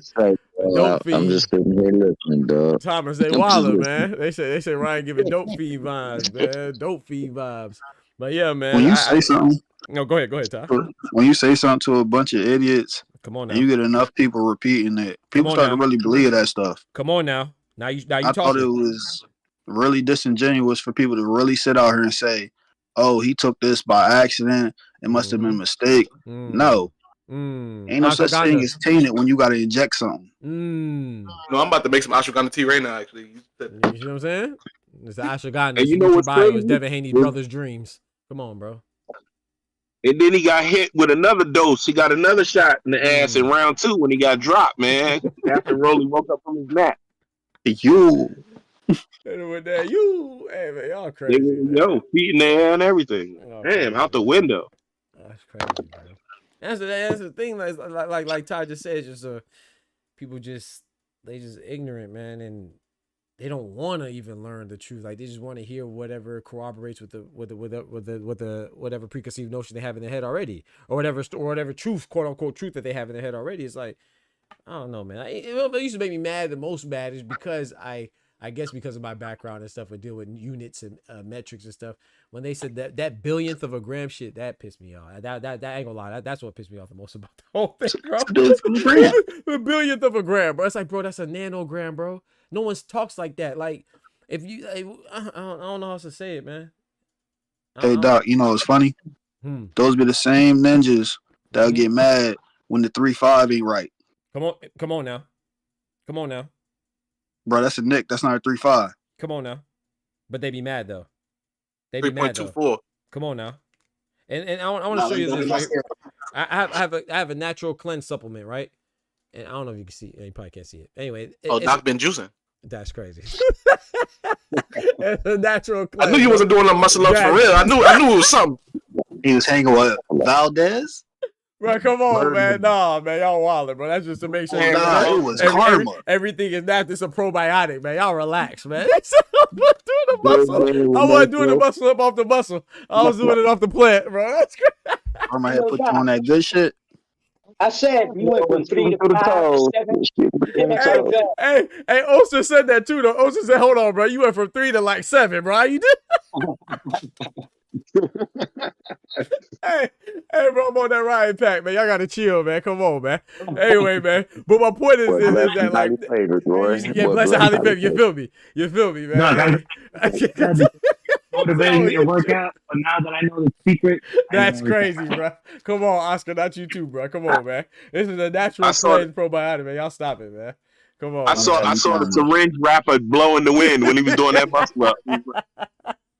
Hey, I got to get right, man. You feel me? Anything's necessary. Come on, man. Y'all seen him one day? He did 1, 2, got a little struggle on the 3. I came back, seen the next video. Motherfuckers on 5, 6. I'm like, okay, Doc, you get it together. Okay, Doc. Nah, you got the technique right. I had to wait. Yeah, you feel? Yeah, the technique, quote unquote technique. I had to wait for that. I had to wait for that thing to cycle. You know what I'm talking about? You had to let it kick in. I had to kick in. Yeah, I had to wait for it to kick in, bro. I had to kick in, man. It ain't kick into that third set. You feel me? But what I was saying was that you see, it says milligram. Clicking like a Clydesdale when it did. Appreciate it, brother. Thank you, bro. But a milligram, I know it's kind of blurry. But anyway, my point is saying that a nanogram and milligram, these are just units that they use to measure these substances. So, for example, when someone tells you to take 500 milligrams of Tylenol, they're not telling you, they're not going to say 500 thousandths of a gram. So when they would never say billionths of a gram. They just say nanograms. So that should be a clear indicator that they're just trying to manipulate what you have in your head as far as your capacity to conceptualize what a nanogram is. A billionth of a gram sounds small. Of course, it sounds small to us all. But when you realize that nanograms is that's a standard unit of measurement when it comes to these PED and these banned substance, then you know that that's not foreign for them to quantify it like that. Nor is it foreign for somebody to tell you milligrams. It'll actually be foreign if they tell you thousands of a gram. That means they probably have something up their sleeve or they're trying to prove a point. So the billionth of a gram came from Ryan's lawyers, scientists, and people that measure all these things, and people that are regulating these things and testing for these things. They don't talk like that. Oh, he had 9 billionths of a gram in this. No, bro, they say nanograms, bro. See, the problem, Doc, is you talking to people who failed chemistry and biology, or they just didn't show up, so they wouldn't even understand. You're right. All I know is Perk 30, 1200 cc's of Adderall, Molly Percocet, and 600 of the Tylenol. You feel me? So like, bro. You know those documentaries where they'd be like, it increased 500,000%. Yes. Compared to last year. Like, bro, that's just propaganda. They're just trying to make this shit interesting. Talk to him, Oscar. It was 5,000%. Propaganda. You were way off last year. That's all it is. You were a dumbass last year. Now you figure it out. Right. That's it, bro. I bet you on the report it ain't say a billion for a gram. Of course not. It said nanogram. And you know, I know my bad to sound like a broken record, but let's look at Amir Khan, where they actually care about boxing in England. You know, shout out to English brethren and Mexican brethren. I think that they have the best fan bases in boxing, England and Mexico. But when they banned Amir Khan for the same Ostarine that Ryan Garcia had, Amir Khan, look it up, is documented he had between 0.3 and 0.5. 0.3 and 0.5 nanograms per milliliter of Ostarine in his system. Ryan Garcia had 6 nanograms per Ostarine, nanograms per milliliter of Ostarine in his system, right? That is 20 times less. Amir Khan had 20 times less the amount that Ryan Garcia had, and he got 2 years for it. So when you say that, oh, this didn't have that much, he didn't have that much inside of him, as far as Ostarine, it's like, well, go look at the other people who tested positive as well, like Amir Khan. He had 20 times the amount that Amir Khan had in his system, and Amir Khan got 2 years. He got so long that he retired. He said, "Freak this! I'm not waiting out for this 2-year ban. I'm just gonna retire." You know what I'm saying? So when you say it's a small amount, just know that he had 20 times the amount that Amir Khan had in his system. That's just fact. You know, it's funny to me. Look it up. They try to switch up the conversion and make it seem like something else. Right. Instead of what the actual report was. Right. Anytime you see ML, oh, that man using some type of liquid. Talk to him. So what you had to do? You had to shoot that thing That's up. not something he ingested. Come on now. You're shooting that thing up. Out here looking like a dope fiend. On that heroin. I just picture them with the I know you guys are medical field and some of you guys. I just picture that that flick of the finger with the needle. That's how I look. Yep, you picture that like either you a dope fiend or you about to drop a Lil Wayne mixtape finna come on. When you hear that lighter, oh my God. that's what you hear that flick of that lighter. I mean, either Lil Wayne about to drop a hot People one. still crying about Floyd and the IV. He actually had documentation for that. Right. Ain't nobody talking about Ryan on camera. Come on now. Using a mobile transfusion company. Mm. Ain't no sanctioned by a commission going to pair you up with a mobile operation, especially a local one out of New York. They're going to send you to one of their facilities. That's where it's going to be done, so they can monitor and document that. You're not going to be sitting up in a hotel room with some random, phlebotomist hooking you up with the juice. Come on now. And that's the thing. Yeah, a lot of people are talking like they took phlebotomy or they're phlebotomist or toxicologist, and they're just so convincing with their speech, and they just so wrong, bro. Like I say, passion and speaking loud doesn't make you right, bro. It's crazy. Confidence will take you a long way. Facts. You ain't lying, Oscar. You right. And I tell you what, though, it sucks that like the high profile content creators that are Ryan's friends that are on camera saying they're Ryan's friends that wear a taco hat on Tuesday. They came out with a video later on and said, they came out with a video saying they need people to fight. Without the people, they can't fight. Come on now. Shut up. And you know what's so crazy about it? I don't you know, so while I don't even mind people having their opinion, but when they act like it's actual and factual, that's the part that, like, say, like, if I try my best, at least. If somebody asks me something on the channel, I try to be like, if I don't know, but hey man, I don't know, I'll tell you what I think or something like that. I don't just try to, I don't know. It's just crazy, bro. It's crazy. Let me tell you something I know, bro. I'm gonna switch it up just a little bit, man, because it was something that we said earlier in the fight. Like we mentioned Paulie. You mentioned who? And Sorry. I want Paulie. Oh, Paulie. Okay. You know that guy that got like an agenda or he got a slight against certain folk. Yep. Oh, the prejudice, man. Yeah. And it got heightened when we got to know about a side piece. Remember a side piece, Paulie and AB. So yeah. And it's just ironic that the new Paulie Malignaggi, the modern day Paulie Malignaggi had the same thing happen to him. Shout out my man Teofimo, man. He was going into a big fight, man, and unfortunately there was a party. And that's it, party. Somebody got a little naughty at the party? Somebody got a little naughty and came home with a Christmas present, man. And and ever since then, my man Tio ain't just been right with certain folk. That's all I gotta say. It's a G League player at that. That's tough. G League NBA player took your bitch. Damn. Hey man. You know how side piece Paulie was acting when he was in the ring. Sometimes they don't come back. Just remember that. They just don't come back. That's my side piece. That's my side piece. Charges to the game, my boy. Charges to the game. Charges to the game, man. Unfortunately, man. Hey. Unfortunately, man. She's for the streets, kid. For the streets. Hey, and that's what my man Papoose got to find out right about now, man. Shout out to Pat, you saw that Papoose video? Is that new? The Papoose video? Yeah, Dub. I saw it, bro. I was talking about it earlier, man. Papoose, my boy. Papoose been as a whole. Yeah. Damn, he said he wrote 90% of her music. I knew that though. That's crazy. Yeah, come on, we all knew that. Yeah. I ain't know that. I ain't know that. I was surprised. I ain't know. How you ain't know that? Because I be giving people the benefit of the doubt, man. I gotta give them the benefit of the doubt. Damn mind. Listen. Yeah, she wasn't all the way up. So now I understand why you got that. Now I understand why you got the grade you got, and my man got the grade he got, dog. That statement right there. You gotta give the benefit of the doubt, man. You gotta give the benefit of the doubt, man. You know what I'm saying? You gotta give everybody the credit, man. What chick you know?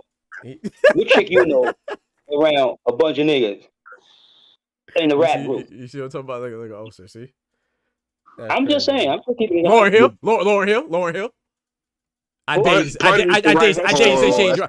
say she ain't right. I dated to say she ain't right. Yeah, there you go. Yeah, okay. I dare to say she ain't right. Okay, shout out to my boy Oster. Hey, Oster. Because what was she doing with the members? Hey, you see how long it took me to be quiet. I like Laura. Come on, Ty. I like Laura. Hey, you see how long? Yeah, but I had to pull it. I had to reach way back to get that one. Yeah. You said Laura. I had to think for a minute. You called me. You had me for a minute. I don't know what's his name? Tyler Perry song. We way down deep in there. You way feel me? down. I had to go. I still think Cardi wrote that album. That's crazy. Shit, she still got niggas beefing over her. That's messed up, man. Y'all be hating, man. Y'all let the hey, one time for the ladies, man. You know what I'm talking about?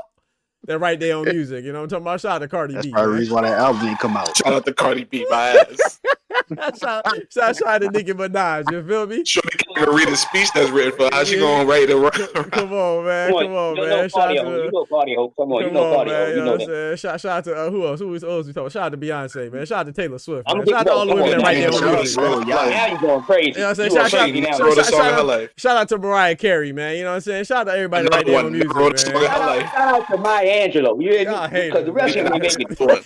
The rest of them ain't making it. You heard me? That's the real one.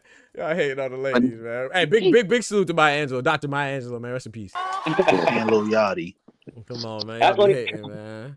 They be hating on. That's the only one I'm shouting out. What's wrong with them, Oscar? Let the queen shine, man. Anybody after the 90s? Nah, I ain't fucking with you. Damn, man. The closest one I can shout out from the 90s is MC Light. That's about the closest one. And Alicia. I can try Alicia. Yeah, I can do Alicia. What about Queen Latifah, man? She don't get no love? Yeah. Queen. I get some respect. I don't know about Queen sometimes. That's crazy. It's the writers. It's the writers. The girls that writes, those are the ones that they get the most respect. You can tell that they write for themselves. You know what I'm saying, bro? Nicki Minaj, bro. Nicki can write this too. Stop it. Cardi B, bro. What are you talking about, man? Nicki writing, bro. Come on. Y'all going crazy, man. You can't say Cardi without saying Lil Yachty. Yo, Cardi in the video. Yo, listen.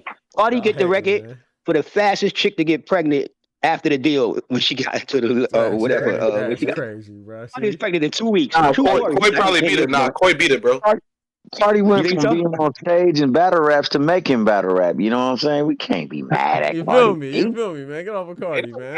Just point out the facts. Hey, Kendra, what you say about the other one though? Who'd you say? Koi. What happened? Koi Leroy she got pregnant fast as hell. Oh, really? She pregnant? I guess. Ain't she related to somebody? Yeah, big that's Benzino. Benzino daughter. Yeah, Benzino daughter. That's right. Yeah, for we sure. gonna joke the party, rock the party. She got pregnant by you see what Laura Harding did as soon as she got in there? She went in there and fucked about 10 kids quick. I'm like, damn, Laura. What the hell? Hey, who? Hey, you know the dude Laura that be Harding, doing that. she was going back to back. I'm like, that's Steve Harvey's wife's daughter. She was going back to back. She had Lil Diddy. She had Diddy. Yeah, they might grab her in this court case. Her ass is out of here now. What you said, wait, Ty, you said who? She had Lil Diddy and Diddy?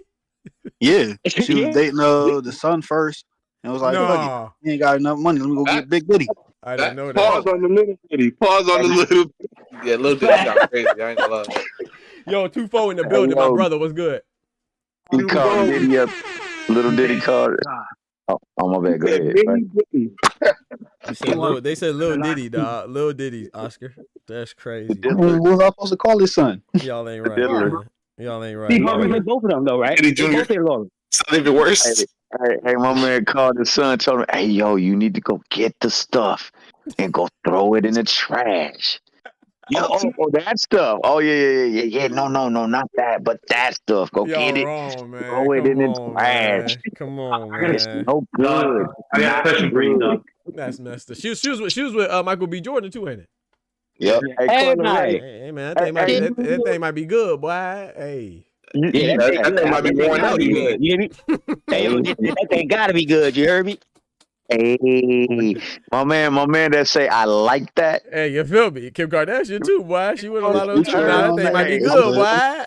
Nah, I think Kim should crash. I don't know. I like to find out though. Now the other one though, look trash on camera. the other one, the one that's older. What's the one that's older? What's the one name that's older? Oh, Man, they be lining up for I know you're seconds, talking man. about. Like, I don't remember. I know you're talking about though. The oldest one, yeah. The one that was going to little dude Rob, that little crazy white boy. Yeah, I know you're talking about. I don't. Yo, he used to shit on. Yo, that was my man. He used to shit on her. Yeah.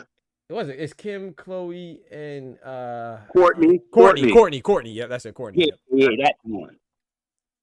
They got that John that make dudes go crazy. Hey.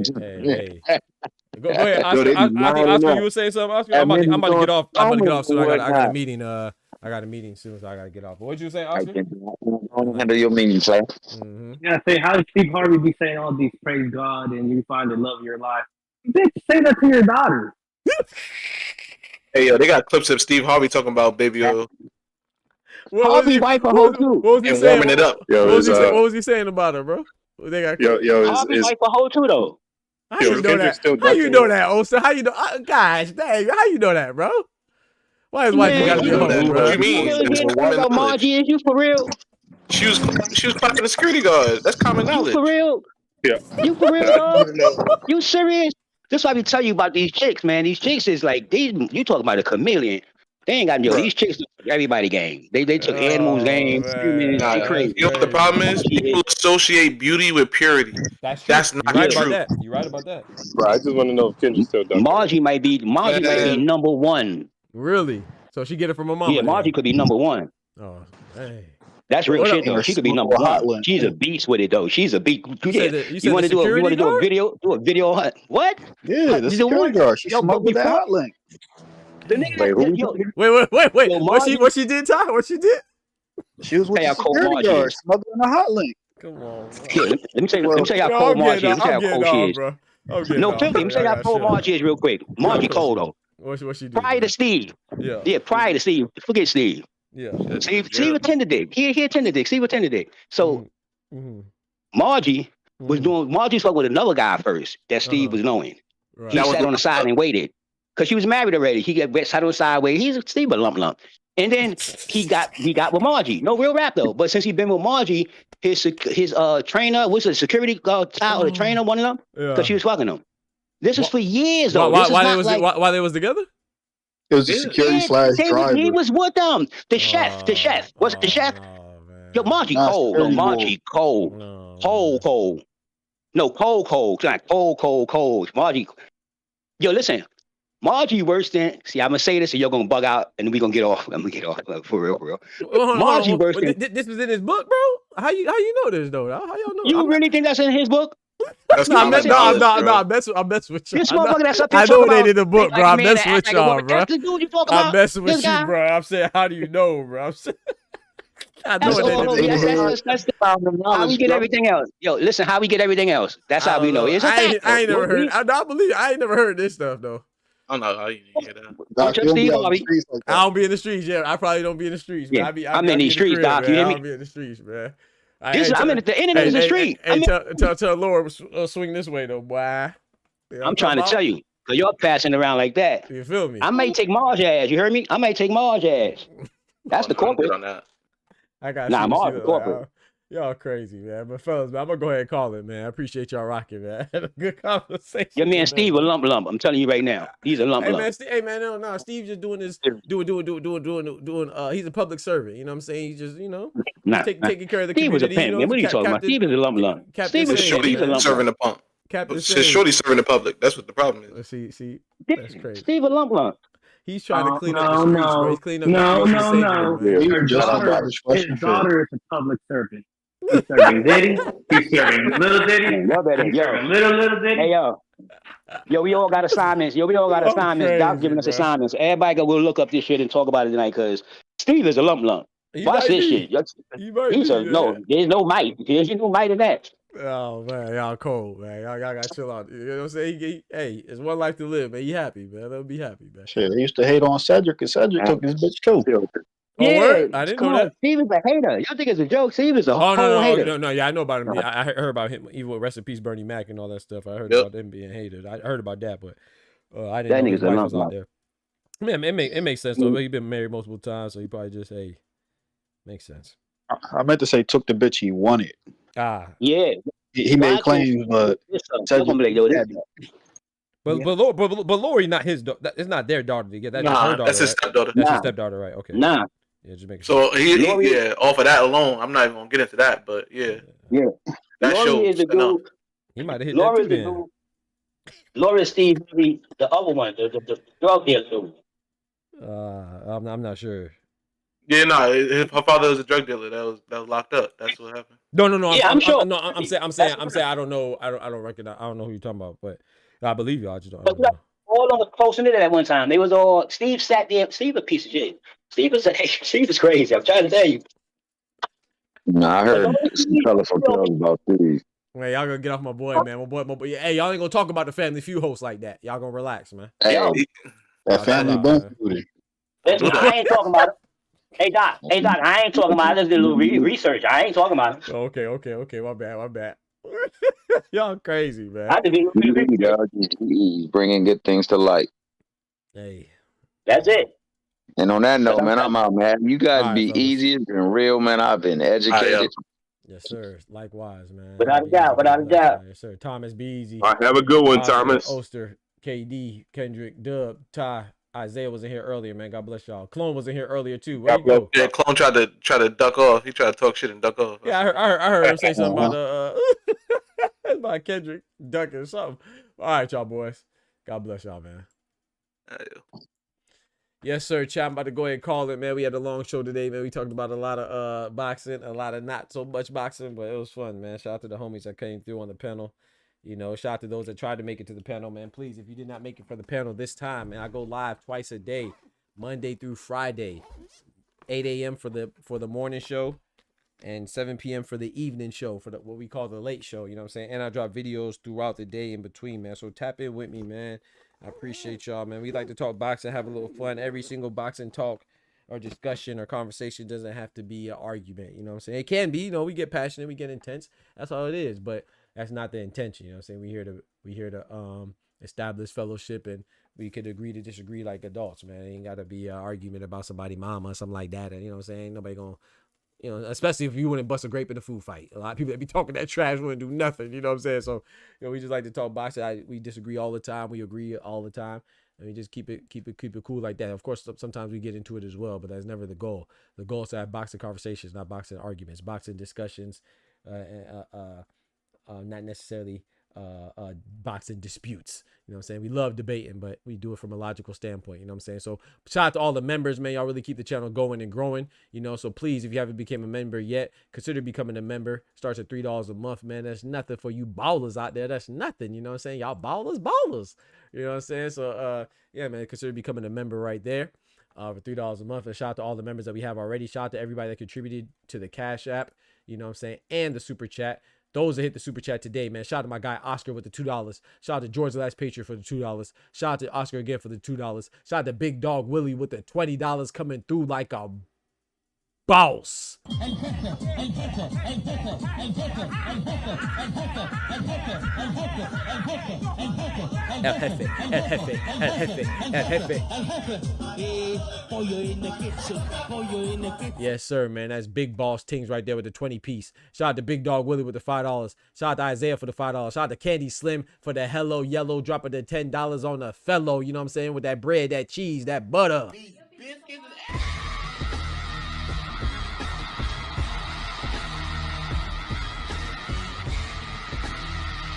Yes, sir. I appreciate it. And also, too, shout out to my guy Oster for hitting the Cash App with the $5 as well, man. Thank you so much for the Cash App contribution. Appreciate y'all rocking as always. You know what I'm saying? Don't forget to smack that like button. But most importantly, remember, with God, we can do anything. Without God, we are nothing. The doctor's out. Peace. Yes, sir, man. Y'all be easy, man. I'm out of here, man. Catch you on the late show. From the hood to college, both worlds they had to meet. 6 degrees between us, so cold we're about to freeze. But we're Florida boys, hot takes, we bring the heat. We're moving the culture, the engineers to the streets.